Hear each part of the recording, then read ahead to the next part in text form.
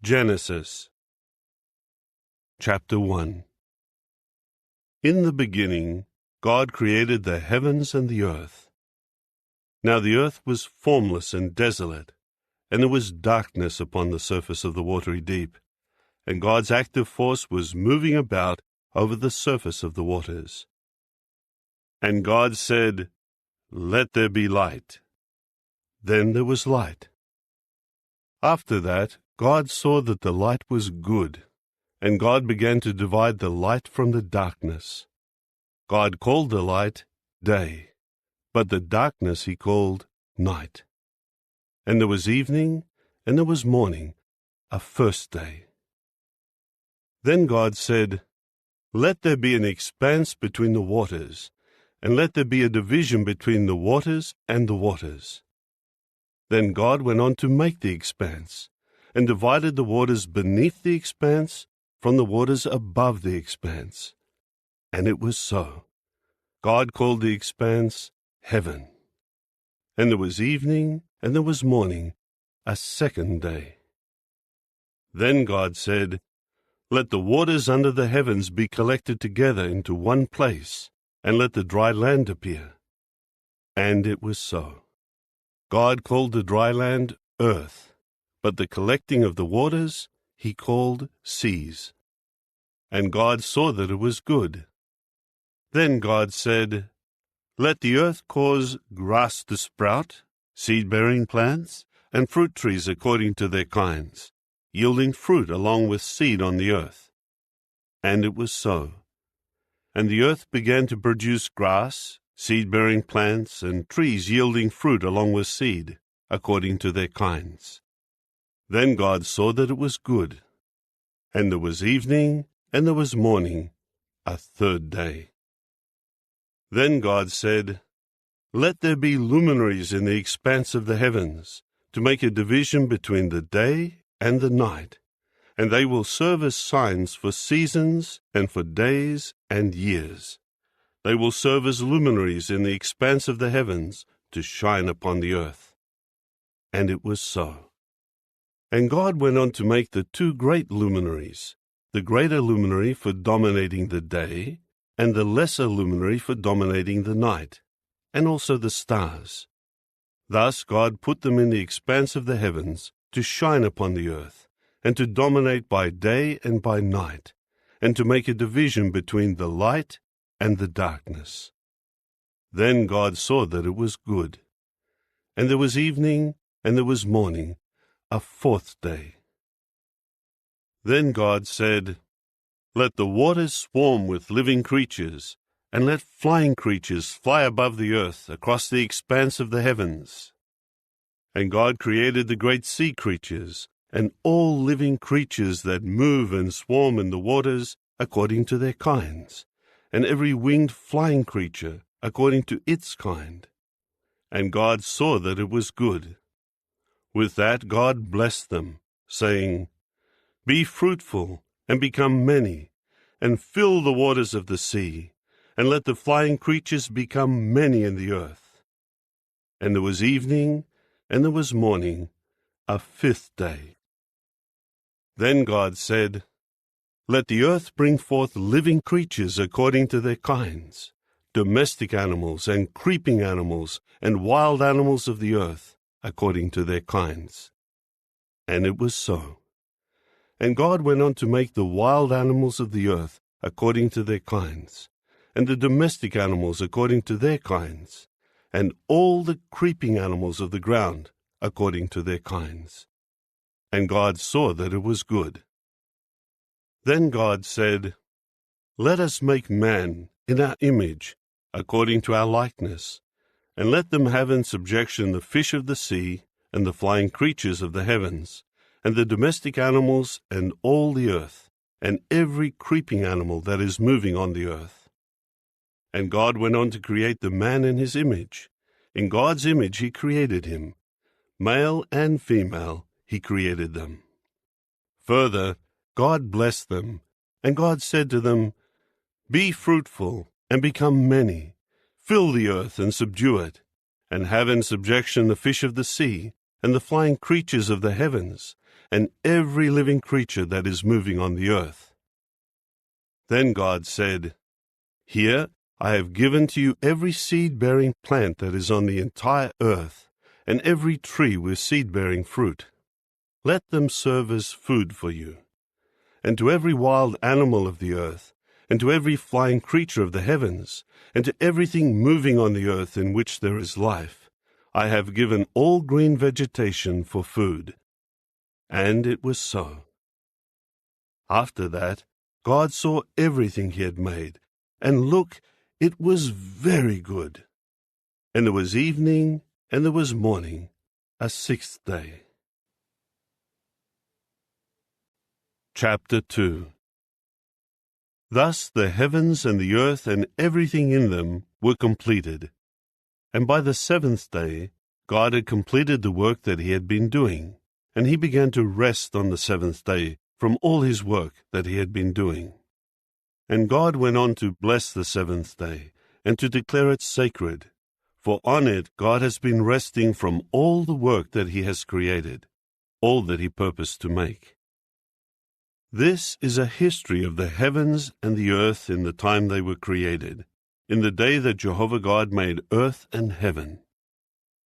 No bush of the field was yet on the earth, and no vegetation of the field had begun sprouting, because Jehovah God had not made it rain on the earth, and there was no man to cultivate the ground.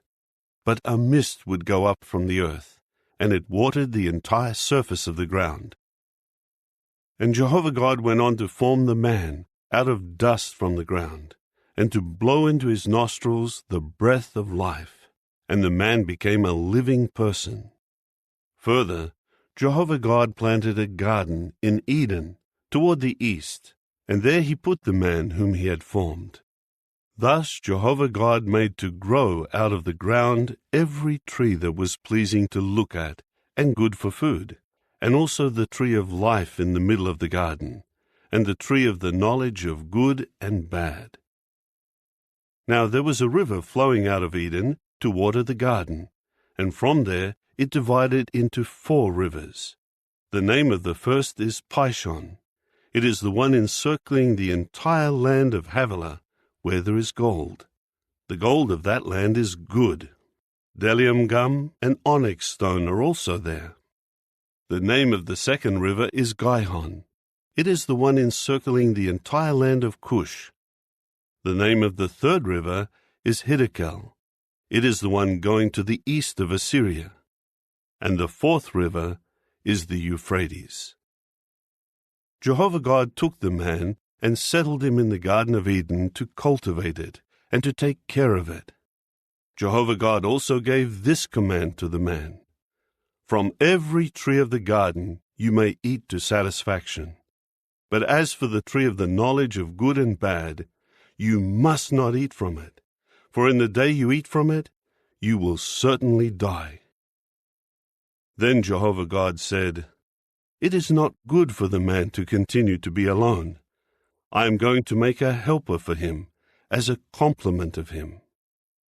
Now Jehovah God had been forming from the ground every wild animal of the field, and every flying creature of the heavens, and he began bringing them to the man, to see what he would call each one.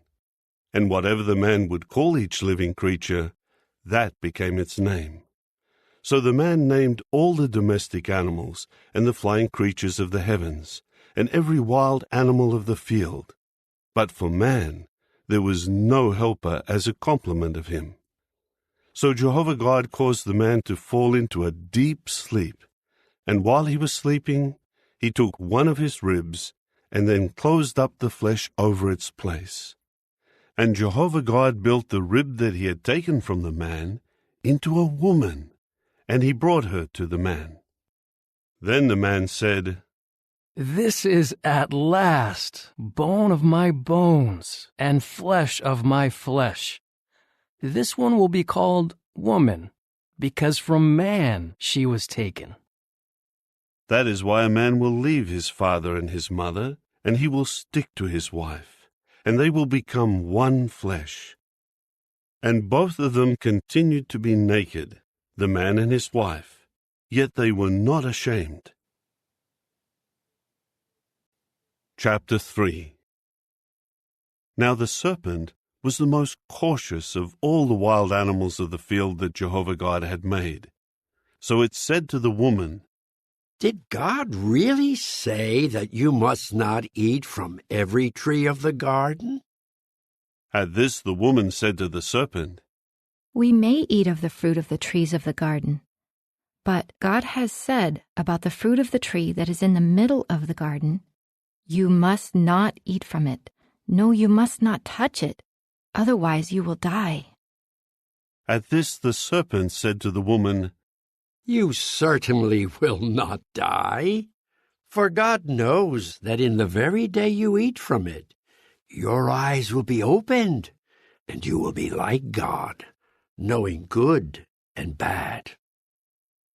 Consequently, the woman saw that the tree was good for food, and that it was something desirable to the eyes. Yes, the tree was pleasing to look at. So she began taking of its fruit and eating it. Afterward she also gave some to her husband when he was with her, and he began eating it. Then the eyes of both of them were opened, and they realized that they were naked. So they sewed fig leaves together and made loin coverings for themselves. Later they heard the voice of Jehovah God as he was walking in the garden about the breezy part of the day. And the man and his wife hid from the face of Jehovah God among the trees of the garden. And Jehovah God kept calling to the man and saying to him, Where are you? Finally he said, I heard your voice in the garden, but I was afraid because I was naked. So I hid myself. At that he said, Who told you that you were naked?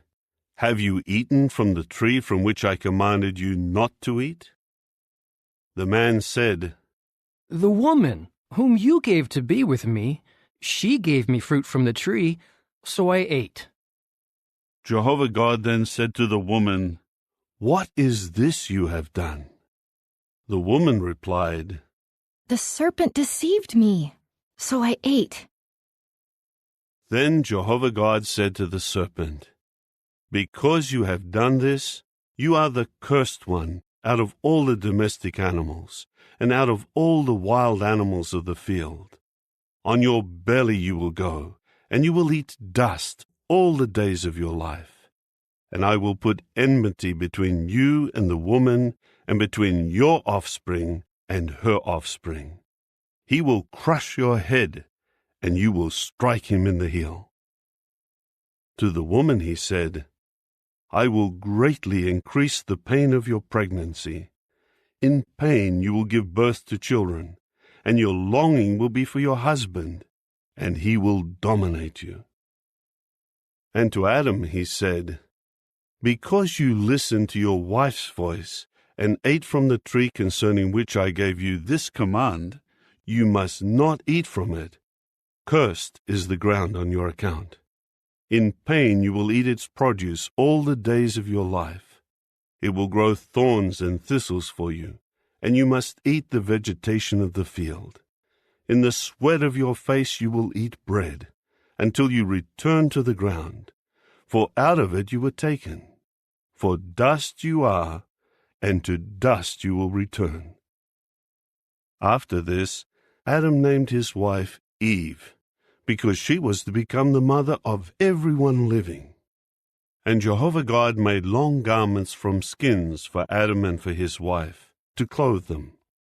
Jehovah God then said, Here the man has become like one of us, in knowing good and bad. Now in order that he may not put his hand out and take fruit also from the tree of life, and eat and live forever. With that, Jehovah God expelled him from the Garden of Eden, to cultivate the ground from which he had been taken. So he drove the man out, and he posted at the east of the Garden of Eden the cherubs, and the flaming blade of a sword that was turning continuously, to guard the way to the tree of life. Chapter 4. Now Adam had sexual relations with his wife Eve, and she became pregnant. When she gave birth to Cain, she said, I have produced a male child with the help of Jehovah. Later she again gave birth to his brother Abel. Abel became a shepherd of the flock, but Cain became a cultivator of the ground. After some time, Cain brought some fruits of the land as an offering to Jehovah. But Abel brought some firstlings of his flock, including their fat. While Jehovah looked with favor on Abel and on his offering, he did not look with any favor on Cain and on his offering. So Cain grew hot with anger and was dejected. Then Jehovah said to Cain, Why are you so angry and dejected? If you turn to doing good, will you not be restored to favor? But if you do not turn to doing good, sin is crouching at the door, and its craving is to dominate you. But will you get the mastery over it? After that, Cain said to his brother Abel, Let us go over into the field. So while they were in the field, Cain assaulted his brother Abel and killed him. Later on, Jehovah said to Cain, Where is your brother Abel? And he said, I do not know. Am I my brother's guardian? At this he said, What have you done? Listen, your brother's blood is crying out to me from the ground. And now you are cursed in banishment from the ground, that has opened its mouth to receive your brother's blood from your hand. When you cultivate the ground, it will not give you back its produce. You will become a wanderer and a fugitive in the earth. At this Cain said to Jehovah, The punishment for my error is too great to bear.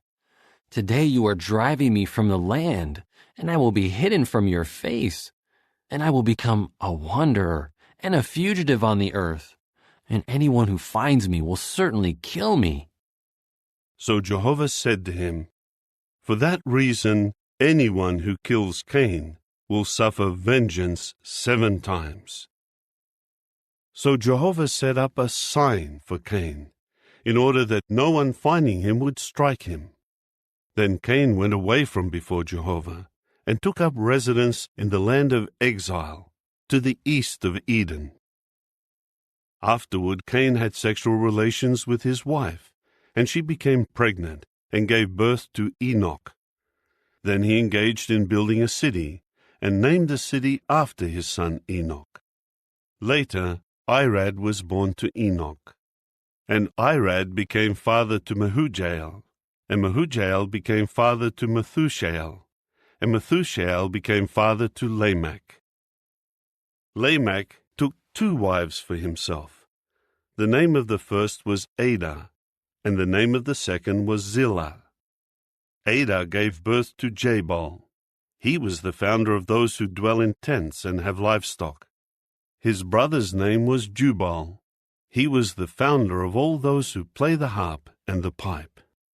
Also Zillah gave birth to Tubal-Cain, who forged every sort of tool of copper and iron. And the sister of Tubal-Cain was Naamah. Then Lamech composed these words for his wives Adah and Zillah.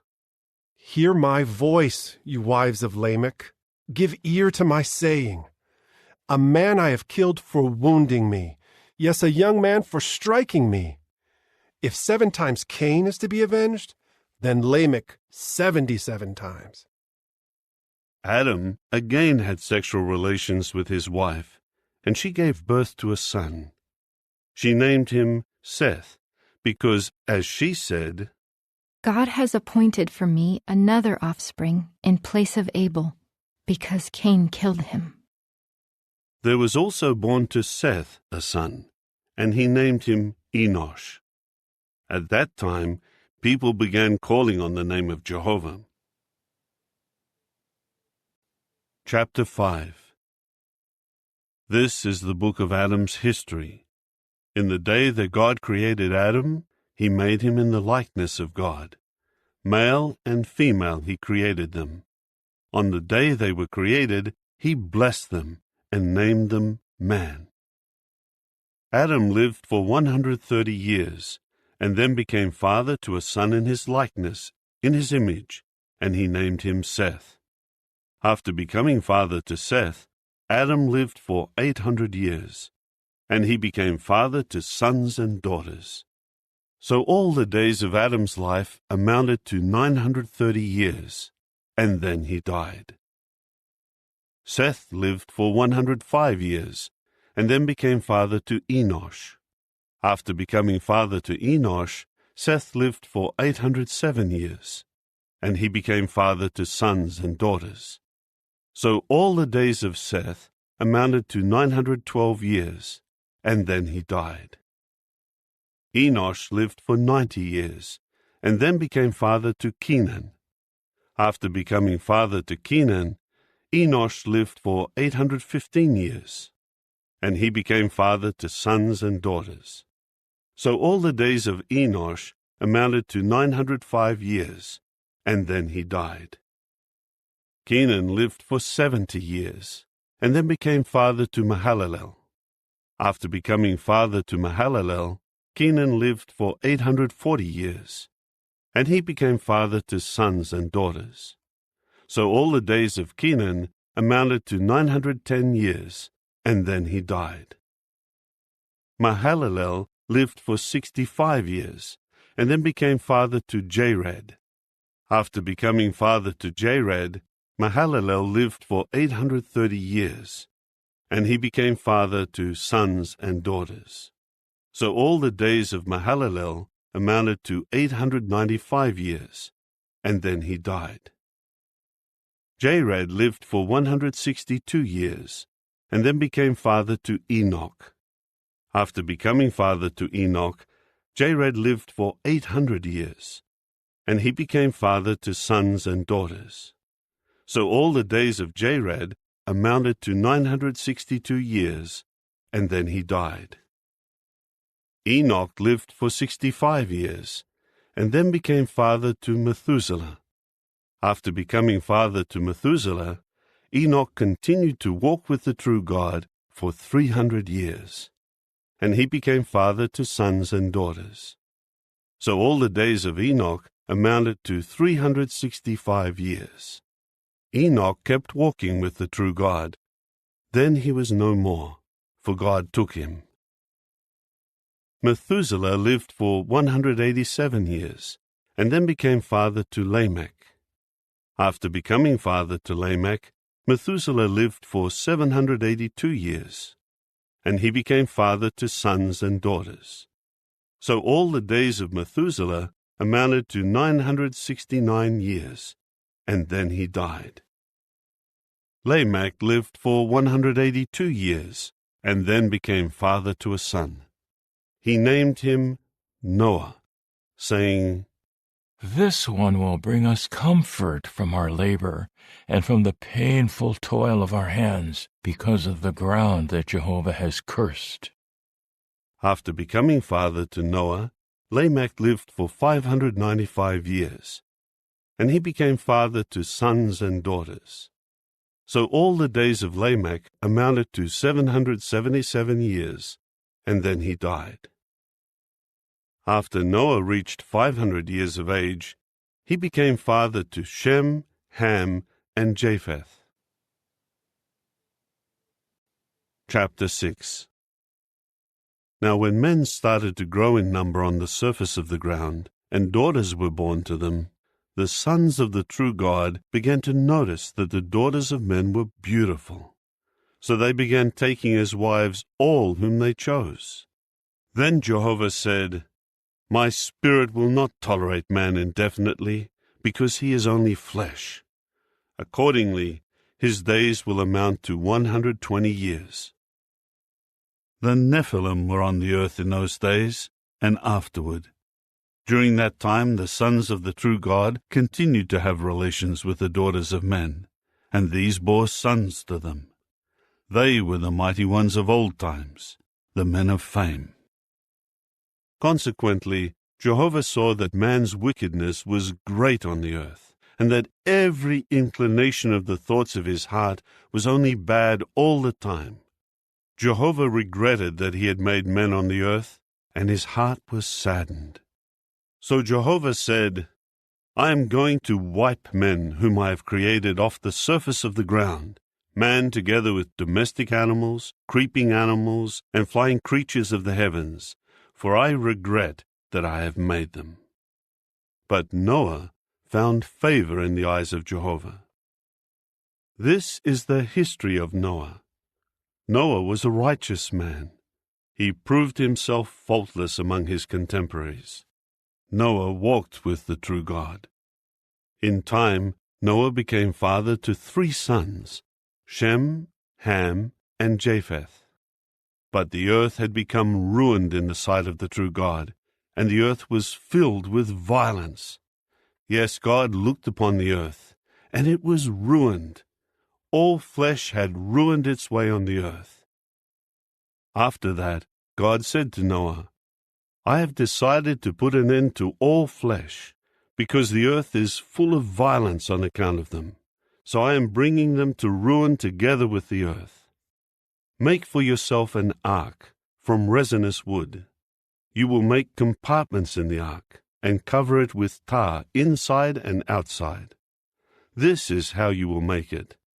The ark should be 300 cubits long, 50 cubits wide, and 30 cubits high. You will make a window for light for the ark, 1 cubit from the top. You should put the entrance of the ark in its side, and make it with a lower deck, a second deck, and a third deck. As for me, I am going to bring floodwaters upon the earth, to destroy from under the heavens all flesh that has the breath of life. Everything on the earth will perish. And I am establishing my covenant with you, and you must go into the ark, you, your sons, your wife, and your sons' wives with you, and bring into the ark 2 of every sort of living creature, in order to preserve them alive with you, a male and a female. Of the flying creatures according to their kinds, the domestic animals according to their kinds, and all creeping animals of the ground according to their kinds. 2 of each will go in there to you to preserve them alive. For your part, you are to collect and take with you every kind of food to eat, to serve as food for you and for the animals. And Noah did according to all that God had commanded him. He did just so. Chapter 7. After that Jehovah said to Noah, Go into the ark, you and all your household, because you are the one I have found to be righteous before me among this generation. You must take with you every kind of clean animal by 7s, the male and its mate, and of every animal that is not clean, just 2, the male and its mate. Also of the flying creatures of the sky by 7s, male and female, to preserve their offspring alive over all the earth. For in just 7 days I will make it rain on the earth for 40 days and 40 nights, and I will wipe from the surface of the ground every living thing that I have made. Then Noah did everything that Jehovah had commanded him. Noah was 600 years old when the flood waters came upon the earth. So Noah, along with his sons, his wife, and his sons' wives, went into the ark ahead of the flood waters.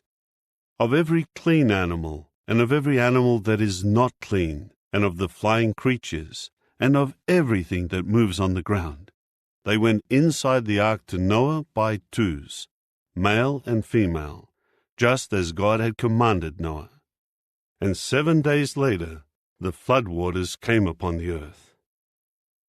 In the 600th year of Noah's life, in the 2nd month, on the 17th day of the month, on that day all the springs of the vast watery deep burst open, and the floodgates of the heavens were opened, and the rain poured down on the earth for 40 days and 40 nights.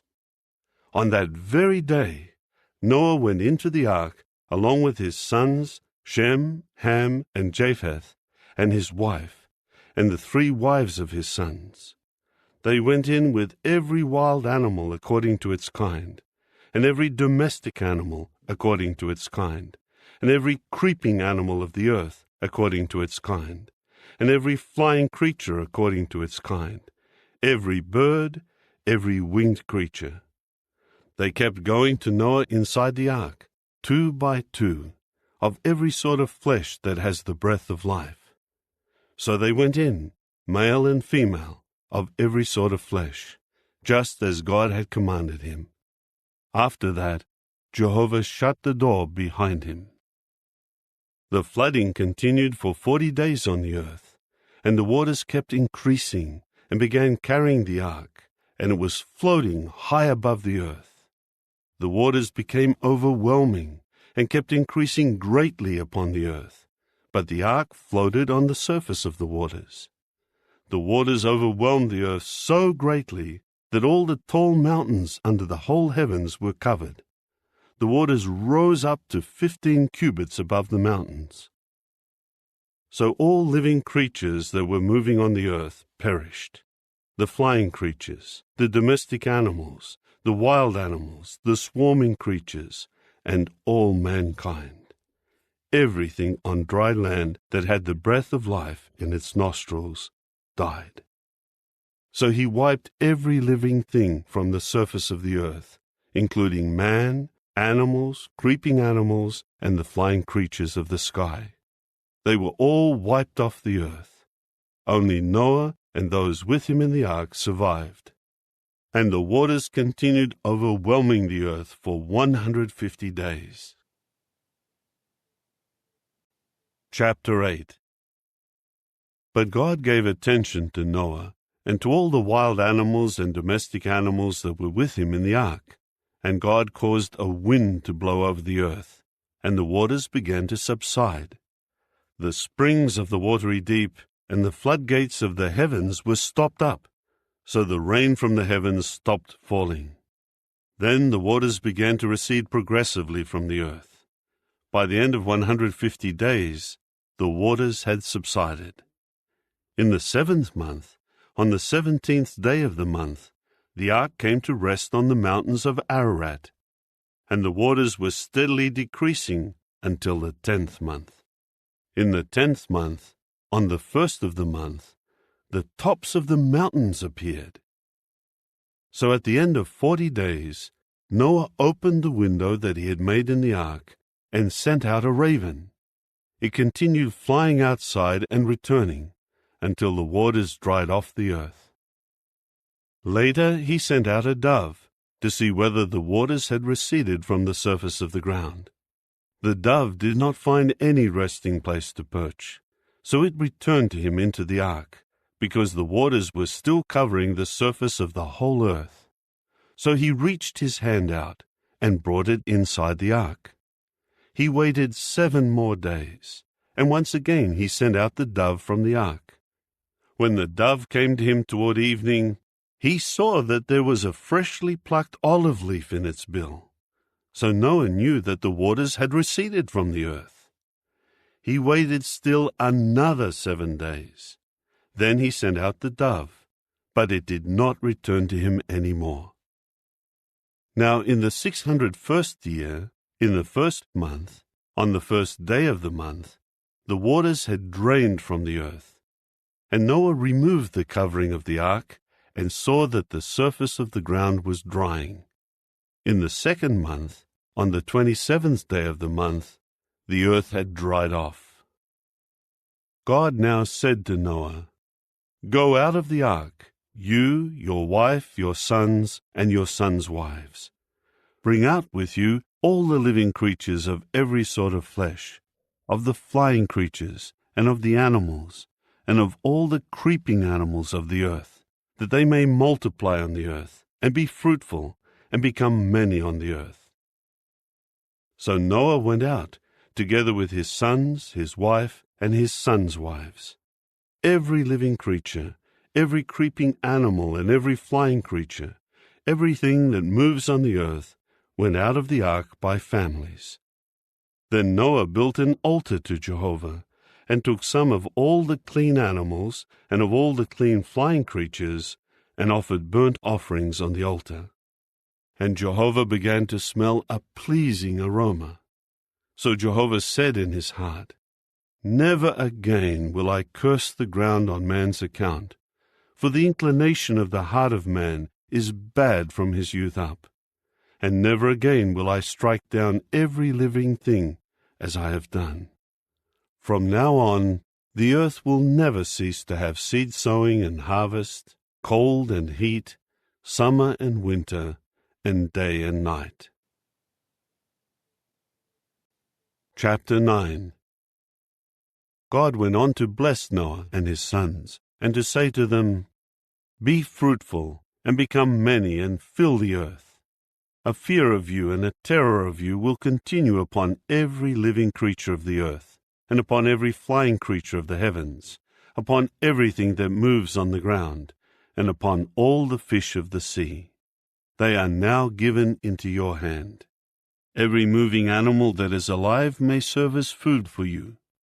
Just as I gave you the green vegetation, I give them all to you. Only flesh with its life, its blood, you must not eat. Besides that, I will demand an accounting for your lifeblood. I will demand an accounting from every living creature, and from each man I will demand an accounting for the life of his brother. Anyone shedding man's blood, by man will his own blood be shed, for in God's image he made man. As for you, be fruitful, and become many, and increase abundantly on the earth, and multiply. Then God said to Noah and to his sons with him, I am now establishing my covenant with you, and with your offspring after you, and with every living creature that is with you, the birds, the animals, and all the living creatures of the earth with you, all those that came out of the ark, every living creature of the earth. Yes, I establish my covenant with you. Never again will all flesh be destroyed by the waters of a flood, and never again will a flood bring the earth to ruin. And God added, This is the sign of the covenant that I am making between me and you, and every living creature that is with you, for all future generations. I put my rainbow in the cloud, and it will serve as a sign of the covenant between me and the earth. Whenever I bring a cloud over the earth, then the rainbow will certainly appear in the cloud, and I will certainly remember my covenant that I made between me and you, and every living creature of every kind, and never again will the waters become a flood to destroy all flesh. And the rainbow will occur in the cloud, and I will certainly see it, and remember the everlasting covenant between God and every living creature of every kind on the earth. God repeated to Noah, This is the sign of the covenant that I establish between me and all flesh that is on the earth. Noah's sons who came out of the ark were Shem, Ham, and Japheth. Ham later became the father of Canaan. These three were Noah's sons, and all the earth's population came from them and spread abroad. Now Noah started off as a farmer, and he planted a vineyard. When he drank of the wine, he became intoxicated, and he uncovered himself inside his tent. Ham, the father of Canaan, saw his father's nakedness, and he told his two brothers outside. So Shem and Japheth took a garment, and put it upon both their shoulders, and walked in backward. Thus they covered their father's nakedness, while their faces were turned away, and they did not see their father's nakedness. When Noah woke up from his wine, and learned what his youngest son had done to him, he said, Cursed be Canaan. Let him become the lowest slave to his brothers. And he added, Praised be Jehovah, the God of Shem, and let Canaan become a slave to him. Let God grant ample space to Japheth, and let him reside in the tents of Shem. Let Canaan become a slave to him also. Noah continued to live for 350 years after the flood. So all the days of Noah amounted to 950 years, and he died. Chapter 10. This is the history of Noah's sons, Shem, Ham, and Japheth. Sons were born to them after the flood. The sons of Japheth were Gomer, Magog, Madai, Javan, Tubal, Meshach, and Tyrus. The sons of Gomer were Ashkenaz, Riphath, and Togarmah. The sons of Javan were Elisha, Tarshish, Kittim, and Dodanim. From these the inhabitants of the islands spread into their lands, according to their languages and their families, and by their nations. The sons of Ham were Cush, Mizraim, Put, and Canaan. The sons of Cush were Seba, Havilah, Sabta, Raamah, and Sabteka. The sons of Raamah were Sheba and Dedan.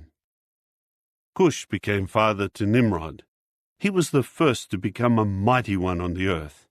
He became a mighty hunter in opposition to Jehovah. That is why there is a saying, just like Nimrod, a mighty hunter in opposition to Jehovah. The beginning of his kingdom was Babel, Erech, Akkad, and Calneh, in the land of Shinar. From that land he went into Assyria and built Nineveh, Rehobothia, Calah, and Rezin, between Nineveh and Calah. This is the great city. Mizraim became father to Ludim, Anamim, Lahabim, Naphtuhim, Pathrusim, Casluhim, from whom the Philistines came, and Caphtorim. Canaan became father to Sidon, his firstborn, and Heth, as well as the Jebusite, the Amorite, the Girgashite, the Hivite, the Arkite, the Sinite, the Arvadite, the Zemarite, and the Hamathite. Afterward, the families of the Canaanites were scattered. So the boundary of the Canaanites was from Sidon, as far as Gerar, near Gaza, as far as Sodom, Gomorrah, Admah, and Zeboim, near Lasha. These were the sons of Ham, according to their families and their languages, by their lands and their nations. Children were also born to Shem, the forefather of all the sons of Eber, and the brother of Japheth, the oldest. The sons of Shem were Elam, Ashur, Arpachshad, Lud, and Aram. The sons of Aram were Az, Hul, Gether, and Mash. Arpachshad became father to Shelah, and Shelah became father to Eber. 2 sons were born to Eber. The name of the one was Peleg, because in his lifetime the earth was divided. The name of his brother was Joktan. Joktan became father to Almodad, Sheleph, Hazarmaveth, Jerah, Hadoram, Uzal, Diklah, Obal, Abimael, Sheba, Ophir, Havilah, and Jobab. All of these were the sons of Joktan. Their place of dwelling extended from Misha as far as Sephar, the mountainous region of the east. These were the sons of Shem, according to their families and their languages, by their lands and their nations. These were the families of the sons of Noah, according to their family lines and by their nations. From these, the nations were spread abroad in the earth after the flood. Chapter 11. Now all the earth continued to be of one language and of one set of words. As they traveled eastward, they discovered a valley plain in the land of Shinar, and they began dwelling there. Then they said to one another, Come, let us make bricks and bake them with fire. So they used bricks instead of stone, and bitumen as mortar. They now said, Come, let us build a city for ourselves, and a tower with its top in the heavens, and let us make a celebrated name for ourselves, so that we will not be scattered over the entire face of the earth. Then Jehovah went down to see the city and the tower that the sons of men had built. Jehovah then said, "Look, they are one people with one language, and this is what they have started to do. Now there is nothing that they may have in mind to do that will be impossible for them. Come, let us go down there and confuse their language, in order that they may not understand one another's language."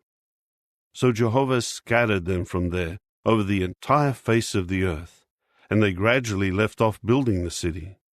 That is why it was named Babel, because there Jehovah confused the language of all the earth, and Jehovah scattered them from there over the entire face of the earth.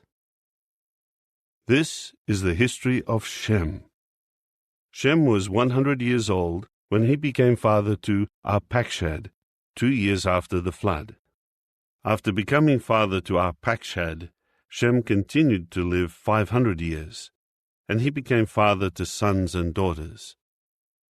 Arpachshad lived for 35 years, and then became father to Shelah. After becoming father to Shelah, Arpachshad continued to live 403 years, and he became father to sons and daughters. Shelah lived for 30 years, and then became father to Eber. After becoming father to Eber, Shelah continued to live 403 years, and he became father to sons and daughters. Eber lived for 34 years, and then became father to Peleg. After becoming father to Peleg, Eber continued to live 430 years, and he became father to sons and daughters. Peleg lived for 30 years, and then became father to Reu. After becoming father to Reu, Peleg continued to live 209 years, and he became father to sons and daughters. Reu lived for 32 years, and then became father to Serug. After becoming father to Serug, Reu continued to live 207 years, and he became father to sons and daughters. Serug lived for 30 years, and then became father to Nahor. After becoming father to Nahor, Serug continued to live 200 years, and he became father to sons and daughters. Nahor lived for 29 years, and then became father to Terah. After becoming father to Terah, Nahor continued to live 119 years, and he became father to sons and daughters. Terah lived for 70 years, after which he became father to Abram, Nahor, and Haran. This is the history of Terah. Terah became father to Abram, Nahor, and Haran became father to Lot. While his father Terah was still alive, Haran died in the land of his birth, in Ur of the Chaldeans. Abram and Nahor took wives for themselves. The name of Abram's wife was Sarai, and the name of Nahor's wife was Milcah, the daughter of Haran, the father of Milcah and Iscah. Now Sarai was barren. She had no child. Terah then took Abram his son, and Lot his grandson, the son of Haran, and Sarai his daughter-in-law, the wife of Abram his son, and they went with him out of Ur of the Chaldeans to go to the land of Canaan. In time they came to Haran and began dwelling there. The days of Terah were 205 years. Then Terah died in Haran. Chapter 12. And Jehovah said to Abram, "Go out from your land, and away from your relatives, and from the house of your father, to the land that I will show you. I will make you a great nation, and I will bless you, and I will make your name great, and you will become a blessing. I will bless those who bless you, and I will curse him who calls down evil on you. And all the families of the ground will certainly be blessed by means of you." So Abram went, just as Jehovah had told him, and Lot went with him. Abram was 75 years old when he left Haran. Abram took his wife Sarai, and Lot the son of his brother, and all the goods that they had accumulated, and the people whom they had acquired in Haran, and they set out for the land of Canaan. When they reached the land of Canaan, Abram traveled through the land as far as the site of Shechem, near the big trees of Moreh. At that time the Canaanites were in the land. Jehovah then appeared to Abram and said, "To your offspring I am going to give this land." So he built an altar there to Jehovah, who had appeared to him. Later he moved from there to the mountainous region east of Bethel, and pitched his tent with Bethel on the west and Ai on the east. There he built an altar to Jehovah, and began to call on the name of Jehovah. Afterward, Abram broke camp and journeyed toward the Negeb, moving his camp from one place to another. Now a famine arose in the land, and Abram went down toward Egypt to reside there for a while, because the famine in the land was severe. As he was about to enter Egypt, he said to his wife Sarai, Please listen. I know what a beautiful woman you are. So when the Egyptians see you, they will surely say, 'This is his wife.' Then they will kill me, but keep you alive. Please say you are my sister, so that it may go well with me because of you, and my life will be spared." As soon as Abram entered Egypt, the Egyptians noticed that the woman was very beautiful, and the princes of Pharaoh also saw her, and they began praising her to Pharaoh, so that the woman was taken to the house of Pharaoh. He treated Abram well because of her, and he acquired sheep, cattle, male and female donkeys, male and female servants, and camels. Then Jehovah struck Pharaoh and his household with severe plagues because of Sarai, Abram's wife. So Pharaoh called Abram and said, "What is this you have done to me? Why did you not tell me that she was your wife? Why did you say, 'She is my sister,' so that I was about to take her as my wife? Here is your wife. Take her and go." So Pharaoh gave his men orders concerning him, and they sent him away with his wife and all that he had. Chapter 13.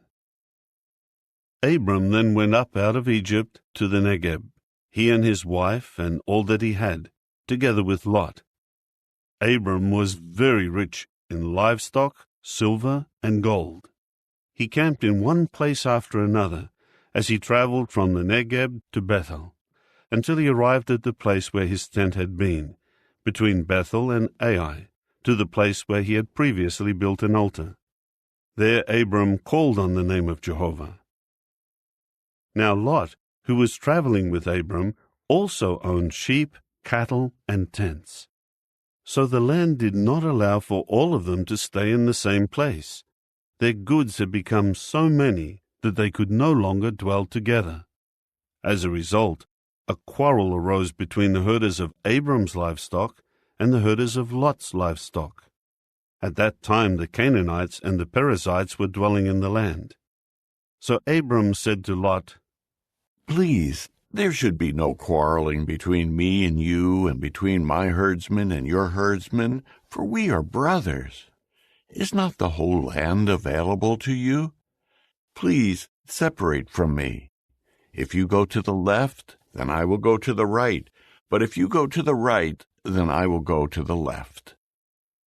So Lot raised his eyes and saw that the whole district of the Jordan was a well-watered region, before Jehovah destroyed Sodom and Gomorrah, like the garden of Jehovah, like the land of Egypt, as far as Zoar. Then Lot chose for himself the whole district of the Jordan, and Lot moved his camp to the east. So they separated from each other. Abram lived in the land of Canaan, but Lot lived among the cities of the district. Finally he set up his tent near Sodom. Now the men of Sodom were wicked, gross sinners against Jehovah. Jehovah said to Abram, after Lot had separated from him, Raise your eyes, please, and look from the place where you are, to the north and south, east and west, because all the land that you see I will give to you and your offspring as a lasting possession. And I will make your offspring like the dust particles of the earth, so that if anyone could count the dust particles of the earth, then your offspring could be counted. Get up, travel through the length and breadth of the land, for to you I am going to give it." So Abram continued to live in tents. Later he came and dwelled among the big trees of Mamre, which are in Hebron, and there he built an altar to Jehovah. Chapter 14. Now in the days of Amraphel, king of Shinar, Arioch, king of Elasa, Kedorlaomer, king of Elam, and Tidal, king of Goyim, these made war with Bera, king of Sodom, Birsha, king of Gomorrah, Shinab, king of Admah, Shemeba, king of Zeboim, and the king of Bela, that is, Zoar. All of these joined forces at the valley of Siddim, that is, the Salt Sea. They had served Kedorlaomer for 12 years, but they rebelled in the 13th year. So in the 14th year, Kedorlaomer and the kings who were with him came and defeated the Rephaim in Ashtaroth Karnaim, the Zuzim in Ham, the Emim in Sheva Kiriathaim, and the Horites in their mountain of Seir, down to El Paran, which is at the wilderness. Then they turned back and came to En-Mishpat, that is, Kadesh, and conquered the whole territory of the Amalekites, and also the Amorites, who were dwelling in Hazazon Tamar. At this point, the king of Sodom went on the march, and also the king of Gomorrah, the king of Admah, the king of Zeboim, and the king of Bela, that is, Zoar. And they drew up in battle formation against them in the valley of Siddim, against Kedorlaomer, king of Elam, Tidal, king of Goyim, Amraphel, king of Shinar, and Arioch, king of Elasa, 4 kings against the 5. Now the valley of Siddim was full of bitumen pits, and the kings of Sodom and Gomorrah tried to escape, and fell into them, and those who remained fled to the mountainous region. Then the victors took all the goods of Sodom and Gomorrah, and all their food, and went on their way. They also took Lot, the son of Abram's brother, who was dwelling in Sodom, as well as his goods, and they continued on their way. After that, a man who had escaped came and told Abram the Hebrew. He was then dwelling among the big trees of Mamre, the Amorite, the brother of Eshcol and Aner. These men were allies of Abram. Thus Abram heard that his relative had been taken captive.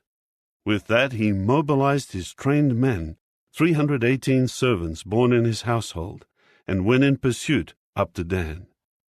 During the night he divided his forces, and he and his servants attacked and defeated them. And he pursued them up to Hobah, which is north of Damascus. He recovered all the goods, and he also recovered Lot, his relative, his goods, the women, and the other people.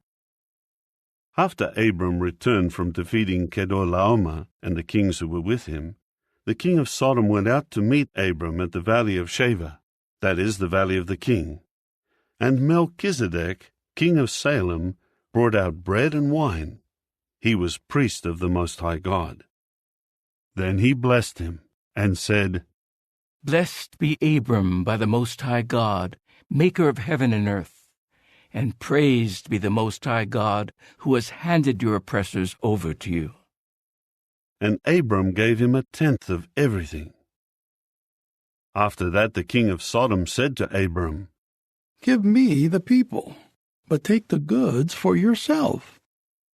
But Abram said to the king of Sodom, I raised my hand in an oath to Jehovah, the Most High God, maker of heaven and earth, that I will not take anything that is yours, from a thread to a sandal lace, so that you may not say, I made Abram rich. I will take nothing except what the young men have already eaten. As for the share of the men who went with me, Aner, Eshcol, and Mamre, let them take their share. Chapter 15.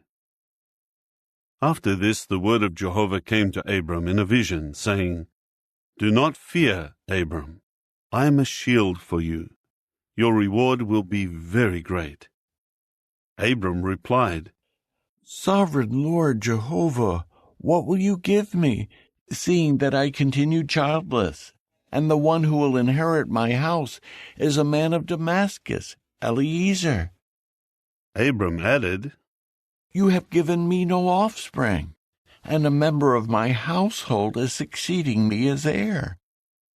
But look, Jehovah's word in reply to him was, This man will not succeed you as heir, but your own son will succeed you as heir. He now brought him outside and said, Look up, please, to the heavens, and count the stars, if you are able to do so. Then he said to him, So your offspring will become. And he put faith in Jehovah, and he counted it to him as righteousness. Then he added, I am Jehovah, who brought you out of Ur of the Chaldeans, to give you this land as your possession. To this he said, Sovereign Lord Jehovah, how will I know that I will take possession of it? He replied to him, Take for me a 3-year-old heifer, a 3-year-old female goat, a 3-year-old ram, a turtle dove, and a young pigeon. So he took all of these and cut them in two, and put each part opposite the other. But he did not cut up the birds. Then the birds of prey began to descend on the carcasses, but Abram kept driving them away. When the sun was about to set, a deep sleep fell upon Abram, and a great and frightening darkness descended on him. Then he said to Abram, Know for certain that your offspring will be foreigners in a land not theirs, and that the people there will enslave them and afflict them for 400 years. But I will judge the nation they will serve, and after that they will go out with many goods. As for you, you will go to your forefathers in peace. You will be buried at a good old age. But they will return here in the 4th generation, because the era of the Amorites has not yet reached its full measure. When the sun had set, and it had become very dark, a smoking furnace appeared, and a fiery torch passed between the pieces. On that day Jehovah made with Abram a covenant, saying, To your offspring I will give this land, from the river of Egypt to the great river, the river Euphrates, the land of the Kenites, the Kenizzites, the Cadmonites, the Hittites, the Perizzites, the Rephaim, the Amorites, the Canaanites, the Girgashites, and the Jebusites. Chapter 16. Now Abram's wife Sarai had borne him no children, but she had an Egyptian servant whose name was Hagar. So Sarai said to Abram, Please now, Jehovah has prevented me from bearing children. Please have relations with my servant. Perhaps I can have children by means of her. So Abram listened to what Sarai said. After Abram had lived for 10 years in the land of Canaan, Abram's wife Sarai took her Egyptian servant Hagar and gave her to her husband Abram as his wife. So he had relations with Hagar, and she became pregnant. When she realized that she was pregnant, she began to despise her mistress. At this Sarai said to Abram, The injury done to me is your fault. I was the one who put my servant in your arms. But when she realized that she was pregnant, she began to despise me. May Jehovah judge between me and you. So Abram said to Sarai, Look, your servant is under your authority. Do to her whatever you think is best. Then Sarai humiliated her, and she ran away from her. Later Jehovah's angel found her at a spring of waters in the wilderness, the spring on the way to Shur. And he said, Hagar, servant of Sarai, where have you come from, and where are you going? To this she said, I am running away from my mistress, Sarai. Jehovah's angel then said to her, Return to your mistress, and humble yourself under her hand. Then Jehovah's angel said, I will greatly multiply your offspring, so that they will be too numerous to count. Jehovah's angel added, Here you are pregnant, and you will give birth to a son, and you must name him Ishmael, for Jehovah has heard your affliction. He will be a wild donkey of a man. His hand will be against everyone, and everyone's hand will be against him, and he will dwell opposite all his brothers. Then she called on the name of Jehovah, who was speaking to her. You are a God of sight. For she said, Have I here actually looked upon the one who sees me? That is why the well was called Beer-lahai-roi. It is between Kadesh and Bered. So Hagar bore to Abram a son, and Abram named his son, whom Hagar bore, Ishmael. Abram was 86 years old when Hagar bore Ishmael to him. Chapter 17. When Abram was 99 years old, Jehovah appeared to Abram and said to him, I am God Almighty. Walk before me, and prove yourself faultless.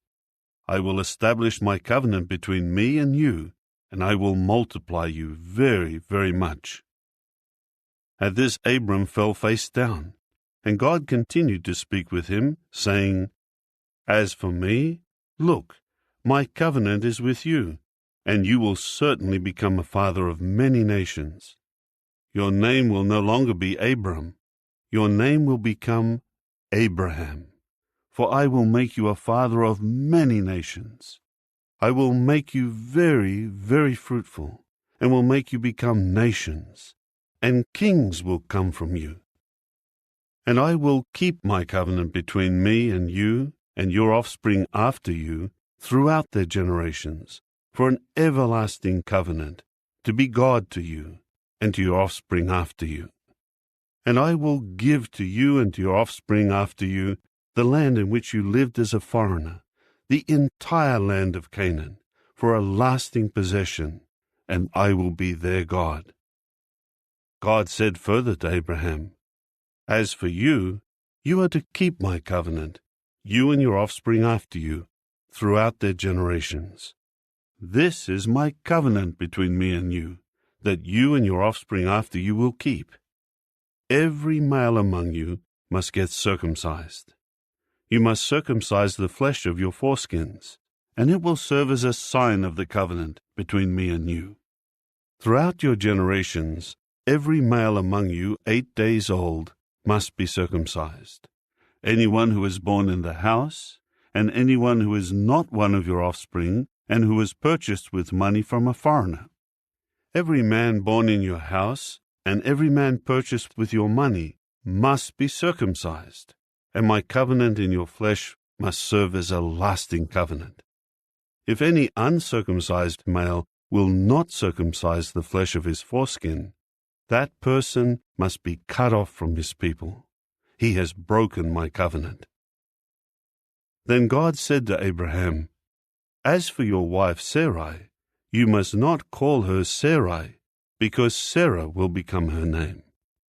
I will bless her, and also give you a son by her. I will bless her, and she will become nations. Kings of peoples will come from her. At this Abraham fell face down, and began to laugh, and to say in his heart, Will a man 100 years old have a child born to him? And will Sarah, a woman 90 years old, give birth? So Abraham said to the true God, Oh, that Ishmael might live before you. To this God said, Your wife Sarah will definitely bear you a son, and you must name him Isaac. And I will establish my covenant with him for an everlasting covenant to his offspring after him. But as regards Ishmael, I have heard you. Look, I will bless him, and will make him fruitful, and will multiply him very, very much. He will produce 12 chieftains, and I will make him become a great nation. However, I will establish my covenant with Isaac, whom Sarah will bear to you at this appointed time next year." When God finished speaking with him, he went up from Abraham. Abraham then took Ishmael his son, and all the men born in his house, and every one he had purchased with money, every male in the household of Abraham, and he circumcised the flesh of their foreskins on that very day, just as God had spoken with him. Abraham was 99 years old when he had the flesh of his foreskin circumcised, and Ishmael his son was 13 years old when he had the flesh of his foreskin circumcised. On that very day Abraham was circumcised, and also his son Ishmael. All the men of his household, anyone born in the house, and anyone purchased with money from a foreigner, were also circumcised with him. Chapter 18. Afterward, Jehovah appeared to him among the big trees of Mamre, while he was sitting at the entrance of the tent during the hottest part of the day. He looked up and saw 3 men standing some distance from him. When he saw them, he ran from the entrance of the tent to meet them, and he bowed down to the ground. Then he said, "Jehovah, if I have found favor in your eyes, please do not pass by your servant. Please let a little water be brought and have your feet washed. Then recline under the tree. Seeing that you have come here to your servant, let me bring a piece of bread so that you may refresh yourselves. Then you may go on your way." At this they said, "All right, you may do as you have spoken." So Abraham hurried to the tent to Sarah and said, "Quick, get 3 measures of fine flour, knead the dough, and make loaves of bread." Next Abraham ran to the herd and chose a tender and good young bull. He gave it to the attendant, who hurried to prepare it. He then took butter and milk and the young bull that he had prepared and set the food before them. Then he stood by them under the tree as they were eating. They said to him, "Where is your wife, Sarah?" He replied, "Here, in the tent." So one of them continued, "I will surely return to you next year at this time, and look, your wife Sarah will have a son." Now Sarah was listening at the tent entrance, which was behind the man. Abraham and Sarah were old, being advanced in years. Sarah was past the age of childbearing. So Sarah began to laugh to herself, saying, "After I am worn out and my Lord is old, will I really have this pleasure?" Then Jehovah said to Abraham, "Why did Sarah laugh and say, 'Am I really going to give birth, even though I am old? Is anything too extraordinary for Jehovah? I will return to you next year at this appointed time, and Sarah will have a son.'" But Sarah denied it, saying, "I did not laugh," for she was afraid. At this he said, "Yes, you did laugh." When the men got up to leave and looked down toward Sodom, Abraham was walking with them to escort them. Jehovah said, "Am I keeping hidden from Abraham what I am going to do? Why, Abraham is surely going to become a great and mighty nation, and all the nations of the earth will be blessed by means of him. For I have come to know him, in order that he may command his sons and his household after him to keep Jehovah's way, by doing what is right and just, so that Jehovah may bring about what he has promised concerning Abraham." Then Jehovah said, "The outcry against Sodom and Gomorrah is indeed great, and their sin is very heavy. I will go down to see whether they are acting according to the outcry that has reached me, and if not, I can get to know it." Then the men left from there and went toward Sodom, but Jehovah remained with Abraham. Then Abraham approached and said, "Will you really sweep away the righteous with the wicked? Suppose there are 50 righteous men within the city. Will you then sweep them away and not pardon the place for the sake of the 50 righteous who are inside it? It is unthinkable that you would act in this manner by putting the righteous man to death with the wicked one, so that the outcome for the righteous man and the wicked is the same. It is unthinkable of you. Will the judge of all the earth not do what is right? Then Jehovah said, If I find in Sodom 50 righteous men in the city, I will pardon the whole place for their sake.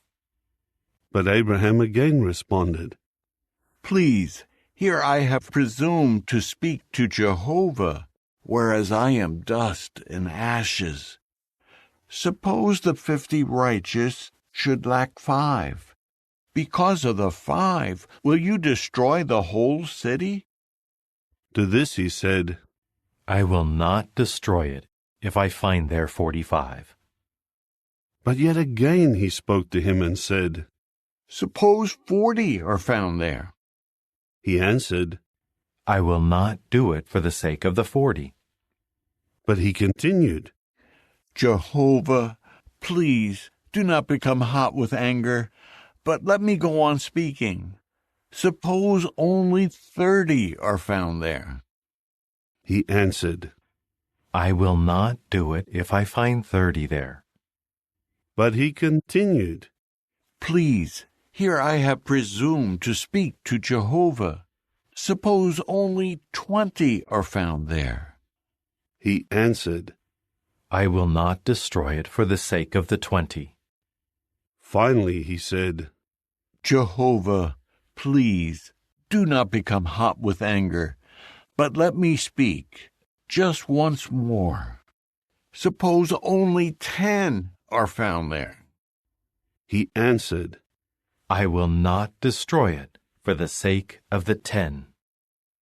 When Jehovah finished speaking to Abraham, he went his way, and Abraham returned to his place. Chapter 19. The 2 angels arrived at Sodom by evening, and Lot was sitting in the gate of Sodom. When Lot saw them, he got up to meet them, and bowed down with his face to the earth. And he said, Please, my lords, turn aside, please, into the house of your servant, and stay overnight, and have your feet washed. Then you may get up early and travel on your way. To this they said, No, we will stay overnight in the public square. But he was so insistent with them that they went with him to his house. Then he made a feast for them, and he baked unleavened bread, and they ate. Before they could lie down to sleep, the men of the city, the men of Sodom from boy to old man, all of them, surrounded the house in one mob. And they kept calling out to Lot and saying to him, Where are the men who came into you tonight? Bring them out to us, so that we may have sex with them. Then Lot went out to them to the doorway, and he shut the door behind him. He said, Please, my brothers, do not act wickedly. Please, here I have 2 daughters who have never had sexual relations with a man. Please let me bring them out to you, for you to do to them whatever seems good to you. But do not do anything to these men, for they have come under the shelter of my roof. At this they said, Stand back.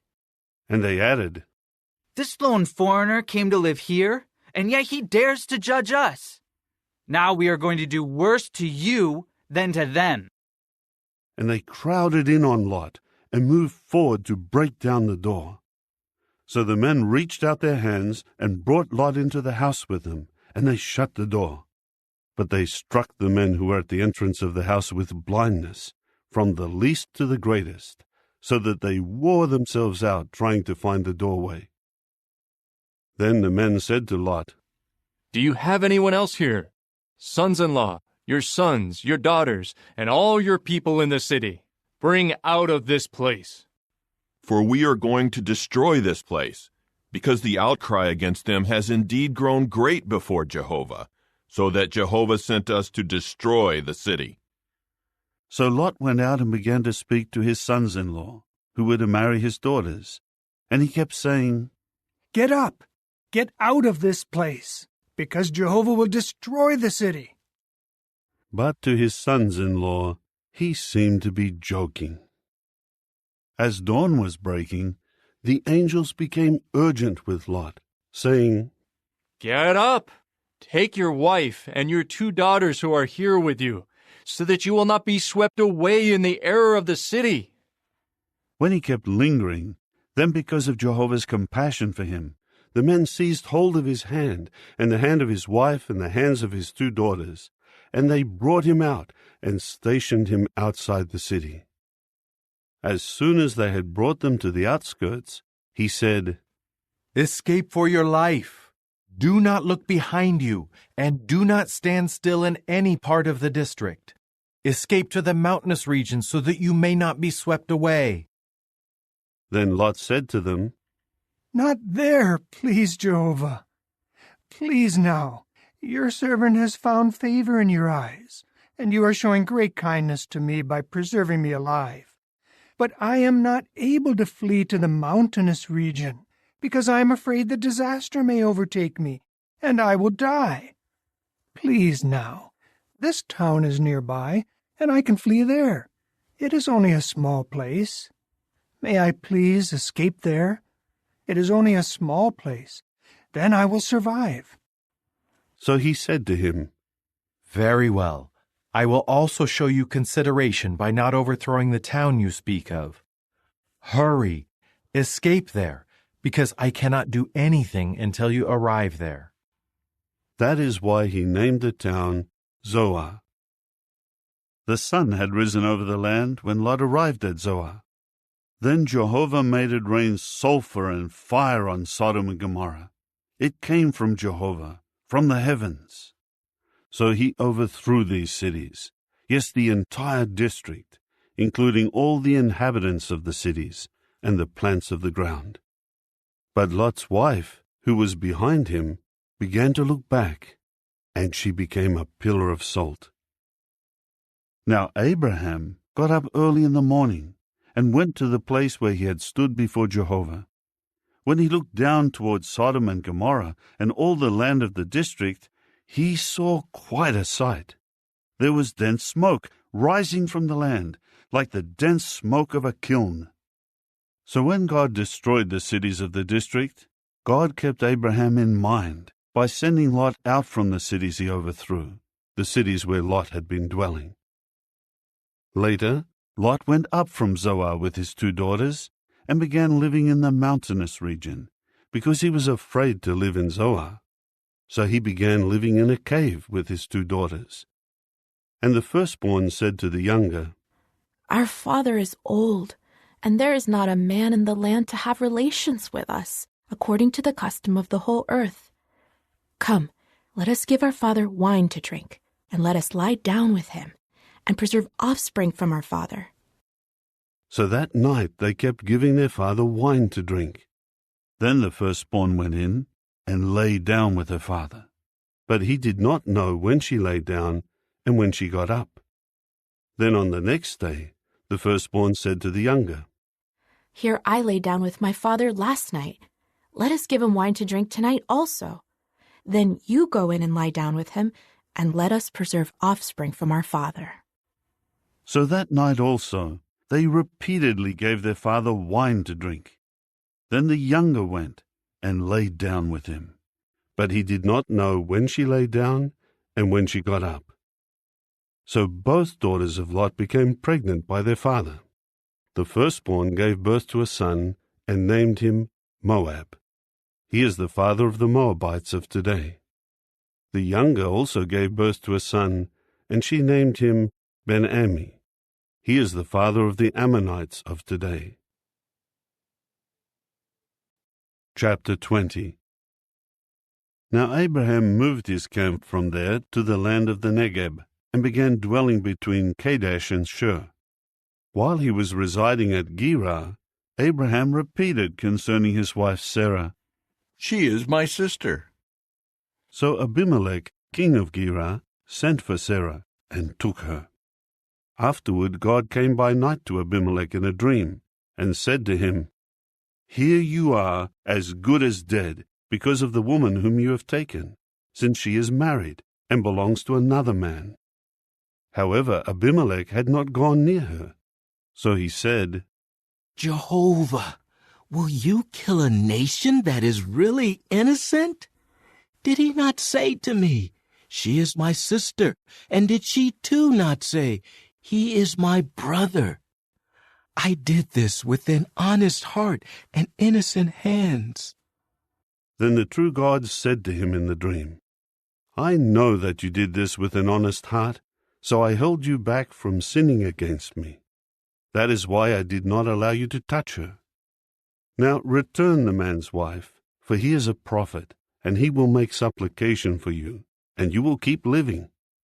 But if you are not returning her, know that you will surely die, you and all who are yours." Abimelech got up early in the morning and called all his servants and told them all these things, and they became very frightened. Then Abimelech called Abraham and said to him, "What have you done to us? What sin have I committed against you that you would bring upon me and my kingdom such a great sin? What you have done to me was not right."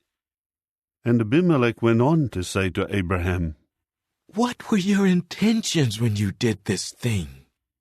Abraham said, "It was because I said to myself, 'Surely there is no fear of God in this place, and they will kill me because of my wife. And besides, she really is my sister, the daughter of my father, but not the daughter of my mother, and she became my wife. So when God caused me to wander from the house of my father, I said to her, Let this be how you show loyal love to me. Everywhere we go, say of me, he is my brother."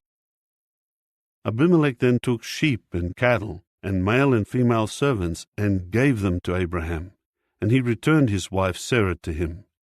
Abimelech also said, "Here my land is available to you. Dwell wherever you please." And to Sarah he said, "Here I give 1,000 pieces of silver to your brother. It is a sign of your innocence to all who are with you and before everybody, and you are cleared of reproach."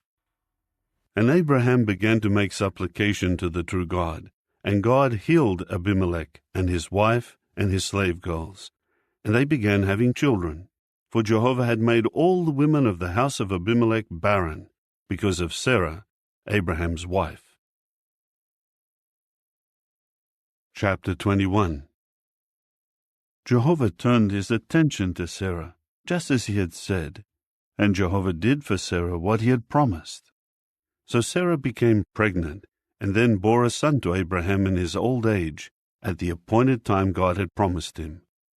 Abraham named his newborn son, whom Sarah bore to him, Isaac. And Abraham circumcised his son Isaac when he was 8 days old, just as God had commanded him. Abraham was 100 years old when his son Isaac was born to him. Then Sarah said, "God has brought me laughter. Everybody hearing of it will laugh with me." And she added, "Who would have said to Abraham, 'Sarah will certainly nurse children'? Yet I have given birth to a son for him in his old age." Now the child grew and was weaned, and Abraham prepared a big feast on the day that Isaac was weaned. But Sarah kept noticing that the son of Hagar the Egyptian, whom she had borne to Abraham, was mocking Isaac. So she said to Abraham, "Drive out this slave girl and her son, for the son of this slave girl is not going to be an heir along with my son, with Isaac." But what she said about his son was very displeasing to Abraham. Then God said to Abraham, "Do not be displeased by what Sarah is saying to you about the boy and about your slave girl. Listen to her, for what will be called your offspring will be through Isaac. As for the son of the slave girl, I will also make a nation out of him, because he is your offspring." So Abraham got up early in the morning and took bread and a skin bottle of water and gave it to Hagar. He set these on her shoulder and then sent her away along with the boy. So she departed and wandered about in the wilderness of Beersheba. Finally, the water in the skin bottle was used up, and she pushed the boy under one of the bushes. Then she went on and sat down by herself, about the distance of a bowshot away, because she said, "I do not want to watch the boy die." So she sat down at a distance and began to cry aloud and to weep. At that, God heard the voice of the boy, and God's angel called to Hagar from the heavens and said to her, "What is the matter with you, Hagar? Do not be afraid, for God has heard the voice of the boy there where he is.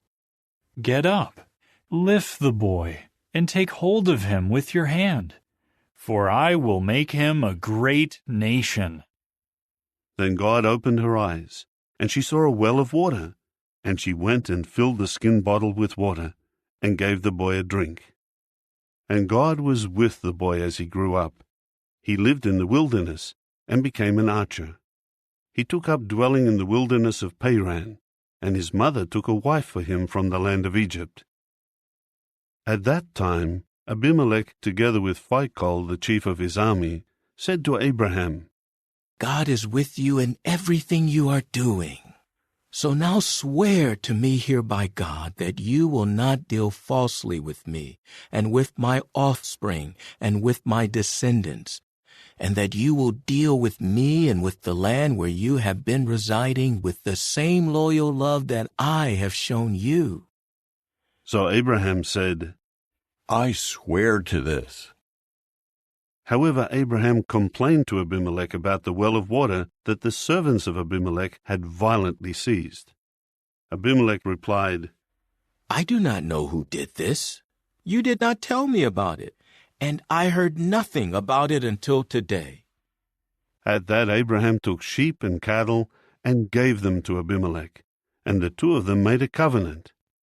When Abraham set 7 female lambs apart from the flock by themselves, Abimelech said to Abraham, Why have you set these 7 female lambs here by themselves? Then he said, You are to accept the 7 female lambs from my hand as a witness that I dug this well. That is why he called that place Beersheba, because there both of them had taken an oath. So they made a covenant at Beersheba, after which Abimelech got up, together with Phicol, the chief of his army, and they returned to the land of the Philistines. After that he planted a tamarisk tree at Beersheba, and there he called on the name of Jehovah, the everlasting God.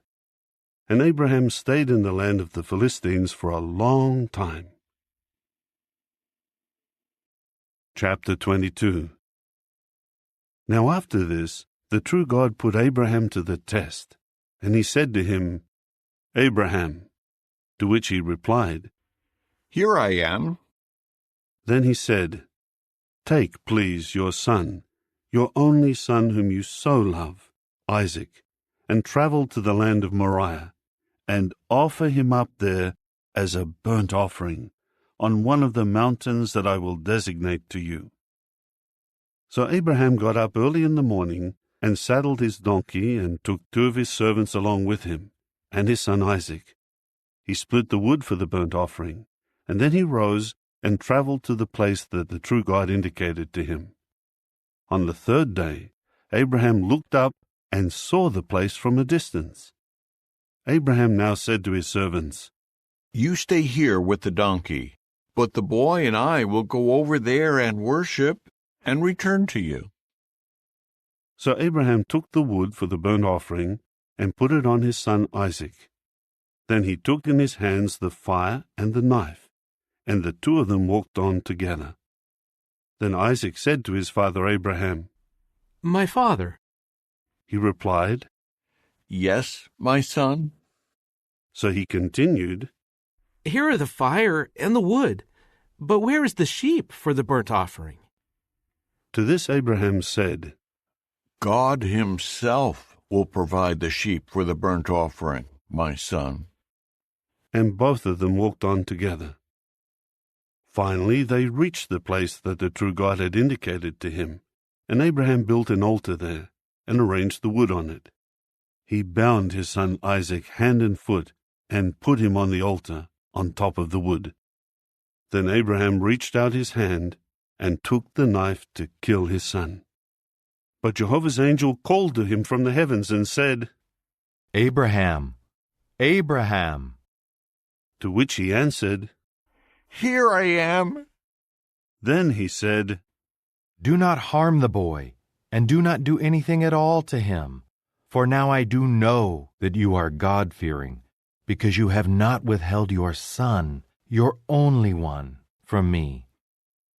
At that Abraham looked up, and there just beyond him was a ram caught by its horns in a thicket. So Abraham went and took the ram and offered it up as a burnt offering in place of his son. And Abraham named that place Jehovah-Jireh. This is why it is still said today, In the mountain of Jehovah it will be provided. And Jehovah's angel called to Abraham a second time from the heavens, saying, By myself I swear, declares Jehovah, that because you have done this, and you have not withheld your son, your only one, I will surely bless you, and I will surely multiply your offspring like the stars of the heavens, and like the grains of sand on the seashore, and your offspring will take possession of the gate of his enemies. And by means of your offspring, all nations of the earth will obtain a blessing for themselves, because you have listened to my voice. After that Abraham returned to his servants, and they got up and went back together to Beersheba, and Abraham continued to dwell at Beersheba. After this, it was reported to Abraham, Here Milcah has also borne sons to Nahor your brother, Uz his firstborn, Buz his brother, Kemuel the father of Aram, Kesed, Hazo, Pildash, Jidlaph, and Bethuel. Bethuel became the father of Rebekah. Milcah bore these 8 to Nahor the brother of Abraham. His concubine, whose name was Rumah, also bore sons, Tebah, Gaham, Tahash, and Maacah. Chapter 23. And Sarah lived for 127 years. These were the years of Sarah's life. So Sarah died in Kiriath Arba, that is, Hebron, in the land of Canaan. And Abraham began to mourn and to weep over Sarah. Then Abraham got up from before his dead wife, and he said to the sons of Heth, I am a foreigner and settler among you. Give me a property to serve as a burial place in your midst, so that I may remove my dead for burial. At this the sons of Heth answered Abraham, Hear us, my lord. You are a chieftain of God among us. You may bury your dead in the choicest of our burial places. None of us will hold back his burial place from you, to prevent you from burying your dead. So Abraham got up and bowed down to the people of the land, to the sons of Heth, and said to them, If you agree to let me remove my dead for burial, then listen to me, and urge Ephron the son of Zohar to sell me the cave of Machpelah, which belongs to him. It is at the edge of his field. Let him sell it to me in your presence for the full amount of silver, so that I may have a property for a burial place. Now Ephron was sitting among the sons of Heth.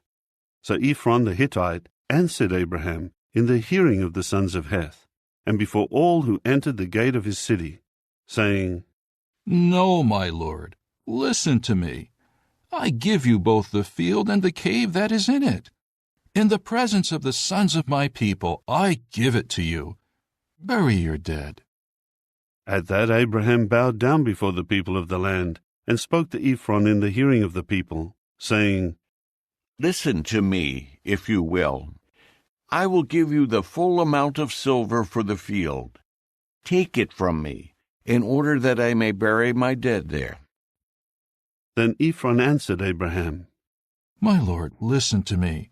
This land is worth 400 silver shekels. But what is that between me and you? So bury your dead. Abraham listened to Ephron, and Abraham weighed out to Ephron the amount of silver that he had mentioned in the hearing of the sons of Heth, 400 silver shekels, according to the weight accepted by the merchants. Thus the field of Ephron in Machpelah, which was in front of Mamre, the field and the cave in it, and all the trees within the boundaries of the field, became confirmed as Abraham's purchased property in the presence of the sons of Heth, before all those entering the gate of his city. After that, Abraham buried his wife Sarah in the cave of the field of Machpelah in front of Mamre, that is Hebron, in the land of Canaan. Thus the field and the cave that was in it were transferred by the sons of Heth to Abraham as property for a burial place. Chapter 24. Abraham was now old, advanced in years, and Jehovah had blessed Abraham in everything. Abraham said to his servant, the oldest one of his household, who was managing all he had, Please, put your hand under my thigh, and I will make you swear by Jehovah, the God of the heavens and the God of the earth, that you will not take a wife for my son from the daughters of the Canaanites among whom I am dwelling. You must go instead to my country and to my relatives and take a wife for my son, for Isaac. However, the servant said to him, What if the woman is not willing to come with me to this land? Must I then return your son to the land from which you came? At this, Abraham said to him, See that you do not take my son there. Jehovah, the God of the heavens, who took me from my father's house and from the land of my relatives, and who spoke with me and swore to me, To your offspring I am going to give this land. He will send his angel ahead of you, and you will certainly take a wife for my son from there. But if the woman is unwilling to come with you, you will be free from this oath. But you must not take my son there. With that, the servant put his hand under the thigh of Abraham his master, and swore to him concerning this matter. So the servant took 10 of his master's camels and departed, taking along all sorts of good things from his master. Then he went on his way to Mesopotamia, to the city of Nahor. He had the camels kneel down at a well of water outside the city. It was about evening, the time when the women would go out to draw water.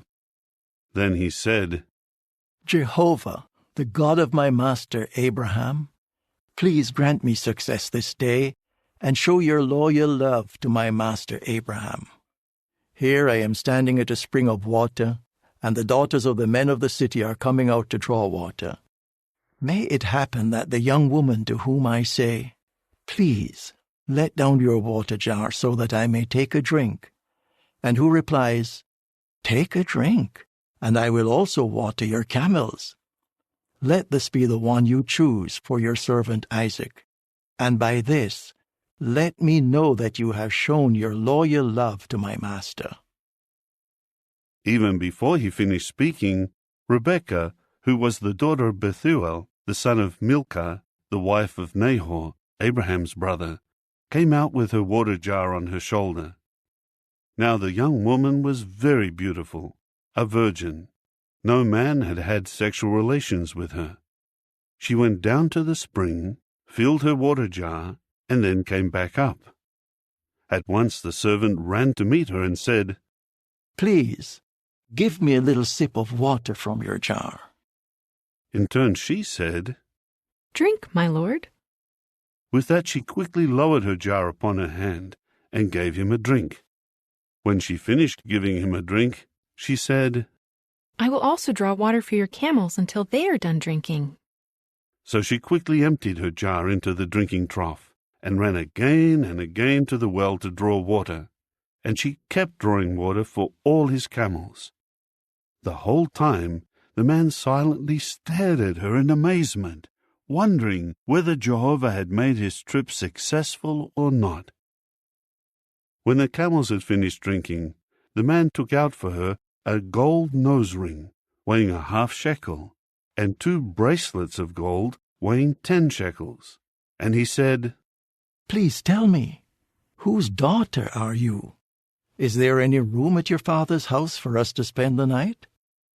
At that she said to him, I am the daughter of Bethuel, the son of Milcah, whom she bore to Nahor. And she added, We have both straw and much fodder, and also a place to spend the night. Then the man bowed down and prostrated himself before Jehovah and said, May Jehovah be praised, the God of my master Abraham, for he has not abandoned his loyal love and his faithfulness toward my master. Jehovah has guided me to the house of the brothers of my master. And the young woman ran to tell her mother's household about these things. Now Rebekah had a brother whose name was Laban. So Laban ran to the man who was outside at the spring. When he saw the nose ring and the bracelets on the hands of his sister, and heard the words of his sister Rebekah, who was saying, This is the way the man spoke to me, he came to meet the man, who was still there standing by the camels at the spring. At once he said, Come, you who are blessed by Jehovah. Why do you keep standing out here? I have made the house ready and a place for the camels. With that, the man came into the house, and he unharnessed the camels, and gave straw and fodder to the camels and water to wash his feet, and the feet of the men who were with him. However, when something to eat was set before him, he said, I will not eat until I have told you what I have to say. So Laban said, Speak.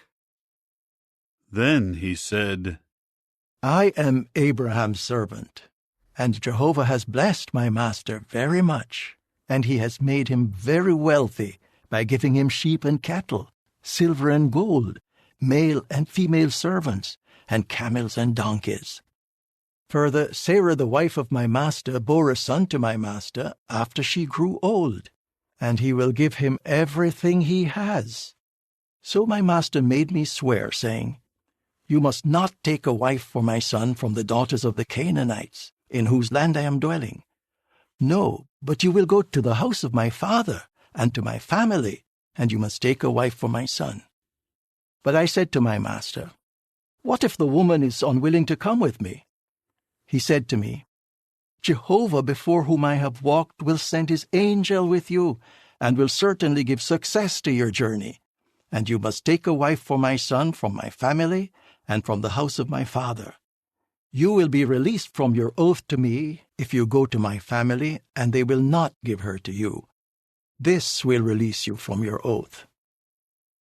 When I got to the spring today, I said, Jehovah, the God of my master Abraham, if you will make my journey successful, here I am standing at a spring. What must take place is that when a young woman comes out to draw water, I will say, Please let me drink a little water from your jar.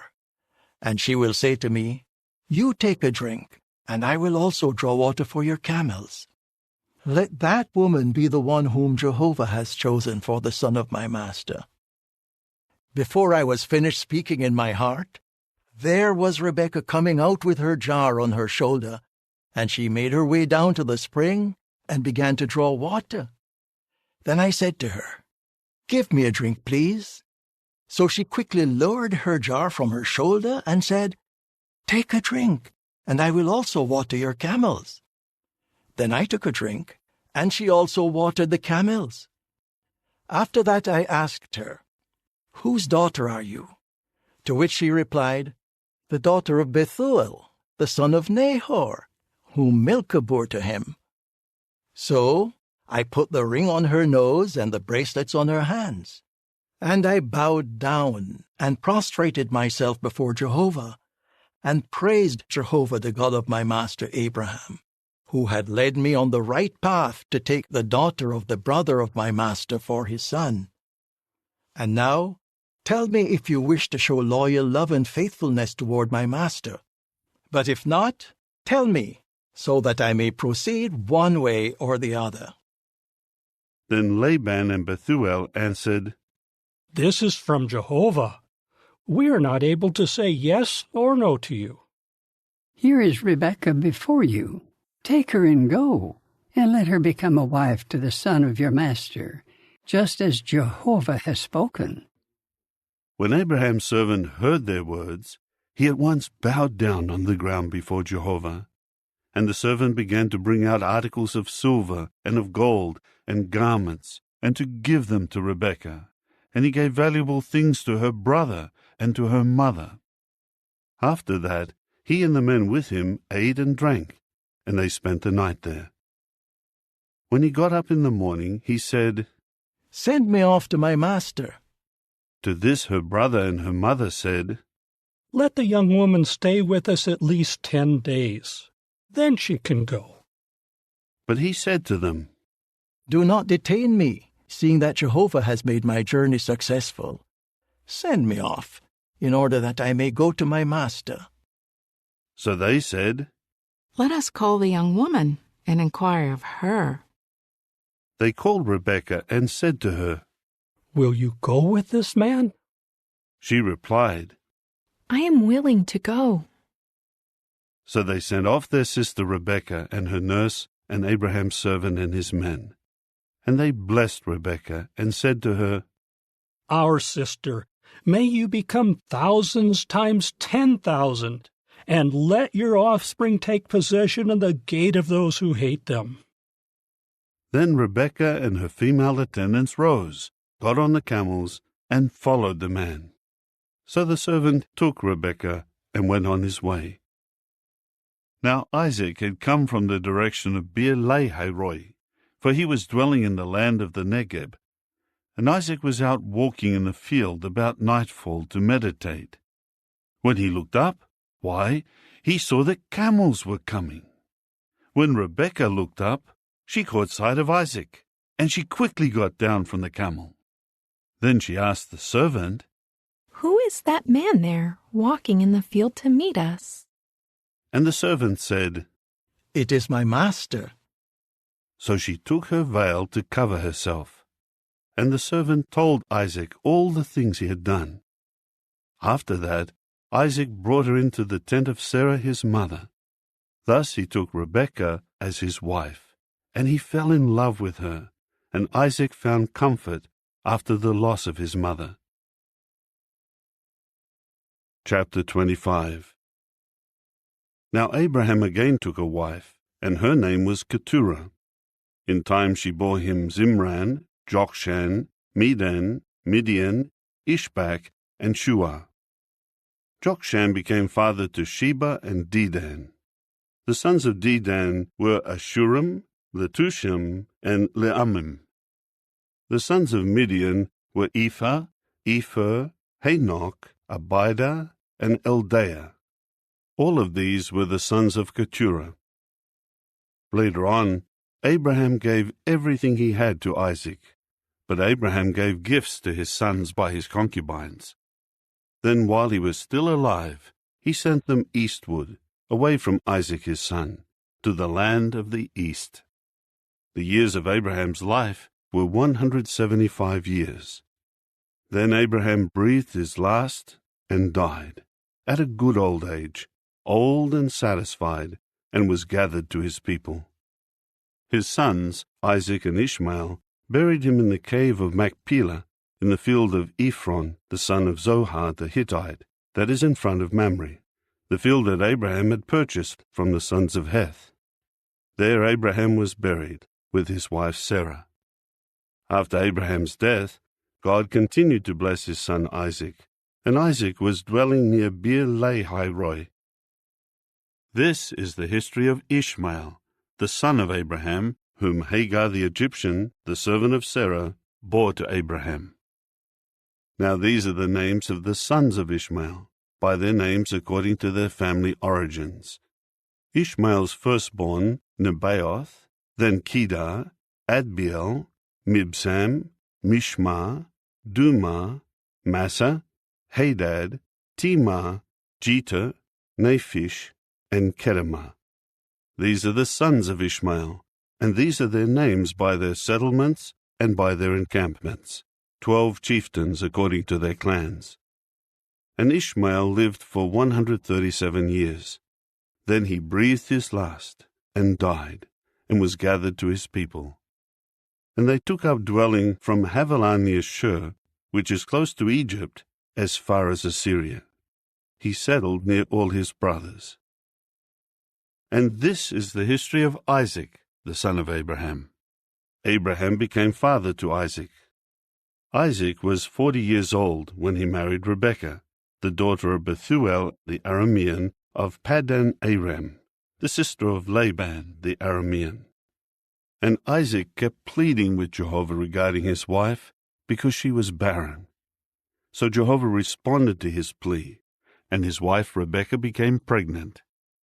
And the sons within her began to struggle with each other, so that she said, "If this is the way it is, why should I go on living?" So she inquired of Jehovah, and Jehovah said to her, 2 nations are in your womb, and 2 peoples will be separated from within you, and the one nation will be stronger than the other nation, and the older will serve the younger. When the time came for her to give birth, look, twins were in her womb. Then the first came out, red all over, and was like a garment of hair, so they named him Esau. After that his brother came out, and his hand was holding on to the heel of Esau, so he named him Jacob. Isaac was 60 years old when she gave birth to them. As the boys got bigger, Esau became a skilled hunter, a man of the field, but Jacob was a blameless man, dwelling in tents. And Isaac loved Esau, because it meant game in his mouth, whereas Rebekah loved Jacob. On one occasion Jacob was boiling some stew, when Esau returned from the field exhausted. So Esau said to Jacob, "Quick, please, give me some of the red stew that you have there, for I am exhausted." That is why his name was Edom. To this Jacob said, "First, sell me your right as firstborn." And Esau continued, "Here I am about to die. What use is a birthright to me?" And Jacob added, "Swear to me first." So he swore to him, and sold his right as firstborn to Jacob. Then Jacob gave Esau bread and lentil stew, and he ate and drank, and he got up and went away. Thus Esau despised the birthright. Chapter 26. Now there was a famine in the land, in addition to the first famine that occurred in the days of Abraham, so that Isaac went to Abimelech, king of the Philistines, in Gerar. Then Jehovah appeared to him and said, "Do not go down to Egypt. Dwell in the land that I designate to you. Reside as a foreigner in this land, and I will continue with you and bless you, because to you and to your offspring I will give all these lands, and I will carry out the oath that I swore to your father Abraham. I will multiply your offspring like the stars of the heavens, and I will give to your offspring all these lands. And by means of your offspring, all nations of the earth will obtain a blessing for themselves, on account of the fact that Abraham listened to my voice, and continued to keep my requirements, my commands, my statutes, and my laws." So Isaac continued to dwell in Gerar. When the men of the place kept asking about his wife, he would say, "She is my sister." He was afraid to say, "She is my wife," for he said, "The men of the place might kill me because of Rebekah, for she was beautiful in appearance." After some time had passed, Abimelech, king of the Philistines, was looking out of the window, and he saw Isaac displaying affection for Rebekah his wife. At once Abimelech called Isaac and said, "She is actually your wife.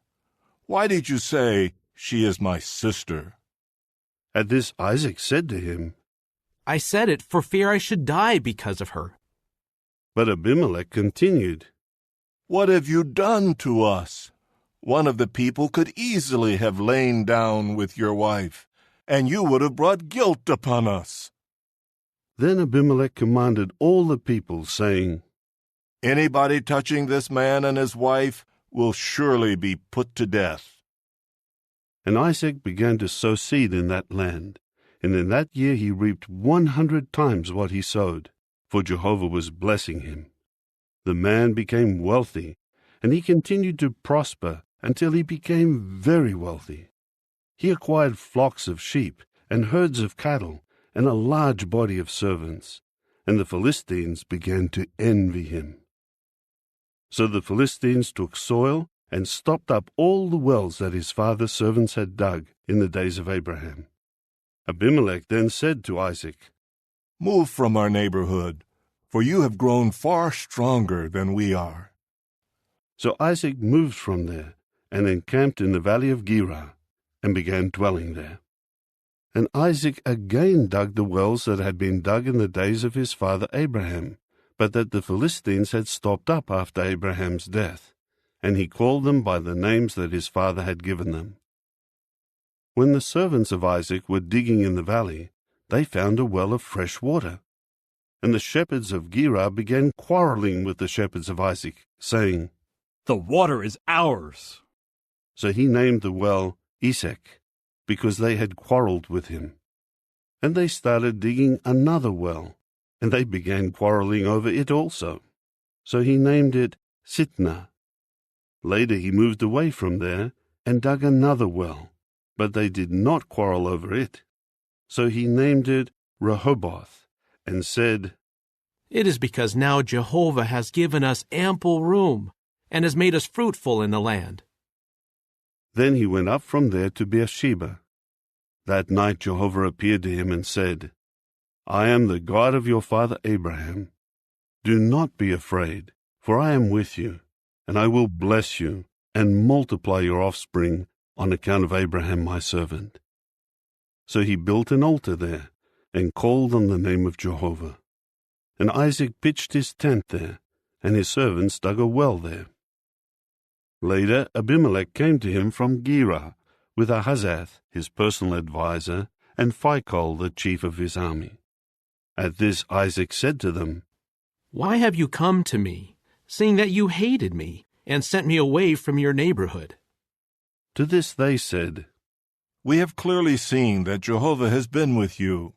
So we said, let there please be an oath of obligation between us and you, and let us make a covenant with you, that you will do nothing bad to us, just as we have not harmed you, seeing that we have done only good to you, in that we sent you away in peace.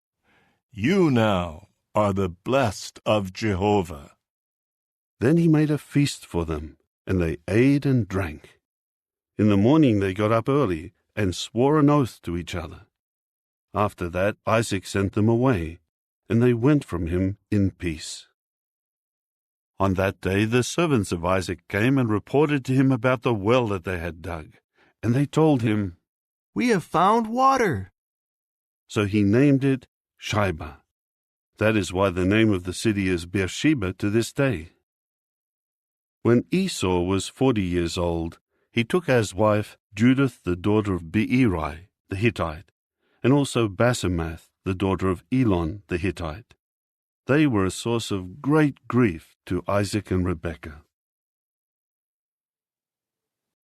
Chapter 27.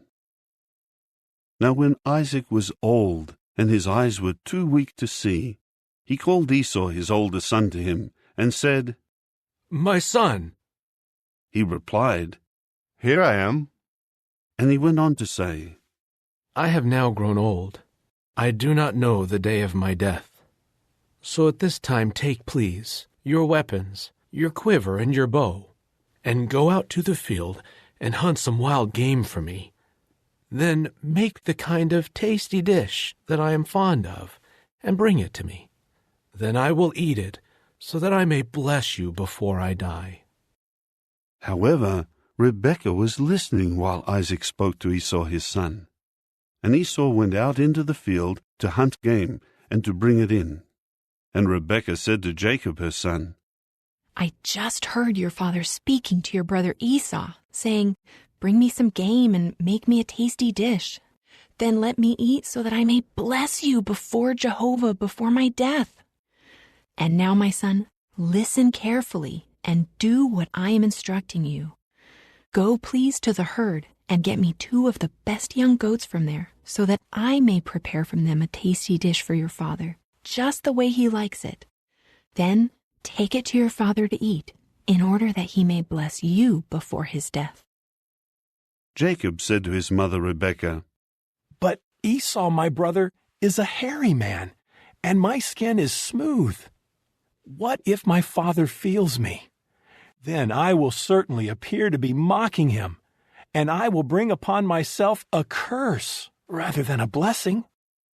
At this, his mother said to him, Upon me be the curse meant for you, my son. Just do as I say and go. Get them for me. So he went and got them and brought them to his mother, and his mother made a tasty dish, just the way his father liked it.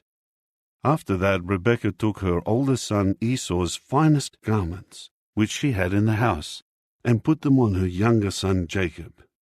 She also put the skins of the young goats on his hands and on the hairless part of his neck. Then she handed the tasty dish and the bread that she had made to her son Jacob. So he went in to his father and said, My father! To which he said, Here I am.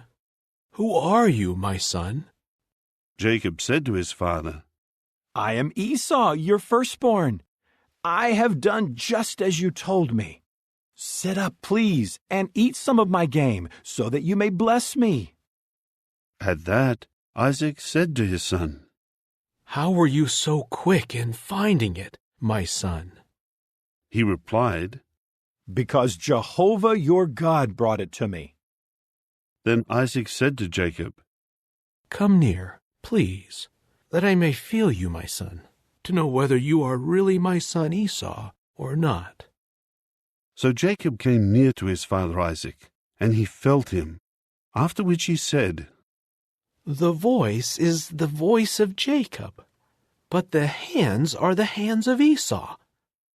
He did not recognize him, because his hands were hairy, like the hands of his brother Esau. So he blessed him. After that he asked, Are you really my son Esau? To which he replied, I am. Then he said, Bring me some of the wild game for me to eat, my son. Then I will bless you. With that he brought it to him, and he ate, and he brought him wine, and he drank.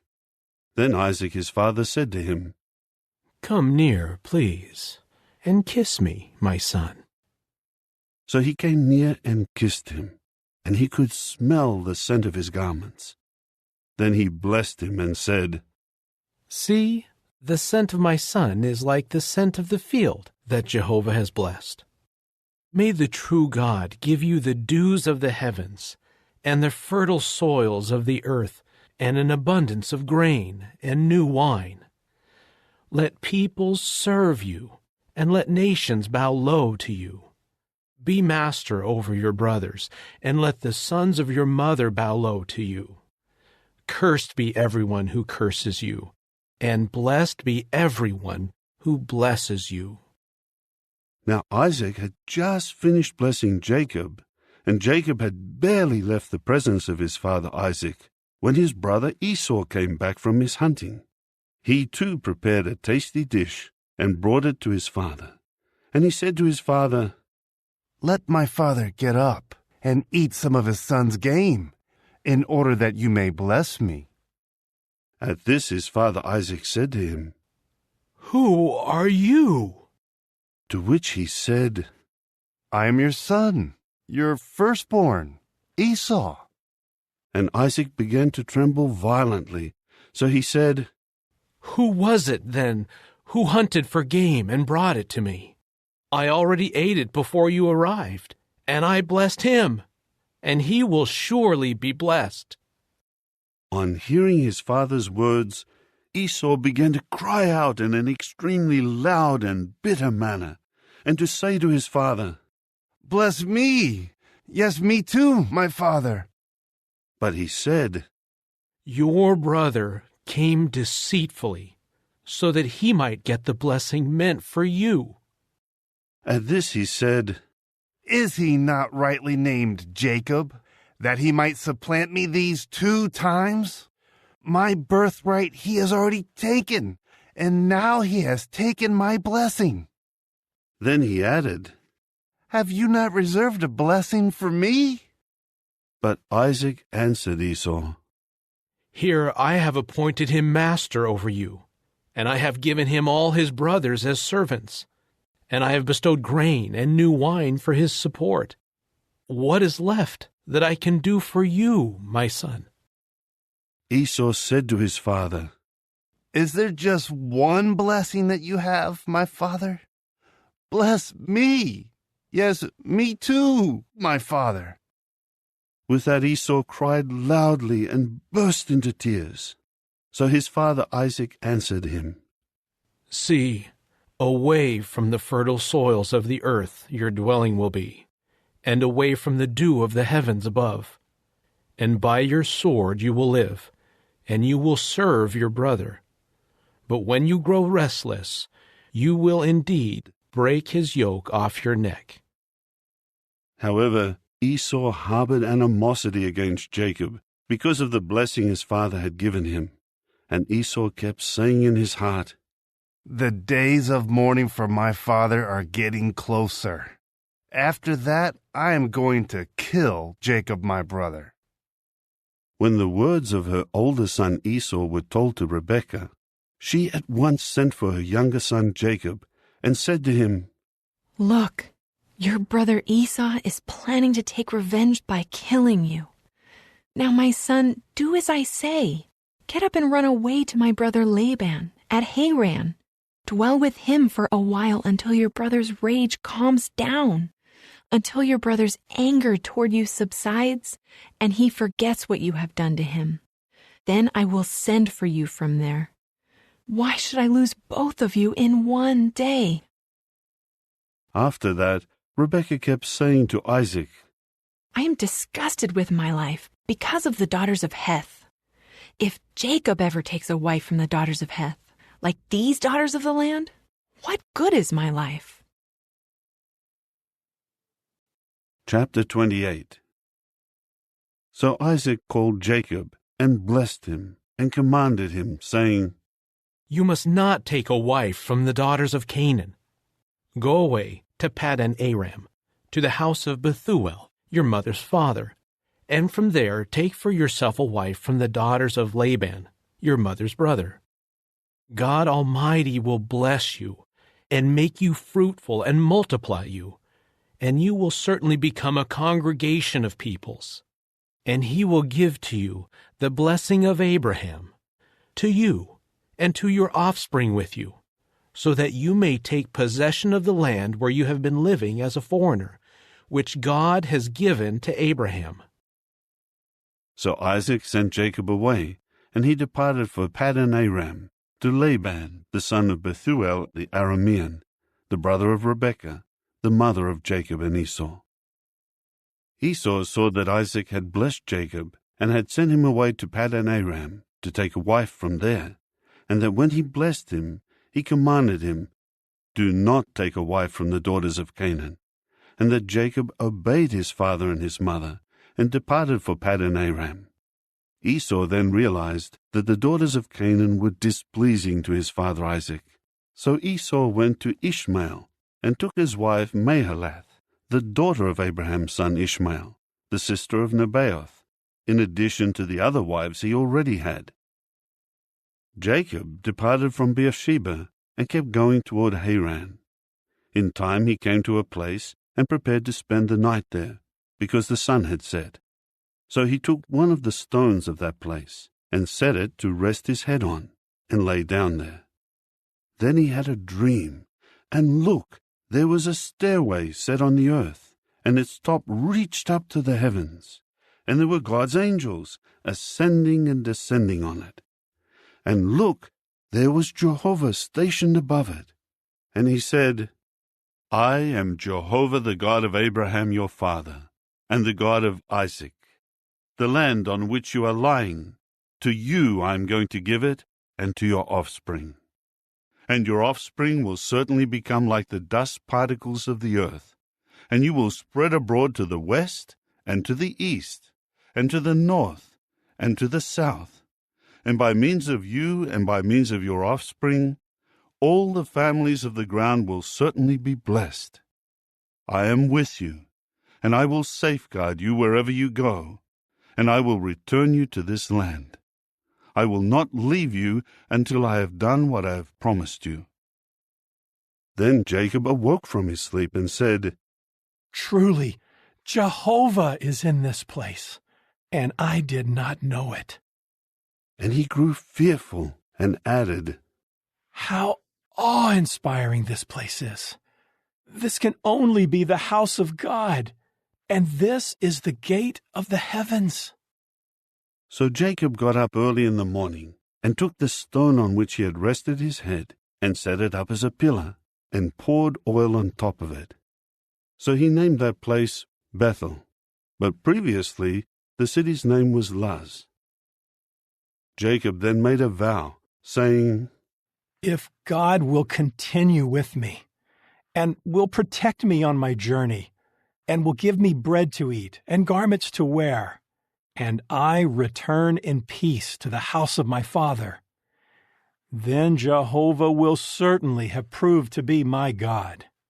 And this stone that I have set up as a pillar will become a house of God, and without fail I will give you 1/10 of everything you give to me.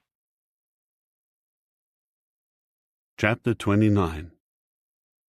After that Jacob resumed his journey, and travelled on to the land of the people of the east. Now he saw a well in the field, and 3 droves of sheep lying down next to it, because they usually watered the droves from that well. There was a large stone over the mouth of the well. When all the droves had been gathered there, they rolled away the stone from the mouth of the well, and they watered the flocks, after which they returned the stone to its place over the mouth of the well. So Jacob said to them, My brothers, what place are you from? To which they said, We are from Haran. He said to them, Do you know Laban, the grandson of Nahor? To which they said, We know him. At this he said to them, Is he well? They replied, He is well, and here is his daughter Rachel, coming with the sheep. Then he said, It is still the middle of the day. It is not the time for gathering the herds. Water the sheep, and then go feed them. To this they said, We are not allowed to do so until all the droves are gathered, and they roll the stone away from the mouth of the well. Then we water the sheep. While he was yet speaking with them, Rachel came with her father's sheep, for she was a shepherdess.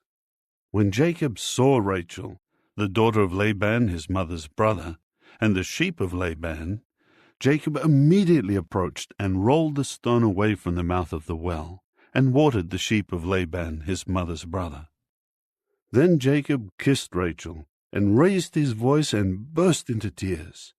And Jacob began to tell Rachel that he was the relative of her father, and that he was the son of Rebekah.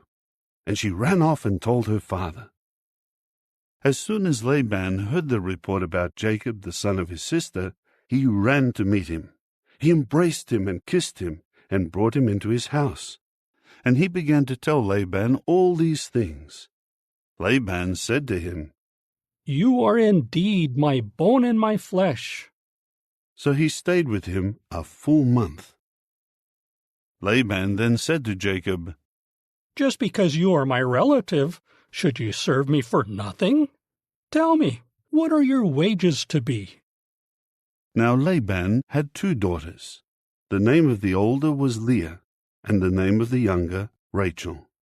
But the eyes of Leah had no luster, whereas Rachel had become a very attractive and beautiful woman. Jacob had fallen in love with Rachel, so he said, I am willing to serve you 7 years for your younger daughter, Rachel. To this Laban said, It is better for me to give her to you than to give her to another man. Keep dwelling with me. And Jacob served 7 years for Rachel, but in his eyes they were like just a few days because of his love for her. Then Jacob said to Laban, Give over my wife, because my days are up, and let me have relations with her.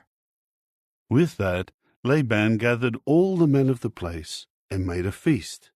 But during the evening he resorted to taking his daughter Leah and bringing her to him, that he might have relations with her. Laban also gave his female servant Zilpah to his daughter Leah as a servant. In the morning Jacob saw that it was Leah. So he said to Laban, What have you done to me? Was it not for Rachel that I served you? Why have you tricked me? To this Laban said, It is not our custom here to give the younger woman before the firstborn. Celebrate the week of this woman. After that, you will also be given this other woman in exchange for serving me 7 more years. Jacob did so, and celebrated the week of this woman, after which he gave him his daughter Rachel as a wife.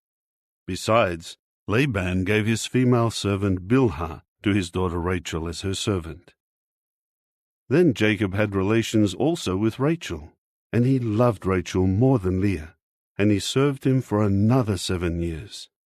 When Jehovah saw that Leah was unloved, he then enabled her to become pregnant, but Rachel was barren. So Leah became pregnant and gave birth to a son, and named him Reuben, for she said, It is because Jehovah has looked upon my affliction, for now my husband will begin to love me. And she again became pregnant and gave birth to a son, and then said, It is because Jehovah has listened, in that I was unloved, so he gave me this one also. Then she named him Simeon. And she became pregnant yet again, and gave birth to a son, and then said, Now this time my husband will join himself to me, because I have borne him 3 sons. Therefore he was named Levi. And she became pregnant once more, and gave birth to a son, and then said, This time I will praise Jehovah. She therefore named him Judah. After that, she stopped giving birth. Chapter 30. When Rachel saw that she had borne no children to Jacob, she became jealous of her sister, and began to say to Jacob, Give me children, or else I will die. At this Jacob's anger flared up against Rachel, and he said, Am I in the place of God, who has prevented you from having children? So she said, Here is my slave girl Bilhah. Have relations with her, in order that she may bear children for me, and that through her I too may have children. With that, she gave him her servant Bilhah as a wife, and Jacob had relations with her. Bilhah became pregnant, and in time bore Jacob a son. Then Rachel said, God has acted as my judge, and has also listened to my voice, so that he gave me a son. That is why she named him Dan. Bilhah, Rachel's servant, became pregnant once more, and in time bore Jacob a second son. Then Rachel said, With strenuous wrestlings I have wrestled with my sister. I have also come off the winner. So she named him Naphtali. When Leah saw that she had stopped having children, she took her servant Zilpah and gave her to Jacob as a wife. And Leah's servant Zilpah bore a son to Jacob. Then Leah said, With good fortune. So she named him Gad. After that Zilpah, Leah's servant, bore a second son to Jacob. Then Leah said, With my happiness, for the daughters will certainly pronounce me happy. So she named him Asher. Now Reuben was walking in the days of the wheat harvest, and he found mandrakes in the field. So he brought them to his mother Leah. Then Rachel said to Leah, "Give me, please, some of your son's mandrakes." At this she said to her, "Is it a small matter that you took my husband? Would you now take my son's mandrakes also?" So Rachel said, "Very well. He will lie down with you tonight in exchange for your son's mandrakes." When Jacob was coming from the field in the evening, Leah went out to meet him and said, "It is with me you are going to have relations, because I have hired you outright with my son's mandrakes." So he lay down with her that night. And God heard and answered Leah, and she became pregnant, and in time bore to Jacob a fifth son. Then Leah said, "God has given me my wages, because I have given my servant to my husband." So she named him Issachar. And Leah became pregnant once more, and in time bore a sixth son to Jacob. Then Leah said, "God has endowed me, yes, me, with a good endowment. At last, my husband will tolerate me, for I have borne him 6 sons." So she named him Zebulun. Afterward she bore a daughter, and named her Dinah.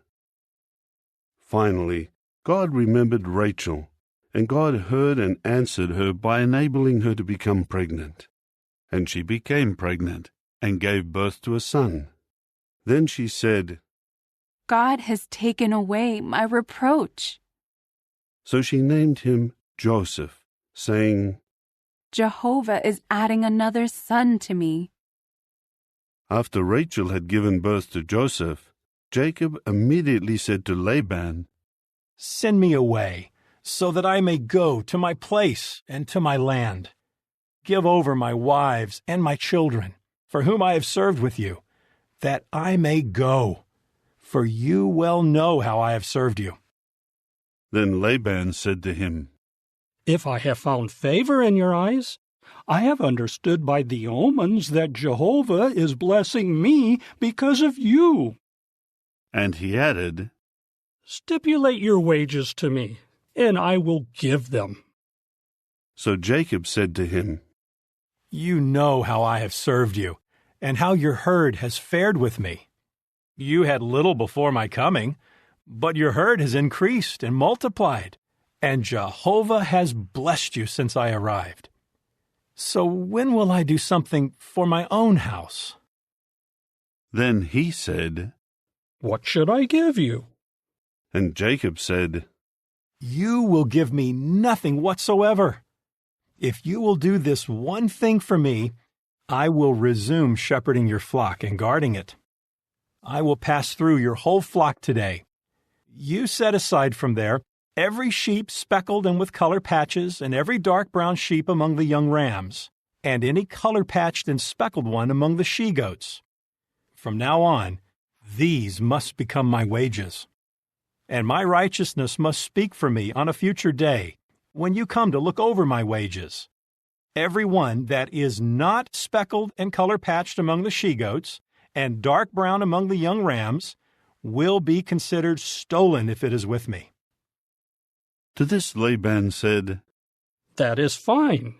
Let it be according to your word." Then on that day he set aside the he-goats striped and color-patched, and all the she-goats speckled and color-patched, every one in which there was any white, and every one dark brown among the young rams, and gave them into the care of his sons. After that he set a distance of 3 days' journey between himself and Jacob was shepherding the flocks of Laban that remained over. Jacob then took freshly cut staffs of the storax, almond, and plane trees, and he peeled white spots in them by exposing the white wood of the staffs. Then he placed the staffs that he had peeled in front of the flock, in the gutters, in the drinking troughs, where the flocks would come to drink, that they might get into heat in front of them when they came to drink.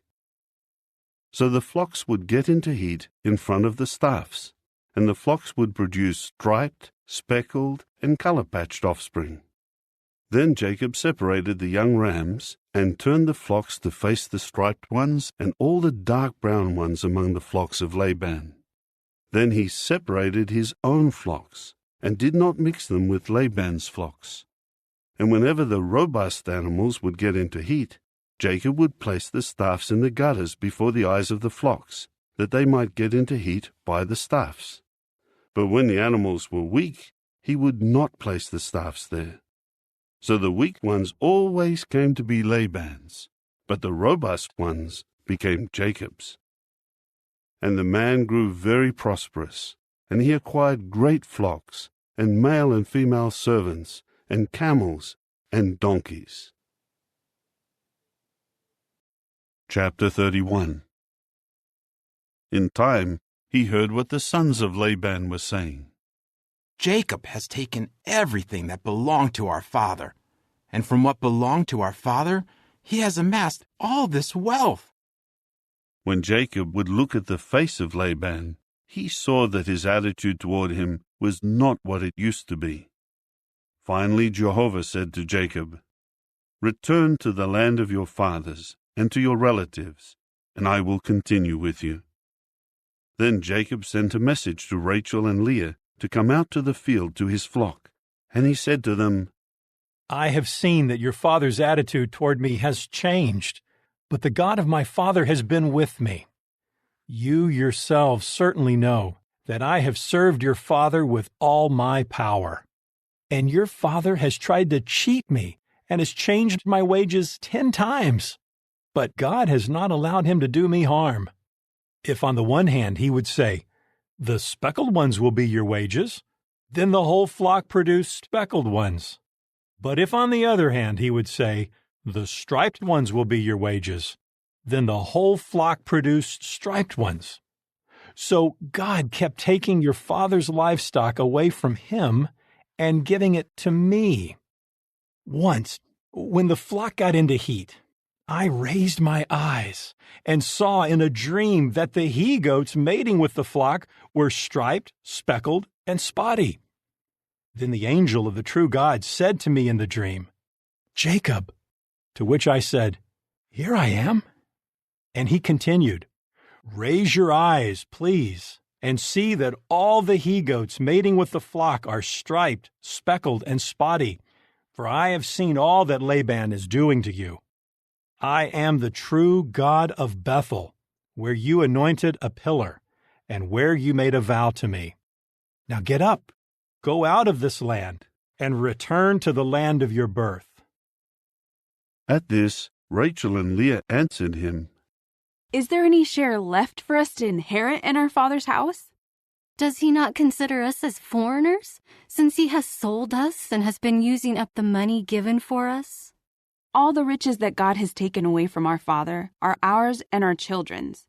So then, do everything that God has told you to do." Then Jacob got up and lifted his children and his wives on the camels, and he began driving all his herd and all the goods that he had accumulated, the livestock in his possession that he had accumulated in Paddan Aram, to go to Isaac his father in the land of Canaan.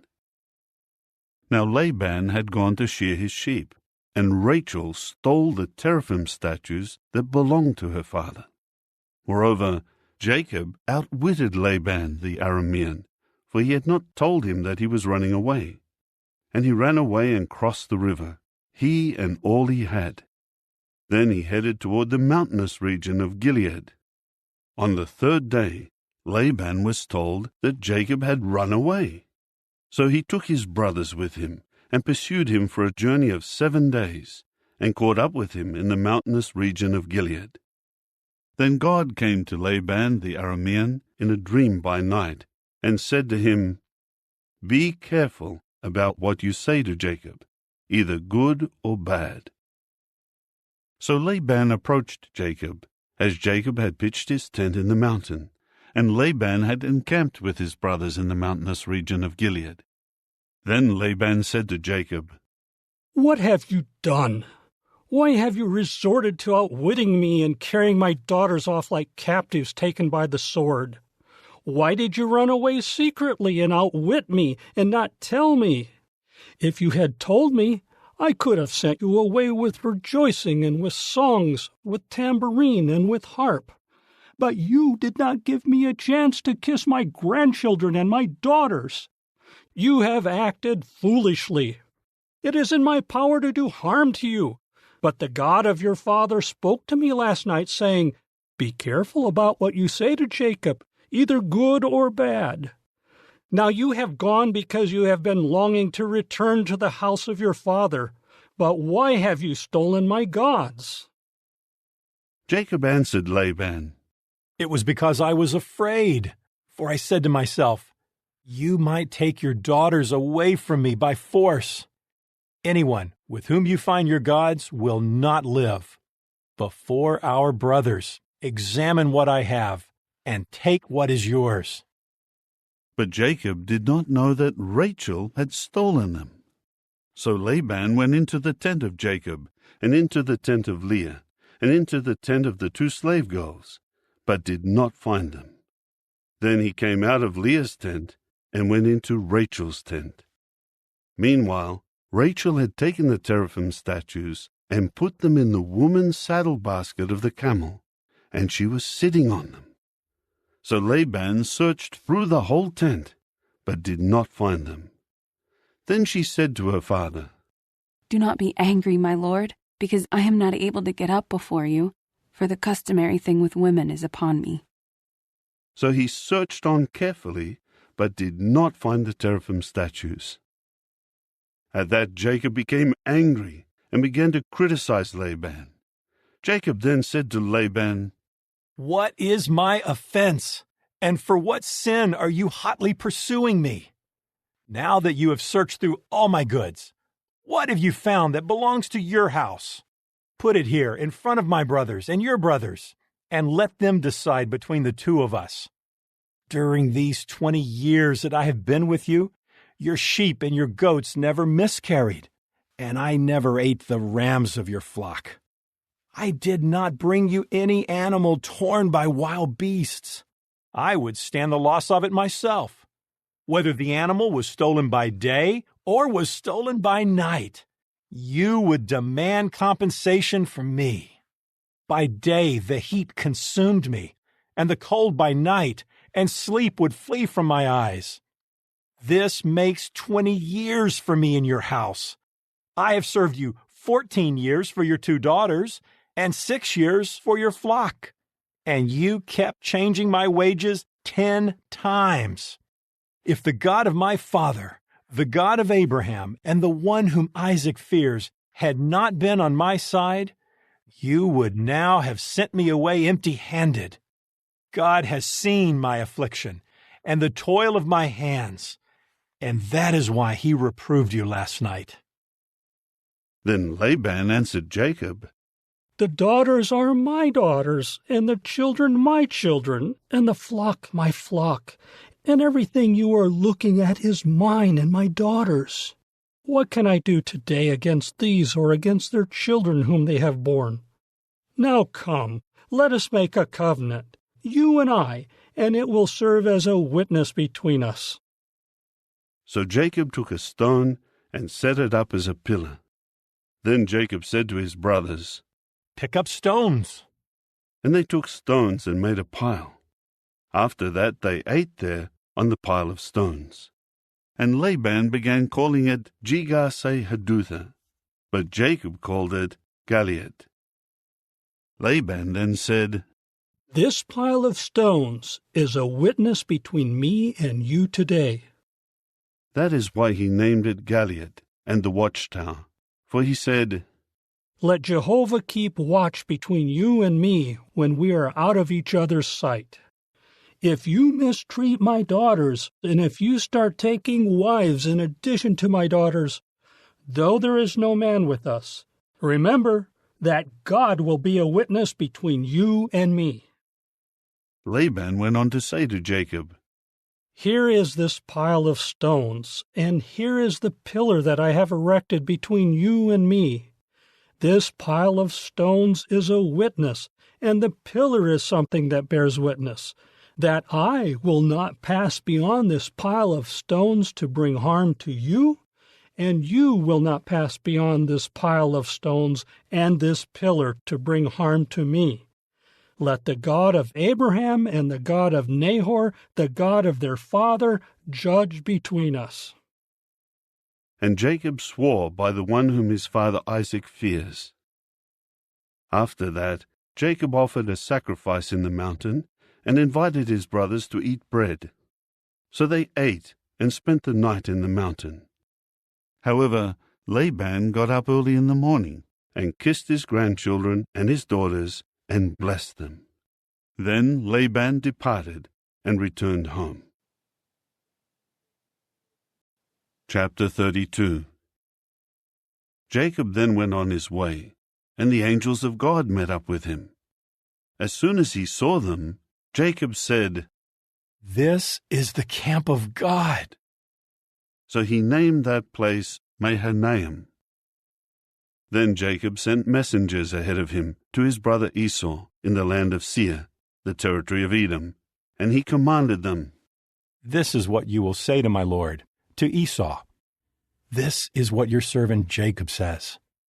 I have resided with Laban for a long time until now, and I have acquired bulls, donkeys, sheep, and male and female servants, and I send this message to inform my lord, in order to find favor in your eyes." In time the messengers returned to Jacob, saying, "We met your brother Esau, and he is now on his way to meet you, and there are 400 men with him." And Jacob became very frightened and anxious. So he divided the people who were with him, as well as the flocks, the cattle, and the camels, into 2 camps. He said, "If Esau attacks the one camp, then the other camp will be able to escape."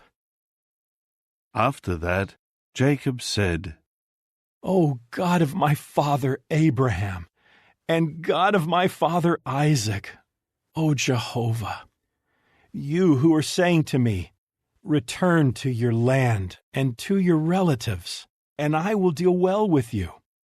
I am unworthy of all the loyal love and of all the faithfulness that you have shown toward your servant. For with only my staff I crossed this Jordan, and now I have become 2 camps. Save me, I pray you, from the hand of my brother Esau, for I am afraid of him, that he may come and attack me, as well as the mothers and their children.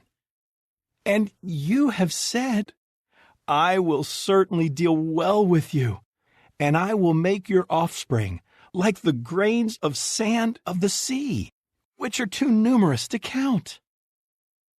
And he spent the night there. Then he took some of his possessions as a gift for Esau his brother: 200 female goats, 20 male goats, 200 female sheep, 20 rams, 30 camels nursing their young, 40 cows, 10 bulls, 20 female donkeys, and 10 full-grown male donkeys. He handed them over to his servants, one drove after another, and he said to his servants, "Cross over ahead of me, and you are to set a space between one drove and the next."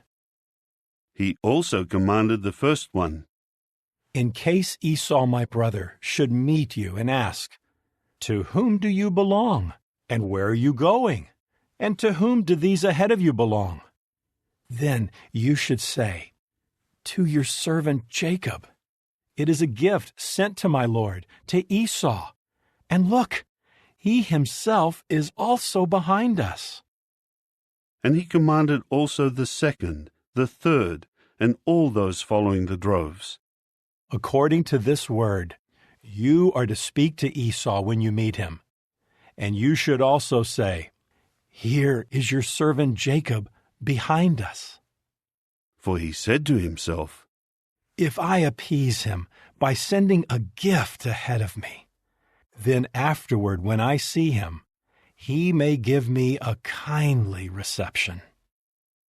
So the gift crossed over ahead of him, but he himself spent the night in the camp. Later during that night, he rose and took his 2 wives and his 2 female servants and his 11 young sons, and crossed over the ford of Jabbok. So he took them and brought them across the stream, and he brought over everything else he had. Finally Jacob was left by himself. Then a man began to wrestle with him until the dawn broke. When he saw that he had not prevailed over him, he touched the socket of his hip, and the socket of Jacob's hip was dislocated during his wrestling with him. After that he said, "Let me go, for the dawn is breaking." To this he said, I am not going to let you go until you bless me. So he said to him, "What is your name?" To which he said, Jacob. Then he said, "Your name will no longer be Jacob, but Israel, for you have contended with God and with men, and you have at last prevailed." In turn Jacob inquired, Tell me, please, your name. However he said, "Why is it that you ask my name?" With that he blessed him there. So Jacob named the place Peniel, for he said, I have seen God face to face, yet my life was preserved. And the sun rose upon him as soon as he passed by Penuel, but he was limping because of his hip. That is why to this day the sons of Israel are not accustomed to eat the thigh sinew, which is on the socket of the hip joint, because he touched the socket of Jacob's hip joint by the thigh sinew. Chapter 33. Now Jacob raised his eyes and saw Esau coming, and 400 men were with him. So he divided the children among Leah, Rachel, and the 2 female servants. He put the female servants and their children in front, Leah and her children after them, and Rachel and Joseph behind them. Then he himself went ahead of them, and bowed down to the earth 7 times as he came near to his brother. But Esau ran to meet him, and he embraced him and kissed him, and they burst into tears. When he raised his eyes and saw the women and the children, he said, "Who are these with you?" To which he said, The children with whom God has favored your servant. At that the female servants came forward with their children and bowed down. And Leah too came forward with her children, and they bowed down. Then Joseph came forward with Rachel, and they bowed down. Esau said, "What is the purpose of all this camp of travelers that I have met?" He replied, In order to find favor in the eyes of my Lord. Then Esau said, "I have a great many possessions, my brother. Keep what is yours." However, Jacob said, No, please. If I have found favor in your eyes, you must take my gift from my hand, because I brought it so that I could see your face. And I have seen your face, as though seeing God's face, in that you received me with pleasure. Take, please, the gift conveying my blessing that was brought to you, for God has favored me, and I have everything I need. And he continued to urge him, so that he took it. Later Esau said, "Let us move out and go, and let me go in advance of you." But he said to him, My Lord is aware that the children are delicate, and that in my care are sheep and cattle nursing their young. If they are driven too quickly for one day, then the whole flock will die. Let my Lord, please, go on ahead of his servant, but I will continue the journey more slowly, at the pace of my livestock and of the children, until I come to my Lord at Seir. Then Esau said, "Please, let me leave some of my people with you." To this he said, Why do this? Just let me find favor in the eyes of my Lord. So that day Esau went on his way back to Seir.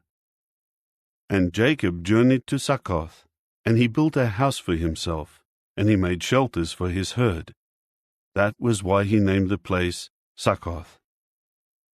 After journeying from Paddan Aram, Jacob arrived safely at the city of Shechem, in the land of Canaan, and he set up his camp near the city. Then he acquired a portion of the field where he pitched his tent from the sons of Hamor, the father of Shechem, for 100 pieces of money. There he set up an altar and called it God, the God of Israel. Chapter 34. Now Dinah, Jacob's daughter by Leah, used to go out to spend time with the young women of the land. When Shechem, the son of Hamor the Hivite, a chieftain of the land, saw her, he took her and lay down with her and violated her. And he became very attached to Dinah, the daughter of Jacob, and he fell in love with the young woman and spoke persuasively to her. Finally Shechem said to Hamor his father, "Get me this young woman to be my wife."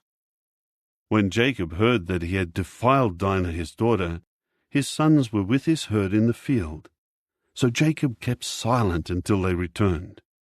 Later Hamor, Shechem's father, went out to speak with Jacob.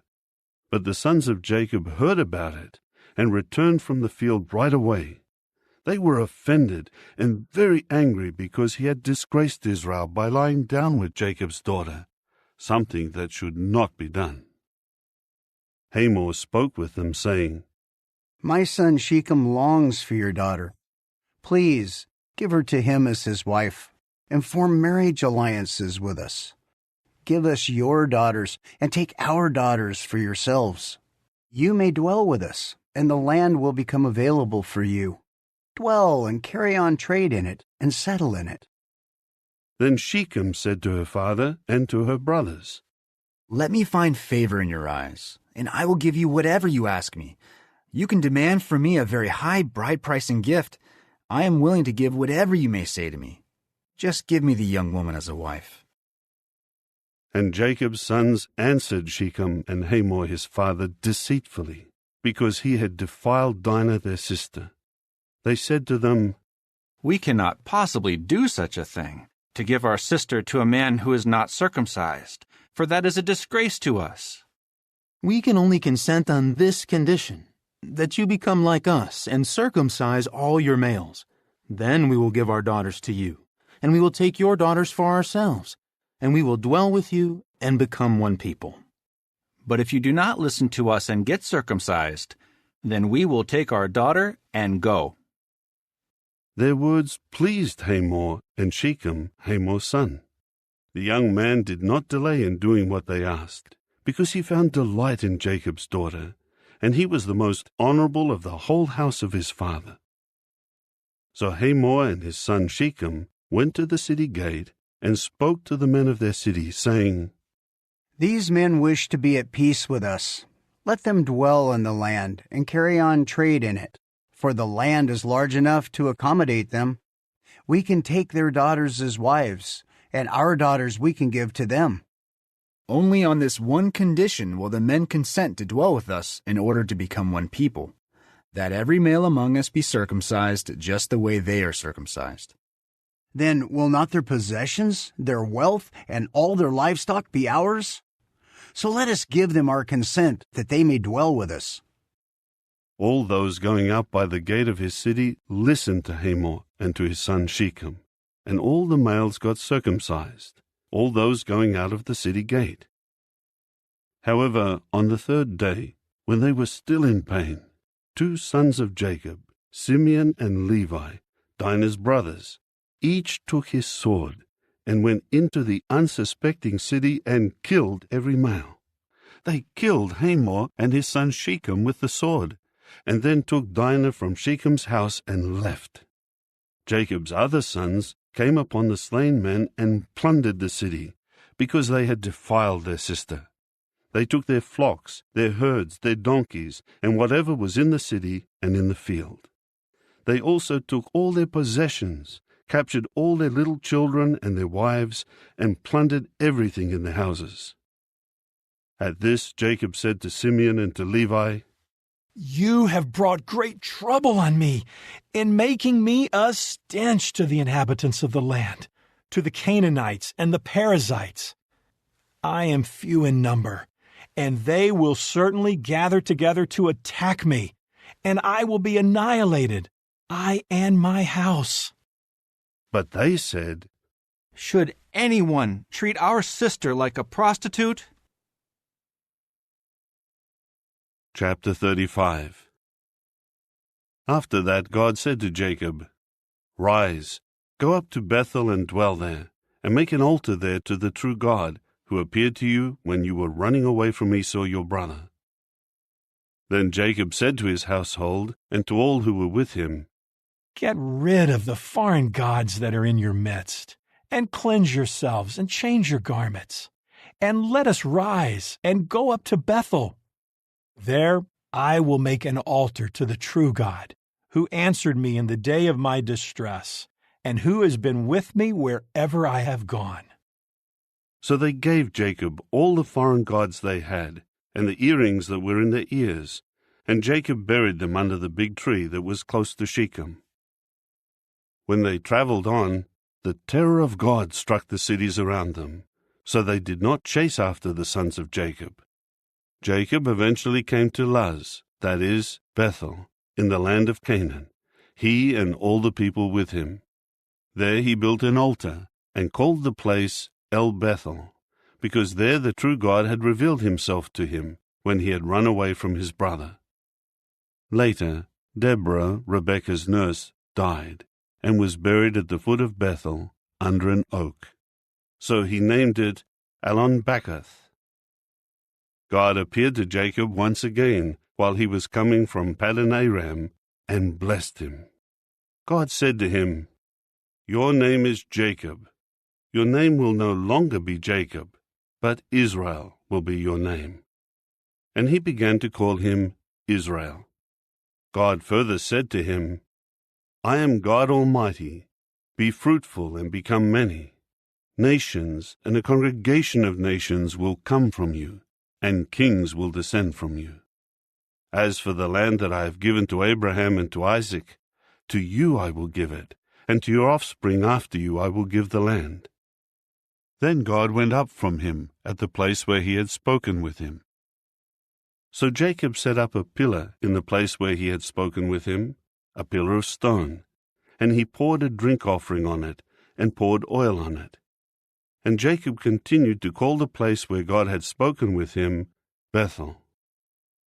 Then they pulled away from Bethel.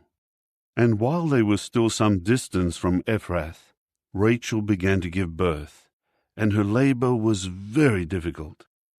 But while she was struggling to deliver the child, the midwife said to her, Do not be afraid, for you will have this son also.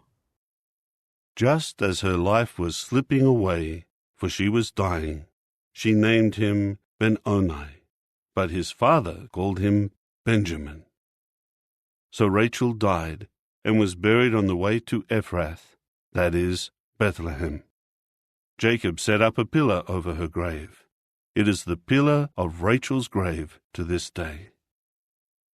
After that, Israel pulled away and pitched his tent a distance beyond the Tower of Eder.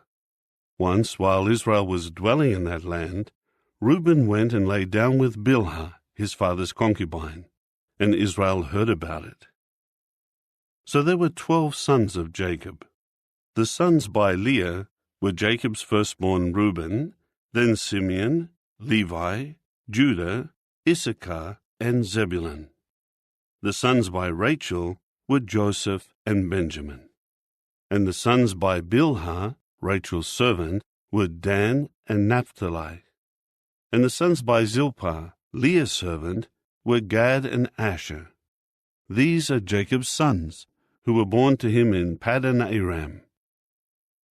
Jacob eventually came to where his father Isaac was, at Mamre, to Kiriath Arba, that is, Hebron, where Abraham and also Isaac had resided as foreigners. Isaac lived to be 180 years old. Then Isaac breathed his last and died, and was gathered to his people after a long and satisfying life. and his sons Esau and Jacob buried him. Chapter 36. This is the history of Esau, that is, Edom. Esau took his wives from the daughters of Canaan, Adah, the daughter of Elon the Hittite, and Aholibamah, the daughter of Anah, the granddaughter of Zibeon the Hivite, and Basemath, Ishmael's daughter, the sister of Nebaioth. And Adah bore Eliphaz to Esau, and Basemath bore Ruel, and Aholibamah bore Jeush, Jalam, and Korah. These are the sons of Esau, who were born to him in the land of Canaan. After that, Esau took his wives, his sons, his daughters, all the members of his household, his herd, and all his other beasts, and all the wealth he had accumulated in the land of Canaan, and he went to another land, some distance away from Jacob his brother. For their goods had become too many for them to dwell together, and the land where they were residing was not able to sustain them because of their herds. So Esau took up dwelling in the mountainous region of Seir. Esau is Edom. And this is the history of Esau the father of Edom in the mountainous region of Seir. These are the names of the sons of Esau: Eliphaz the son of Adah, Esau's wife; Ruel the son of Basemath, Esau's wife. The sons of Eliphaz were Teman, Omar, Zepho, Gatam, and Kenaz. Timnah became the concubine of Eliphaz, Esau's son. In time she bore to Eliphaz Amalek. These are the sons of Adah, Esau's wife. These are the sons of Ruel: Nahath, Zerah, Shammah, and Mizah. These were the sons of Basemath, Esau's wife. These were the sons of Aholibamah, the daughter of Anah, the granddaughter of Zibeon, Esau's wife, whom she bore to Esau: Jeush, Jalam, and Korah. These are the sheiks of the sons of Esau, the sons of Eliphaz, Esau's firstborn: Sheik Teman, Sheik Omar, Sheik Zepho, Sheik Kenaz, Sheik Korah, Sheik Gatam, and Sheik Amalek. These are the sheiks of Eliphaz in the land of Edom. These are the sons by Adah. These are the sons of Ruel, Esau's son: Sheik Nahath, Sheik Zerah, Sheik Shammah, and Sheik Mizah. These are the sheiks of Ruel in the land of Edom. These are the sons by Basemath, Esau's wife. Finally, these are the sons of Aholibamah, Esau's wife: Sheik Jeush, Sheik Jalam, and Sheik Korah. These are the sheiks of Aholibamah, the daughter of Anah, Esau's wife. These are the sons of Esau, and these are their sheiks. He is Edom. These are the sons of Seir the Horite, the inhabitants of the land: Lotan, Shobal, Zibeon, Anah, Dishon, Ezer, and Dishan. These are the sheiks of the Horites, the sons of Seir, in the land of Edom. The sons of Lotan were Horai and Hemam, and Lotan's sister was Timnah. These are the sons of Shobal: Alvan, Manahath, Ebal, Shepho, and Onam. These are the sons of Zibeon: Aya and Anah. This is the Anah who found the hot springs in the wilderness, while he was tending the donkeys for Zibeon his father. These are the children of Anah: Dishon and Aholibamah, the daughter of Anah. These are the sons of Dishon: Hemdan, Eshban, Ithran, and Kiran. These are the sons of Ezer: Bilhan, Zaavan, and Akan. These are the sons of Dishan: Az and Aran.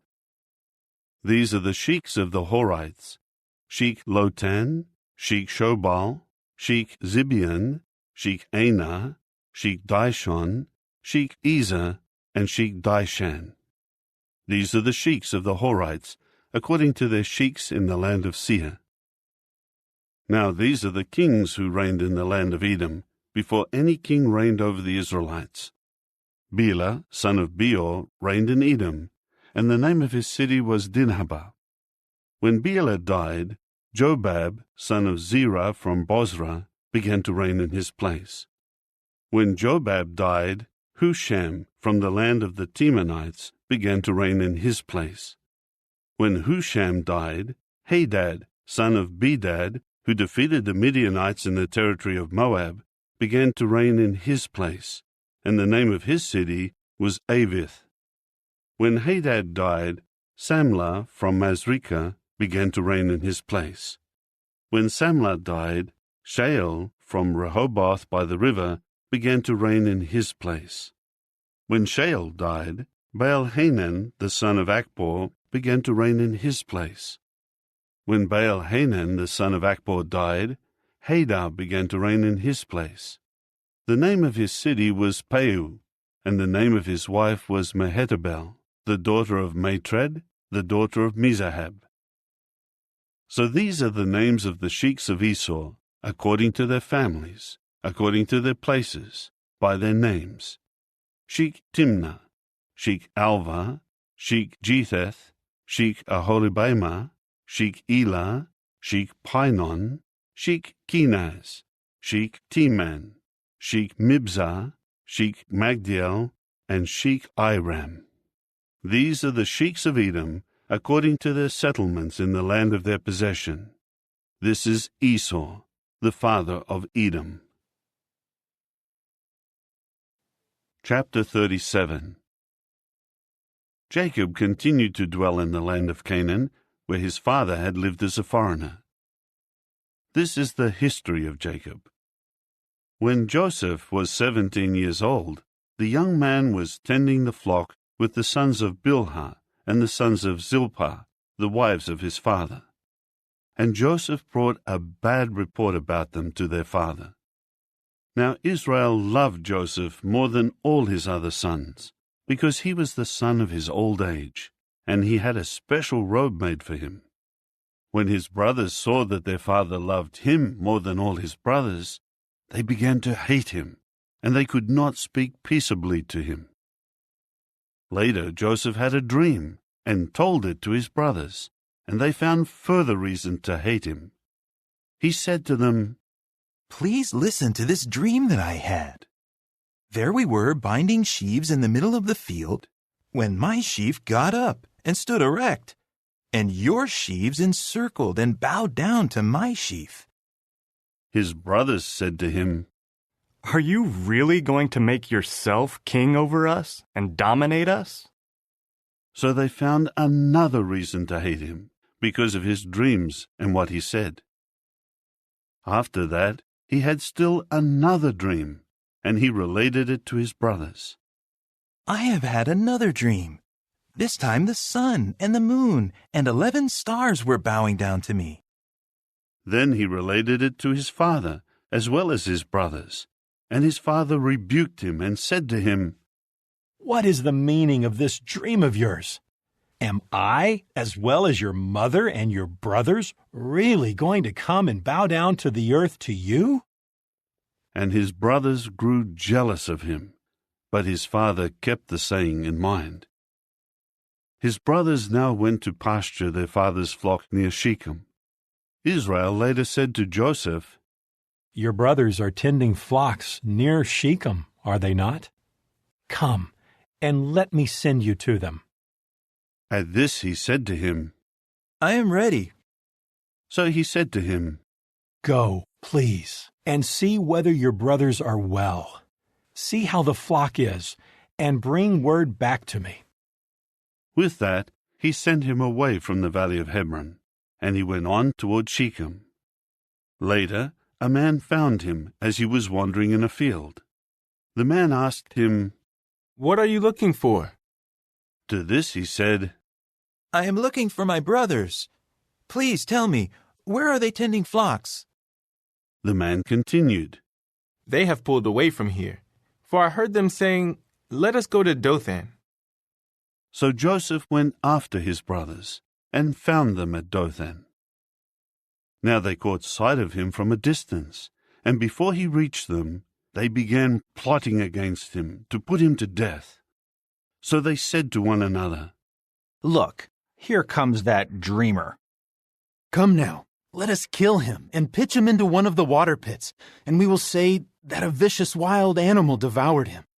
Then let us see what will become of his dreams." When Reuben heard this, he tried to rescue him from them. So he said, "Let us not take his life." Reuben said to them, "Do not shed blood. Throw him into this water pit in the wilderness, but do not harm him."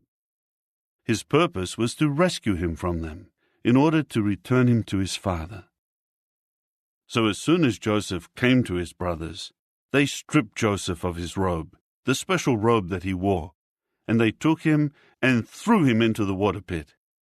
At the time the pit was empty. There was no water in it. Then they sat down to eat. When they looked up, there was a caravan of Ishmaelites coming from Gilead. Their camels were carrying labdanum gum, balsam, and resinous bark, and they were on their way down to Egypt. At this, Judah said to his brothers, "What profit would there be if we killed our brother and covered over his blood? Come now, let us sell him to the Ishmaelites, and do not let our hand be upon him. After all, he is our brother, our flesh." So they listened to their brother. And when the Midianite merchants were passing by, they lifted Joseph up out of the water pit and sold him to the Ishmaelites for 20 pieces of silver. These men took Joseph into Egypt. Later, when Reuben returned to the water pit and saw that Joseph was not in the water pit, he ripped his garments apart. When he returned to his brothers, he exclaimed, "The child is gone, and what am I going to do?" So they took Joseph's robe and slaughtered a male goat and dipped the robe in the blood. After that, they sent the special robe to their father and said, "This is what we found. Please examine whether this is your son's robe or not." Then he examined it and exclaimed, "It is my son's robe. A vicious wild animal must have devoured him. Joseph is surely torn to pieces." With that, Jacob ripped his garments apart and put sackcloth around his waist and mourned his son for many days. And all his sons and all his daughters kept trying to comfort him, but he kept refusing to take comfort, saying, "I will go down into the grave mourning my son." And his father continued weeping for him. Now the Midianites sold him in Egypt to Potiphar, a court official of Pharaoh and the chief of the guard. Chapter 38. About that time Judah left his brothers and pitched his tent near an Adullamite man named Hirah. There Judah saw the daughter of a certain Canaanite named Shua. So he took her and had relations with her, and she became pregnant. Later she bore a son, and he named him Again she became pregnant and bore a son, and named him Onan. Yet again she bore a son, and named him Shelah. He was in Achzib when she bore him. In time Judah took a wife for his firstborn, and her name was Tamar. But Judah's firstborn, was displeasing to Jehovah, so Jehovah put him to death. In view of that, Judah said to Onan, "Have relations with your brother's wife, and perform brother-in-law marriage with her, and raise up offspring for your brother." But Onan knew that the offspring would not be considered his.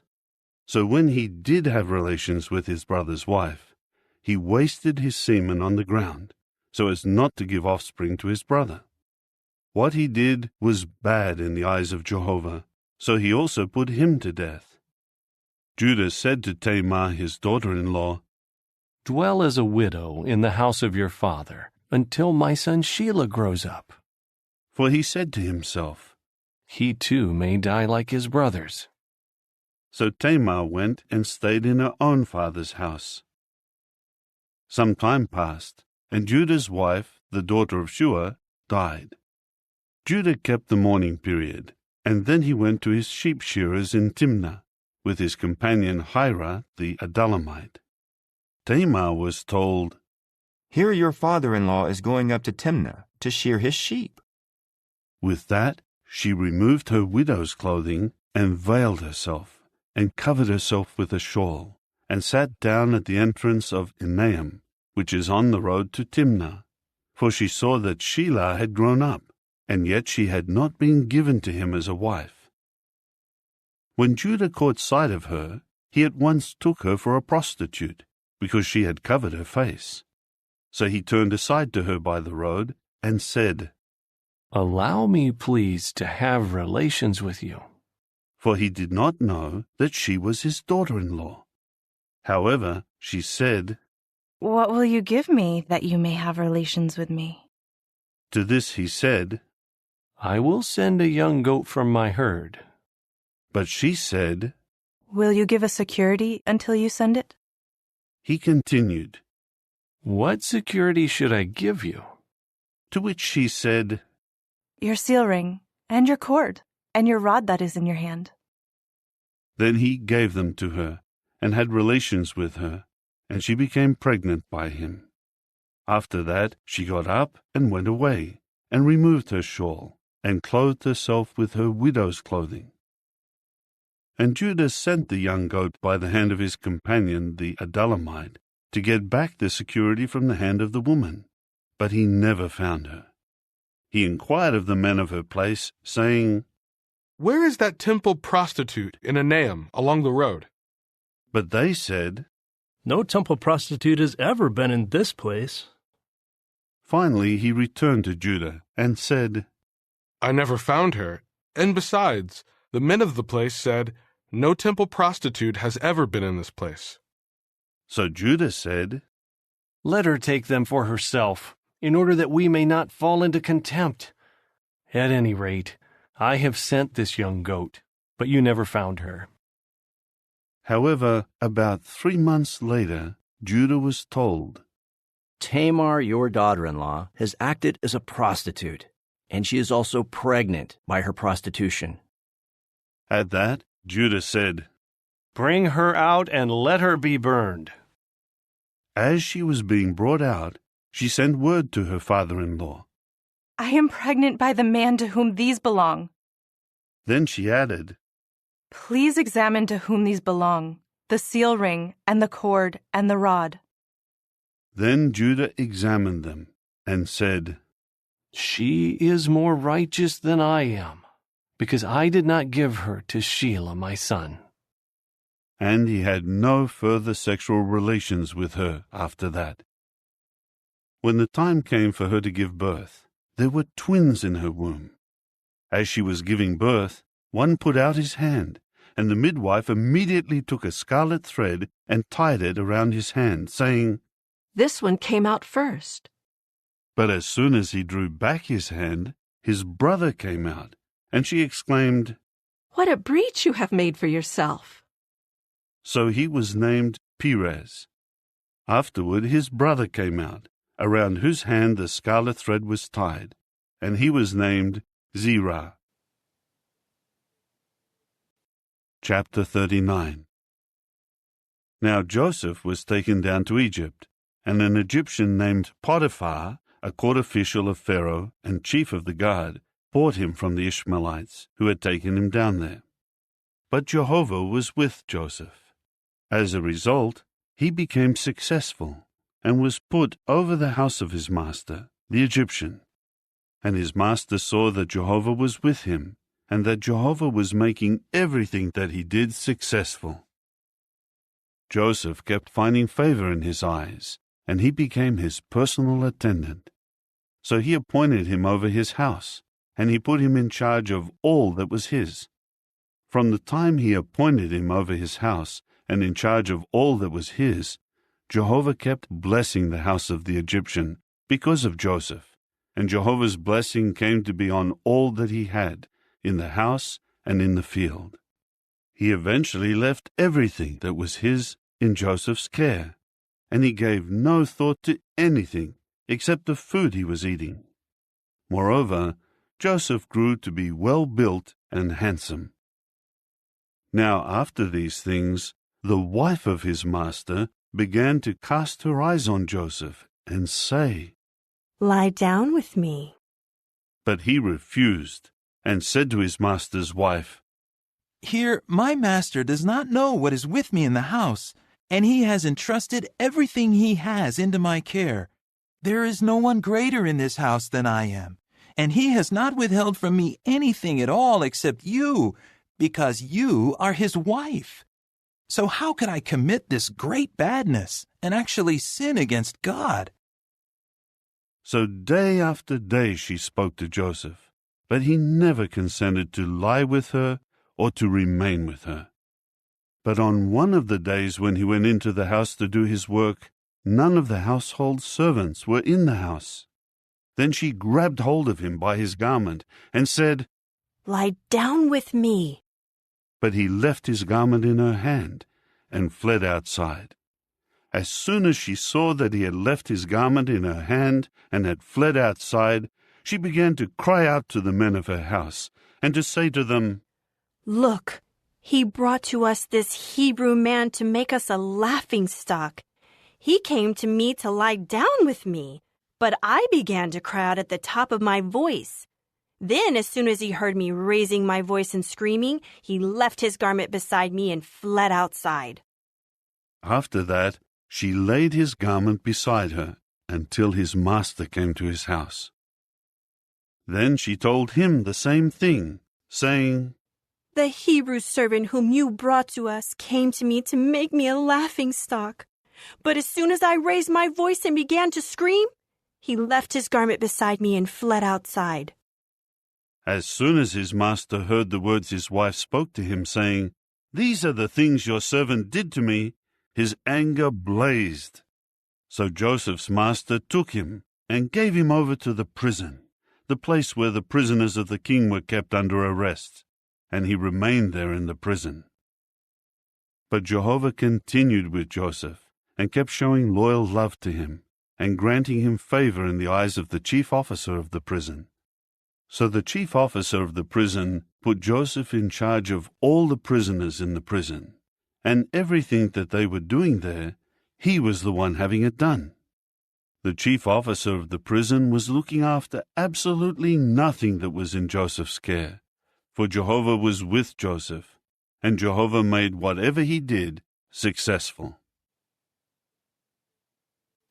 Chapter 40. After these things, the chief cupbearer of the king of Egypt and the chief baker sinned against their lord, the king of Egypt. So Pharaoh grew indignant at his two officers, the chief cupbearer and the chief baker, and he committed them to the jail of the house of the chief of the guard, to the place where Joseph was a prisoner.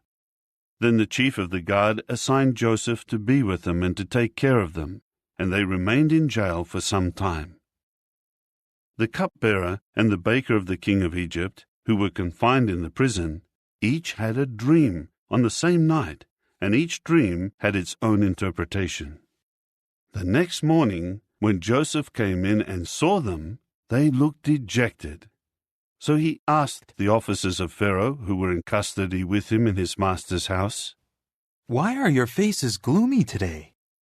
At this they said to him, "We each had a dream, but there is no interpreter with us." Joseph said to them, "Do not interpretations belong to God? Relate it to me, please."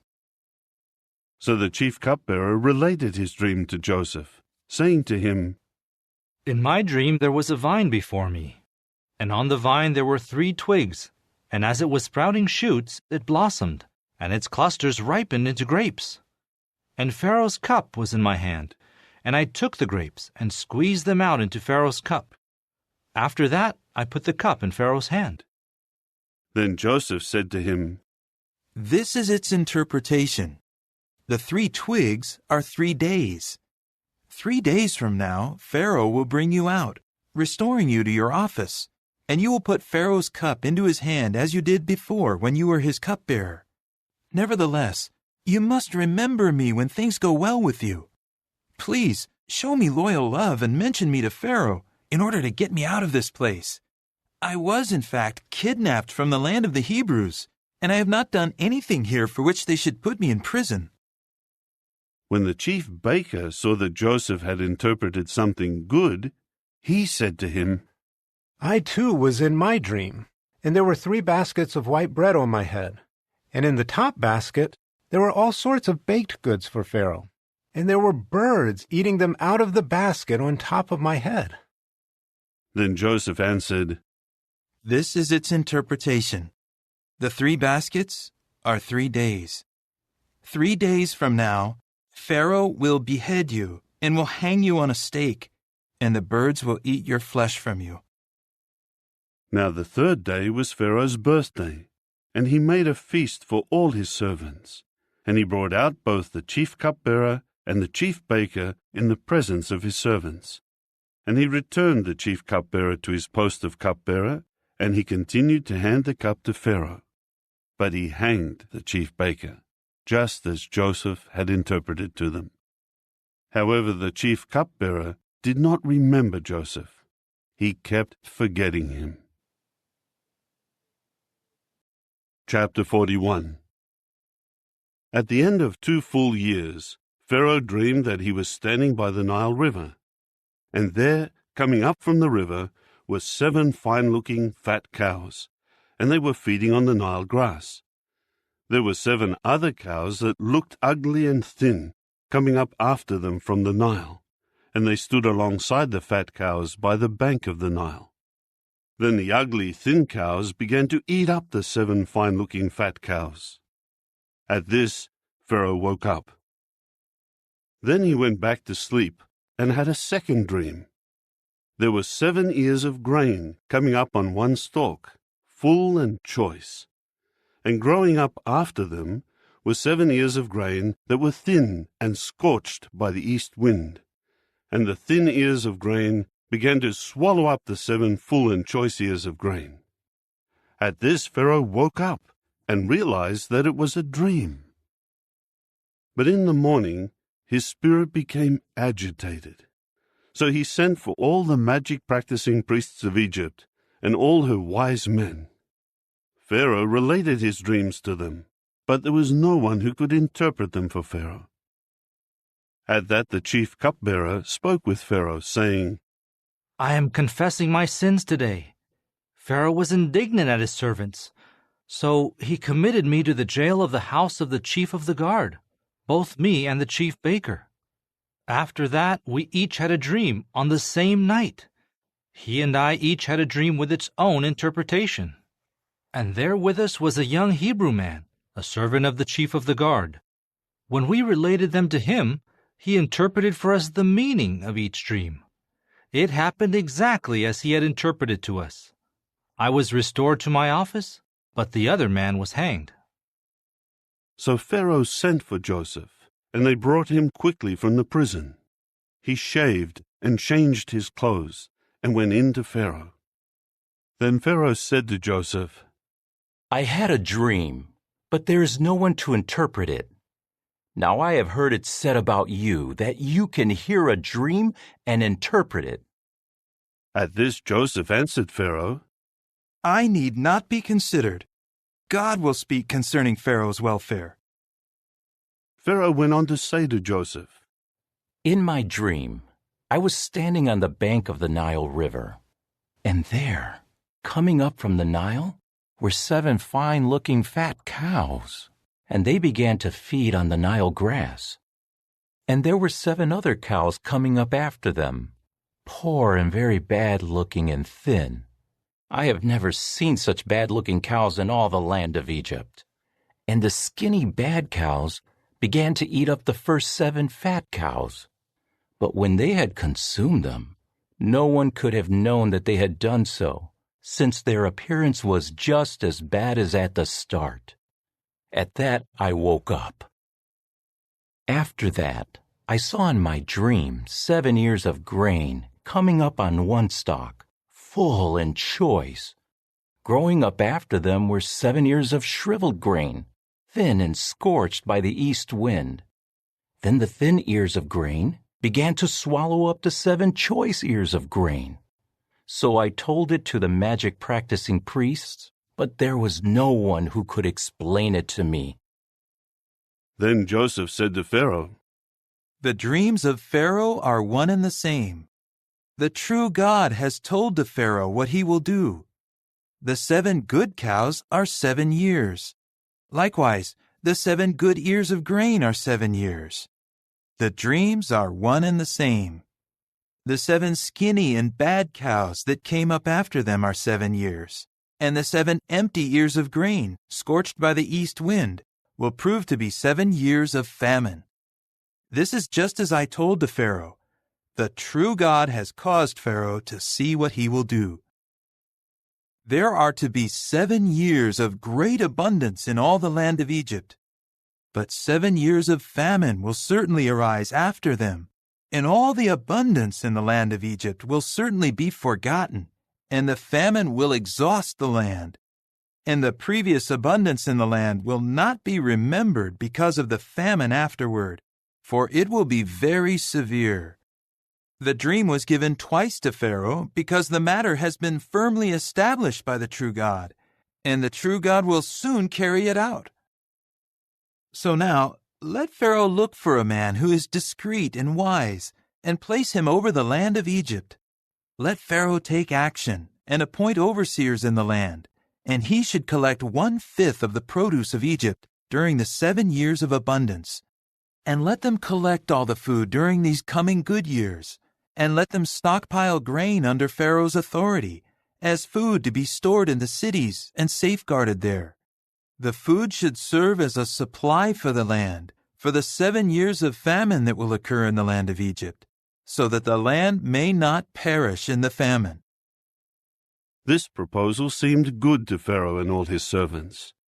So Pharaoh said to his servants, Can another man be found like this one, in whom there is the Spirit of God? Pharaoh then said to Joseph, Since God has caused you to know all of this, there is no one as discreet and wise as you. You will personally be over my house, and all my people will obey you implicitly. Only in my role as king will I be greater than you. And Pharaoh added to Joseph, See, I am putting you over all the land of Egypt.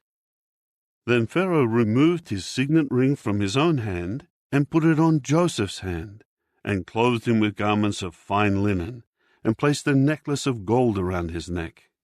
Moreover, he had him ride in the 2nd chariot of honor that he had, and they would call out ahead of him, Avrek. Thus he put him over all the land of Egypt. Pharaoh further said to Joseph, I am Pharaoh, but without your authorization, no man may do a single thing in all the land of Egypt. After that, Pharaoh gave Joseph the name Zaphanath-Paneah, and gave him Asenath, the daughter of Potiphar, the priest of On, as a wife. And Joseph began to oversee the land of Egypt. Joseph was 30 years old when he stood before Pharaoh, king of Egypt. Then Joseph went out from before Pharaoh, and traveled throughout all the land of Egypt. And during the 7 years of abundance, the land went on producing plentifully. And he kept collecting all the food of the 7 years from the land of Egypt, and he would stockpile the food in the cities. In each city he would store the food from the fields around it. Joseph continued stockpiling grain in very great quantity, like the sand of the sea, until finally they gave up measuring it, because it could not be measured. Before the year of the famine arrived, 2 sons were born to Joseph, whom Asenath, the daughter of Potiphar, the priest of On, bore to him. Joseph named the firstborn Manasseh, for he said, God has made me forget all my trouble and all the house of my father. And he named the second one Ephraim, for he said, God has made me fruitful in the land of my affliction. Then the 7 years of abundance in the land of Egypt ended, and the 7 years of famine began, just as Joseph had said. The famine developed in all the lands, but in all the land of Egypt there was bread. Eventually, all the land of Egypt suffered from the famine, and the people began to cry to Pharaoh for bread. Then Pharaoh said to all the Egyptians, "Go to Joseph and do whatever he tells you." The famine continued over all the surface of the earth. Then Joseph began to open up all the granaries that were among them, and to sell to the Egyptians, as the famine had a strong grip on the land of Egypt. Moreover, people of all the earth came to Egypt to buy from Joseph, because the famine had a strong grip on all the earth. Chapter 42. When Jacob learned that there was grain in Egypt, he said to his sons, "Why do you just keep looking at one another?" He added, "I have heard that there is grain in Egypt. Go down there and buy some for us, so that we may stay alive and not die." So 10 of Joseph's brothers went down to buy grain from Egypt. But Jacob did not send Benjamin, Joseph's brother, with his other brothers. For he said, "Perhaps a fatal accident may befall him." So Israel's sons came along with the others who were coming to buy, because the famine had extended to the land of Canaan. Joseph was the man in authority over the land, and he was the one who sold grain to all the people of the earth. So Joseph's brothers came and bowed low to him with their faces to the ground. When Joseph saw his brothers, he immediately recognized them, but he concealed his identity from them. So he spoke harshly with them and said, "Where have you come from?" To which they said, "From the land of Canaan, to buy food." Thus Joseph recognized his brothers, but they did not recognize him. Joseph immediately remembered the dreams that he had dreamed about them, and he said to them, "You are spies. You have come to see the vulnerable areas of the land." Then they said to him, "No, my lord, but your servants have come to buy food. We are all sons of but one man. We are upright men. Your servants do not act as spies." But he said to them, "Not so. You have come to see the vulnerable areas of the land." At this they said, "Your servants are 12 brothers. We are the sons of but one man in the land of Canaan, and the youngest is now with our father, whereas the other one is no more." However, Joseph said to them, "It is just as I said to you. You are spies. By this you will be tested. As surely as Pharaoh lives, you will not leave this place until your youngest brother comes here. Send one of you to bring your brother while you remain in bondage. In this way, your words may be tested out to see if you are telling the truth. And if not, then as surely as Pharaoh lives, you are spies." With that, he put them together in custody for 3 days. Joseph said to them on the 3rd day, "Do this and live, for I fear God. If you are upright, let one of your brothers remain in bondage in your house of custody, but the rest of you may go and take grain to alleviate the famine in your households. Then bring your youngest brother to me, so that your words will be found trustworthy, and you will not die." And they did so. And they said to one another, "We are surely being punished on account of our brother, because we saw his distress when he begged us to show compassion, but we did not listen. That is why this distress has come upon us." Then Reuben answered them, "Did I not say to you, do not sin against the child? But you would not listen. Now his blood is certainly being asked back." But they did not know that Joseph understood, for there was an interpreter between them. So he turned away from them and began to weep. When he returned and spoke to them again, he took Simeon from them and bound him before their eyes. Joseph then gave the command to fill up their bags with grain, and to return each man's money to his own sack, and to give them provisions for the journey. This was done for them. So they loaded their grain on their donkeys and left from there. When one of them opened his sack to give fodder to his donkey at the lodging place, he saw his money there in the mouth of his bag. At that he said to his brothers, "My money has been returned, and now here it is in my bag." Then their hearts sank, and trembling, they turned to one another and said, "What is this that God has done to us?" When they came to Jacob their father in the land of Canaan, they told him all the things that had befallen them, saying, "The man who is the lord of the country spoke harshly with us and accused us of spying on the country. But we said to him, 'We are upright men. We are not spies. We are 12 brothers, the sons of our father. One is no more, and the youngest is now with our father in the land of Canaan.' But the man who is the lord of the country said to us, 'By this I will know that you are upright. Leave one of your brothers with me. Then take something to alleviate the famine in your households and go. And bring your youngest brother to me, so that I may know that you are not spies but upright men. I will then give your brother back to you, and you may carry on trade in the land.'" As they were emptying their sacks, here was each one's bag of money in his sack. When they and their father saw their bags of money, they became afraid. Jacob their father exclaimed to them, "It is I you have bereaved. Joseph is no more, and Simeon is no more, and you are going to take Benjamin. It is upon me that all these things have come." But Reuben said to his father, "You may put to death my own 2 sons if I do not bring him back to you. Give him over to my care, and I will return him to you."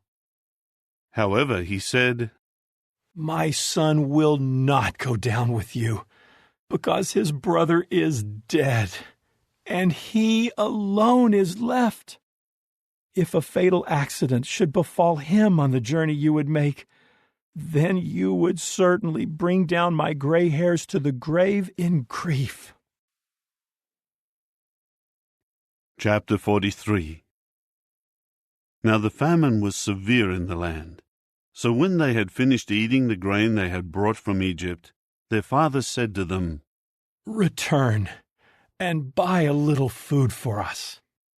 Then Judah said to him, "The man clearly warned us. You must not see my face again unless your brother is with you. If you send our brother with us, we will go down and buy food for you. But if you do not send him, we will not go down. For the man said to us, 'You must not see my face again unless your brother is with you.'" And Israel asked, "Why did you have to bring this trouble on me by telling the man that you had another brother?" They replied, "The man directly inquired concerning us and our relatives, saying, 'Is your father still alive? Do you have another brother?' And we told him these facts. How could we possibly know that he would say, 'Bring your brother down'?"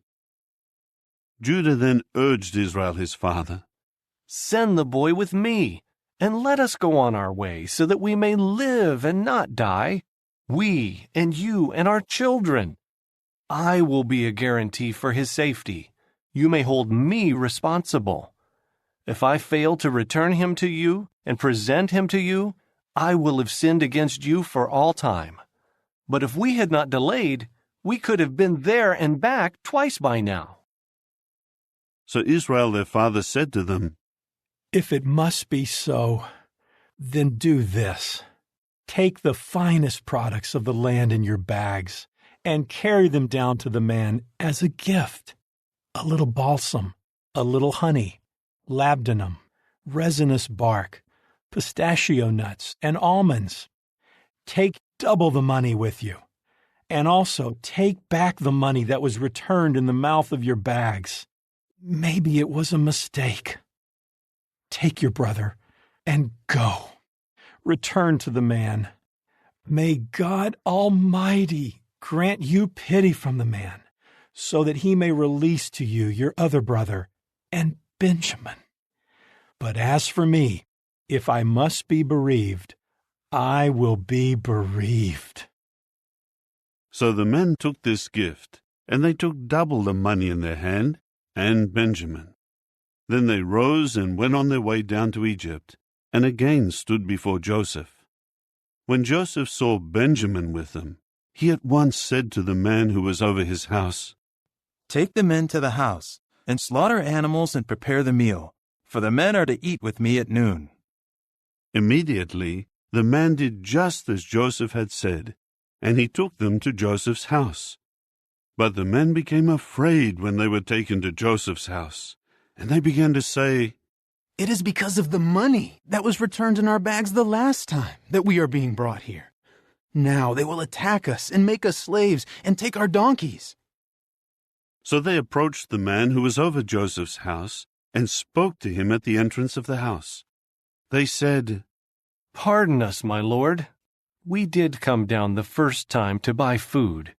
But when we arrived at our lodging place and began opening our bags, why, here was the money of each one in the mouth of his bag, our money in full weight.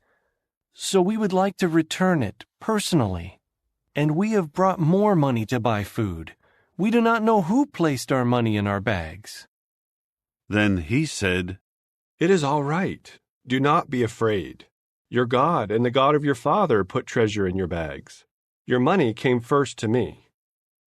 After that, he brought out Simeon to them. Then the man brought them into Joseph's house, and gave them water for washing their feet, and he gave fodder for their donkeys. And they prepared the gift for Joseph's coming at noon, for they had heard that they were going to eat a meal there. When Joseph went into the house, they brought their gift to him into the house, and prostrated themselves to him to the ground. After this, he inquired about their welfare, and said, "How is your aged father of whom you have spoken? Is he still alive?" To this they said, "Your servant our father is well. He is still alive." Then they bowed down and prostrated themselves. When he looked up and saw Benjamin his brother, the son of his mother, he said, "Is this your brother, the youngest one of whom you have spoken to me?" He added, "May God show you his favor, my son."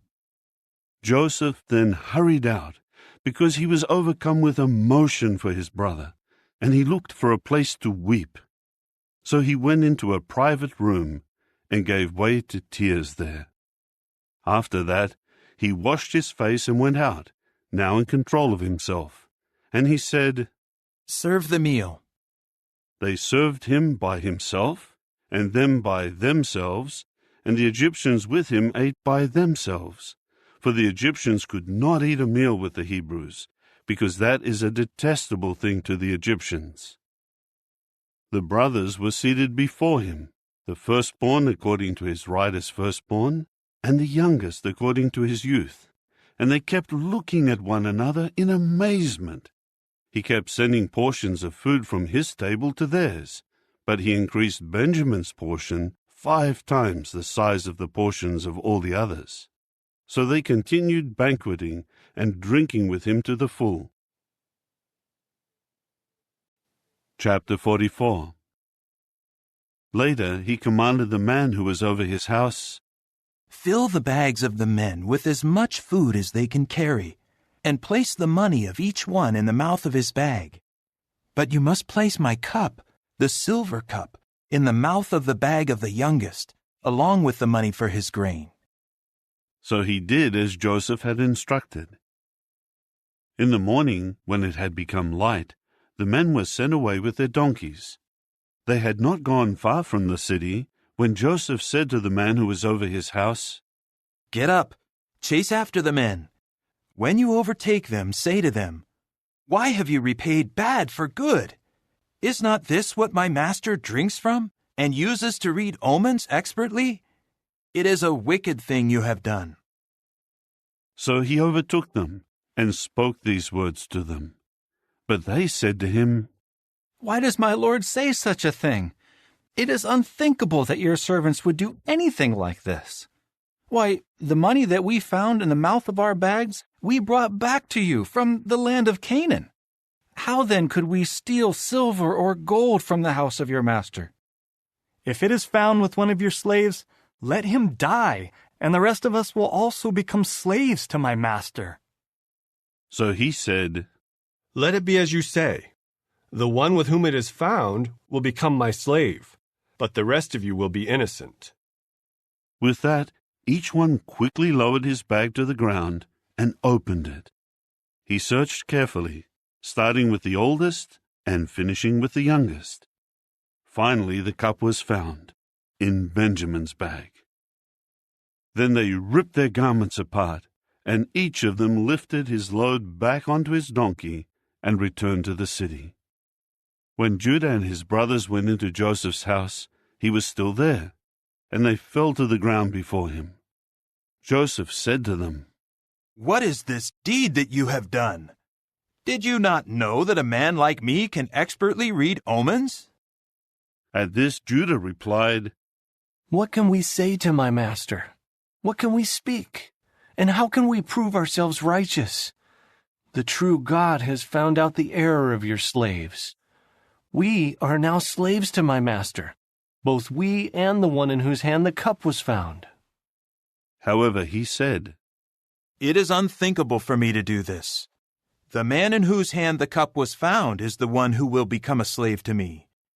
As for the rest of you, go up in peace to your father.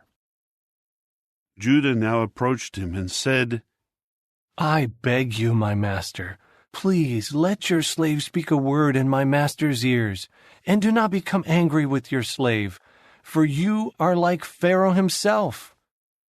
My master asked his slaves, Do you have a father or a brother? So we said to my master, We do have an aged father and a child of his old age, the youngest. But his brother is dead, so he is the only remaining son of his mother, and his father loves him. After that you said to your slaves, Bring him down to me so that I may see him. But we said to my master, The boy is not able to leave his father. If he did leave him, his father would certainly die. Then you said to your slaves, Unless your youngest brother comes down with you, you may not see my face any more. So we went up to your slave, my father, and told him the words of my master. Later our father said, Return and buy a little food for us. But we said, We are not able to go down. If our youngest brother is with us, we will go down, for we cannot see the man's face unless our youngest brother is with us. Then your slave, my father, said to us, You well know that my wife bore but 2 sons to me, but one of them left me. And I said, He must surely have been torn to pieces, and I have not seen him until now. If you were to take this one also out of my sight, and a fatal accident were to befall him, you would certainly bring down my gray hairs to the grave with calamity.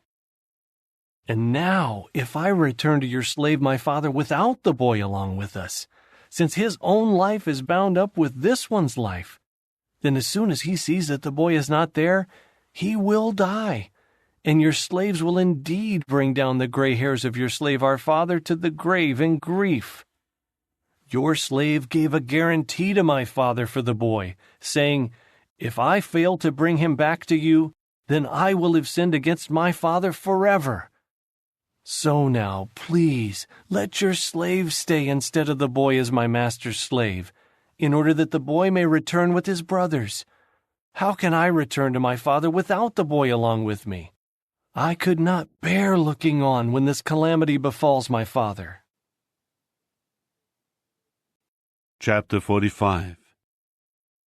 At this, Joseph could no longer control himself before all his attendants.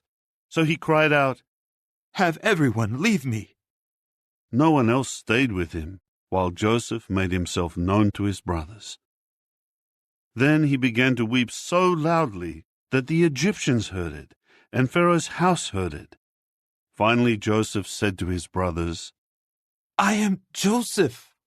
Is my father still alive? But his brothers were unable to answer him at all, because they were astonished on account of him. So Joseph said to his brothers, "Come close to me, please." With that, they came close to him. Then he said, "I am Joseph, your brother, whom you sold into Egypt. But now do not be upset, and do not reproach one another because you sold me here, because God has sent me ahead of you for the preservation of life. This is the 2nd year of the famine in the land, and there are yet 5 years in which there will be no plowing or harvest. But God sent me ahead of you in order to preserve for you a remnant on the earth, and to keep you alive by a great deliverance. So then, it was not you who sent me here, but it was the true God, in order to appoint me as chief adviser to Pharaoh, and lord for all his house, and ruler over all the land of Egypt. Return quickly to my father, and you must say to him, 'This is what your son Joseph has said. God has appointed me lord over all Egypt. Come down to me. Do not delay. You must dwell in the land of Goshen, where you will be near me, you, your sons, your grandsons, your flocks, your herds, and everything you have. I will supply you with food there, for there are yet 5 years of famine. Otherwise, you and your house and everything you have will come to poverty. You and my brother Benjamin can now see with your own eyes that I am really the one speaking to you. So you must tell my father about all my glory in Egypt and everything you have seen. Now hurry and bring my father down here." Then he embraced his brother Benjamin and gave way to weeping. And Benjamin wept with his arms around his neck. And he kissed all his brothers and wept over them. And after that, his brothers spoke with him. The news reached the house of Pharaoh. "Joseph's brothers have come." It was good in the eyes of Pharaoh and his servants. So Pharaoh said to Joseph, "Tell your brothers, do this. Load your beasts of burden and go to the land of Canaan, and take your father and your households and come here to me. I will give you the good things of the land of Egypt, and you will eat the richest part of the land. And you are commanded to tell them, 'Do this. Take wagons from the land of Egypt for your children and your wives, and you must bring your father on one of them and come here. Do not worry about your belongings, for the best of all the land of Egypt is yours.'" And the sons of Israel did so, and Joseph gave them wagons according to Pharaoh's orders, and he gave them provisions for the journey. To each of them he gave individual changes of clothing, but to Benjamin he gave 300 silver pieces and 5 changes of clothing. And to his father he sent the following: 10 donkeys carrying good things of Egypt, and 10 female donkeys carrying grain and bread and sustenance for his father for the journey. So he sent his brothers off, and as they departed, he said to them, "Do not become upset with one another on the way." Then they went up from Egypt, and came into the land of Canaan to their father Jacob. Then they reported to him, "Joseph is still alive, and he is the ruler over all the land of Egypt." But his heart grew numb, because he did not believe them. When they went on telling him all the words that Joseph had spoken to them, and when he saw the wagons that Joseph had sent to carry him, the spirit of their father Jacob began to revive. Israel exclaimed, "It is enough! My son Joseph is still alive! I must go and see him before I die." Chapter 46. So Israel took all that he had and departed. When he arrived at Beersheba, he offered sacrifices to the God of his father Isaac. Then God spoke to Israel in a vision by night and said, "Jacob, Jacob." To which he said, "Here I am." He said, "I am the true God, the God of your father. "Do not be afraid to go down to Egypt, for there I will make you into a great nation. I myself will go down with you to Egypt, and I myself will also bring you back from there, and Joseph will lay his hand on your eyes." After that, Jacob departed from Beersheba, and the sons of Israel transported Jacob their father, and their children and their wives, in the wagons that Pharaoh had sent to transport him. They took along their herds and their goods, which they had accumulated in the land of Canaan. And so they came into Egypt, Jacob and all his offspring with him. He brought with him into Egypt his sons and his grandsons, his daughters and his granddaughters, all his offspring. Now these are the names of Israel's sons who came into Egypt, Jacob and his sons. Jacob's firstborn was Reuben. The sons of Reuben were Hanoch, Palu, Hezron, and Carmi. The sons of Simeon were Jemuel, Jamin, Ohad, Jachin, Zohar, and Shael, the son of a Canaanite woman.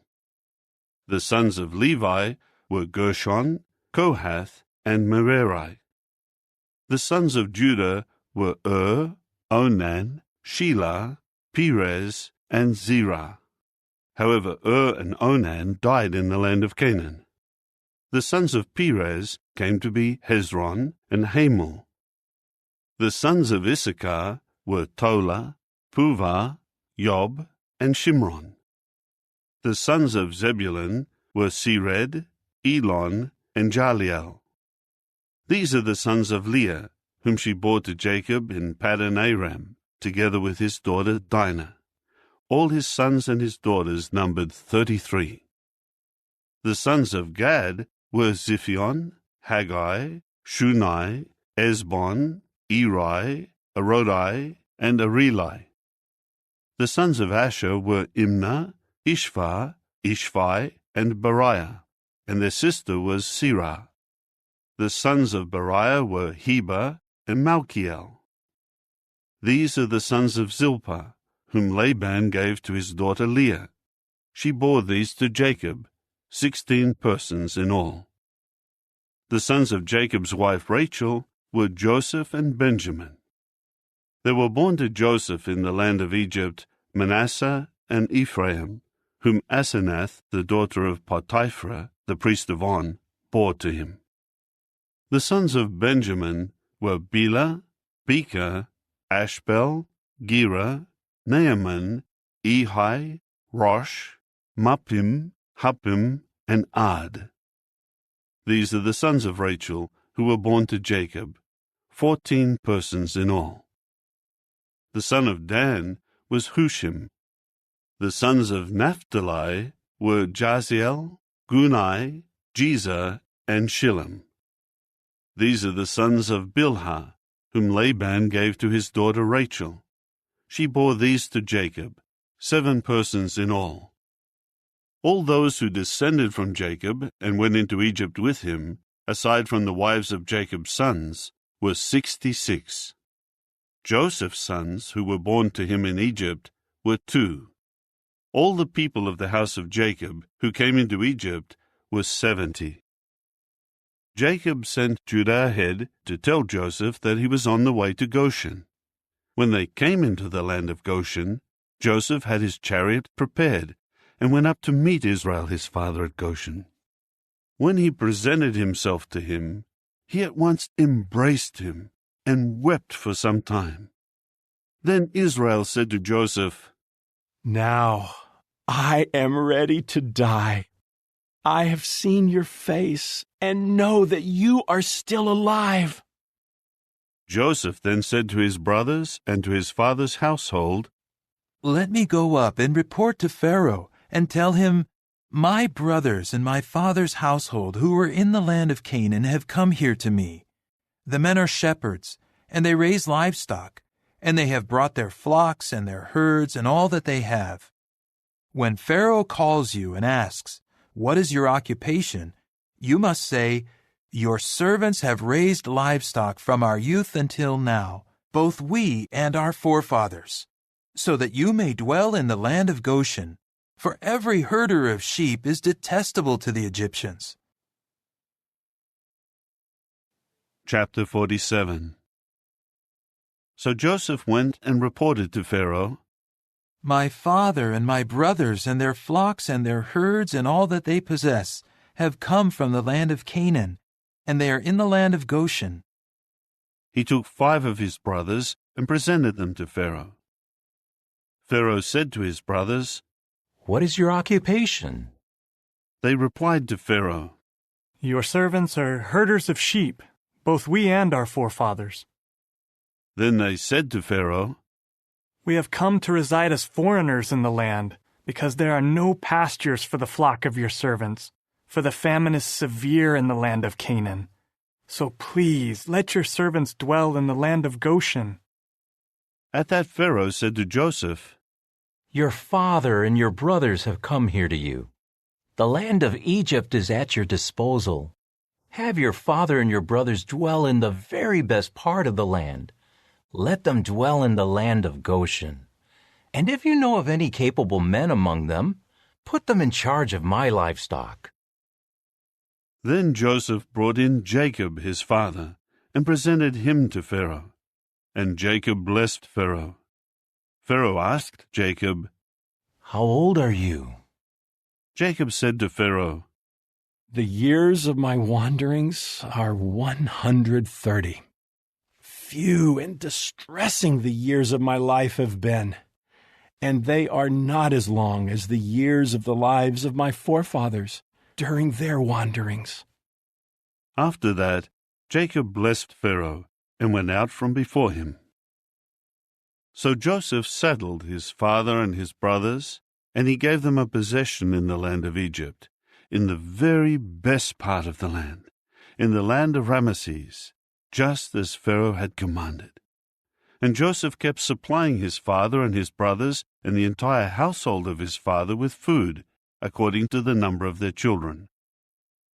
Now there was no food in all the land, because the famine was very severe, and the land of Egypt and the land of Canaan became exhausted as a result of the famine. Joseph was collecting all the money that was to be found in the land of Egypt and in the land of Canaan for the grain that people were buying, and Joseph kept bringing the money into Pharaoh's house. In time the money from the land of Egypt and the land of Canaan was spent, and all the Egyptians began coming to Joseph, saying, Give us food. Why should we die before your very eyes because our money has run out?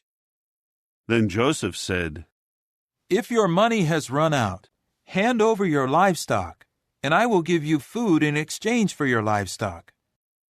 So they began bringing their livestock to Joseph, and Joseph kept giving them food in exchange for their horses, the livestock of the flock and of the herd, and the donkeys, and he kept providing them with food in exchange for all their livestock during that year. When that year came to its close, they began coming to him the next year and saying, We will not hide from my lord that the money and the stock of domestic animals have already been given to my lord. We have nothing left for my lord but our bodies and our land. Why should we die before your eyes, both we and our land? Buy us and our land in exchange for food, and we together with our land will become slaves to Pharaoh. Give us seed so that we may live and not die, and that our land may not become desolate.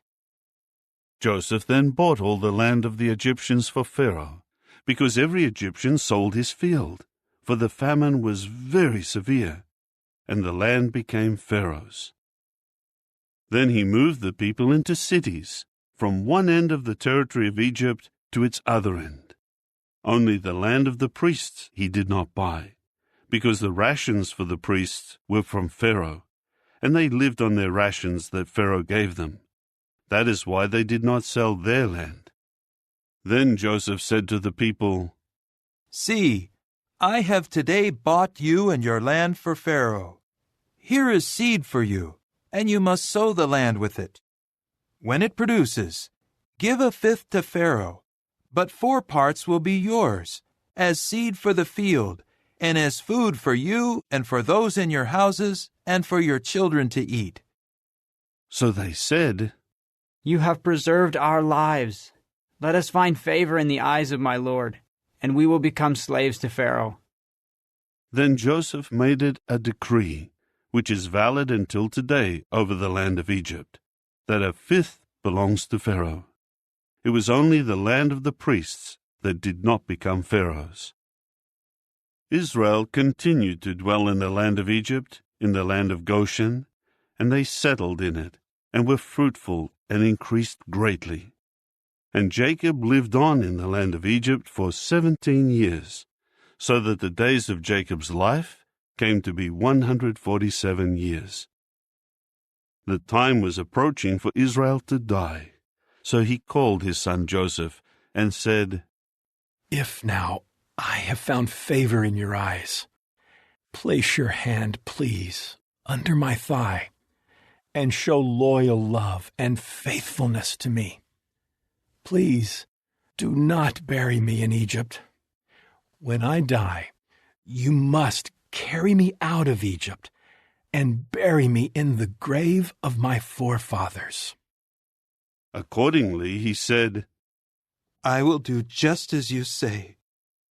Then he said, "Swear to me." So he swore to him. At that Israel bowed down at the head of his bed. Chapter 48. After these things, Joseph was told, "Look, your father is getting weak." At that, he took his 2 sons Manasseh and Ephraim with him. Then Jacob was told, "Here, your son Joseph has come to you." So Israel gathered his strength and sat up on his bed. And Jacob said to Joseph, God Almighty appeared to me at Luz, in the land of Canaan, and blessed me. And he said to me, I am making you fruitful, and I will make you many, and I will transform you into a congregation of peoples, and I will give this land to your offspring after you as a lasting possession. Now your 2 sons, who were born to you in the land of Egypt, before I came to you in Egypt, are mine. Ephraim and Manasseh will become mine, just as Reuben and Simeon are mine. But the children born to you after them will become yours. They will be called by the name of their brothers in their inheritance. As for me, when I was coming from Paddan, Rachel died alongside me in the land of Canaan, while there was yet a good stretch of land before coming to Ephrath. So I buried her there on the way to Ephrath, that is, Bethlehem. Then Israel saw Joseph's sons and asked, Who are these? So Joseph said to his father, They are my sons, whom God has given me in this place. At this he said, Bring them to me, please, so that I may bless them. Now the eyes of Israel were failing from age, and he was unable to see. So Joseph brought them close to him, and he kissed them and embraced them. Israel said to Joseph, I never imagined I would see your face, but here God has also let me see your offspring. Joseph then removed them from Israel's knees, and he bowed down with his face to the ground. Joseph now took the 2 of them, Ephraim with his right hand to Israel's left, and Manasseh with his left hand to Israel's right, and brought them close to him. However, Israel put out his right hand and placed it on Ephraim's head, although he was the younger, and he placed his left hand on Manasseh's head. He purposely laid his hands this way, since Manasseh was the firstborn. Then he blessed Joseph and said, The true God, before whom my fathers Abraham and Isaac walked, the true God who has been shepherding me during all my life until this day, the angel who has been recovering me from all calamity. Bless the boys. Let my name be called upon them, and the name of my fathers, Abraham and Isaac. Let them increase to a multitude in the earth. When Joseph saw that his father kept his right hand placed on Ephraim's head, it was displeasing to him. So he tried to take hold of his father's hand to move it from Ephraim's head to Manasseh's head. Joseph said to his father, "Not so, my father, because this is the firstborn. Put your right hand on his head." But his father kept refusing and said, I know it, my son. I know it. He too will become a people, and he too will become great. Nevertheless, his younger brother will become greater than he will, and his offspring will become the full equivalent of nations. So he continued to bless them on that day, saying, Let Israel mention you when they pronounce blessings, saying, May God make you like Ephraim and like Manasseh. Thus he kept putting Ephraim before Manasseh. Then Israel said to Joseph, Look, I am dying, but God will certainly continue with you and return you to the land of your forefathers. As for me, I do give you one portion of land more than to your brothers, which I took from the hand of the Amorites with my sword and my bow. Chapter 49. And Jacob called his sons and said, Gather yourselves together, that I may tell you what will happen to you in the final part of the days. Assemble yourselves and listen, you sons of Jacob. Yes, listen to Israel your father. Reuben, you are my firstborn, my vigor and the beginning of my procreative power, the excellence of dignity and the excellence of strength.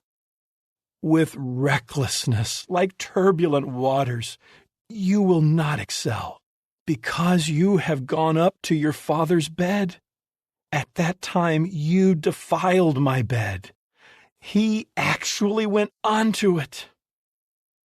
Simeon and Levi are brothers. Instruments of violence are their slaughter weapons. Into their company do not come, O my soul. With their assembly do not join, O my honor, because in their anger they killed men, and for their pleasure they hamstrung bulls. Cursed be their anger, because it is cruel, and their fury, because it is harsh. Let me disperse them in Jacob, and let me scatter them in Israel. As for you, Judah, your brothers will praise you. Your hand will be on the neck of your enemies. The sons of your father will bow down before you.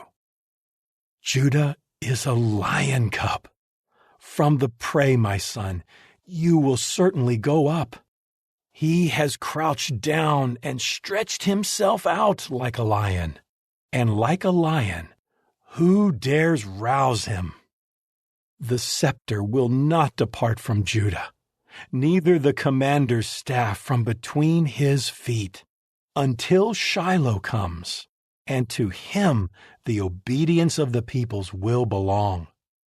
Tying his donkey to a vine, and his donkey's colt to a choice vine, he will wash his clothing in wine, and his garment in the blood of grapes.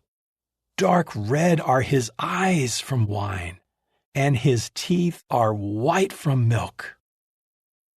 Zebulun will reside by the seashore, by the shore where the ships lie anchored, and his remote border will be towards Sidon. Issachar is a strong-boned donkey. lying down between the two saddlebags. And he will see that the resting place is good, and that the land is pleasant. He will bend his shoulder to bear the burden, and will submit to forced labor. Dan will judge his people as one of the tribes of Israel. Let Dan be a serpent by the roadside, a horned snake beside the path, that bites the heels of the horse, so that its rider falls backward. I will wait for salvation from you, O Jehovah. As for Gad, a marauder band will raid him, but he will raid at their heels. Asher's bread will be abundant, and he will provide food fit for a king. Naphtali is a slender doe. He is speaking words of elegance. Joseph is the offshoot of a fruitful tree by a spring, whose branches extend over the wall. But the archers kept harassing him and shot at him and kept harboring animosity against him. And yet his bow remained in place, and his hands stayed strong and agile. This was from the hands of the powerful one of Jacob, from the shepherd, the stone of Israel. He is from the God of your father, and he will help you. And he is with the Almighty, and he will bless you with the blessings of the heavens above, with the blessings of the deep below, with the blessings of the breasts and womb. The blessings of your father will be superior to the blessings of the eternal mountains, to the desirable things of the enduring hills. They will continue upon the head of Joseph, upon the crown of the head of the one singled out from his brothers. Benjamin will keep on tearing like a wolf. In the morning he will eat the prey, and in the evening he will divide spoil.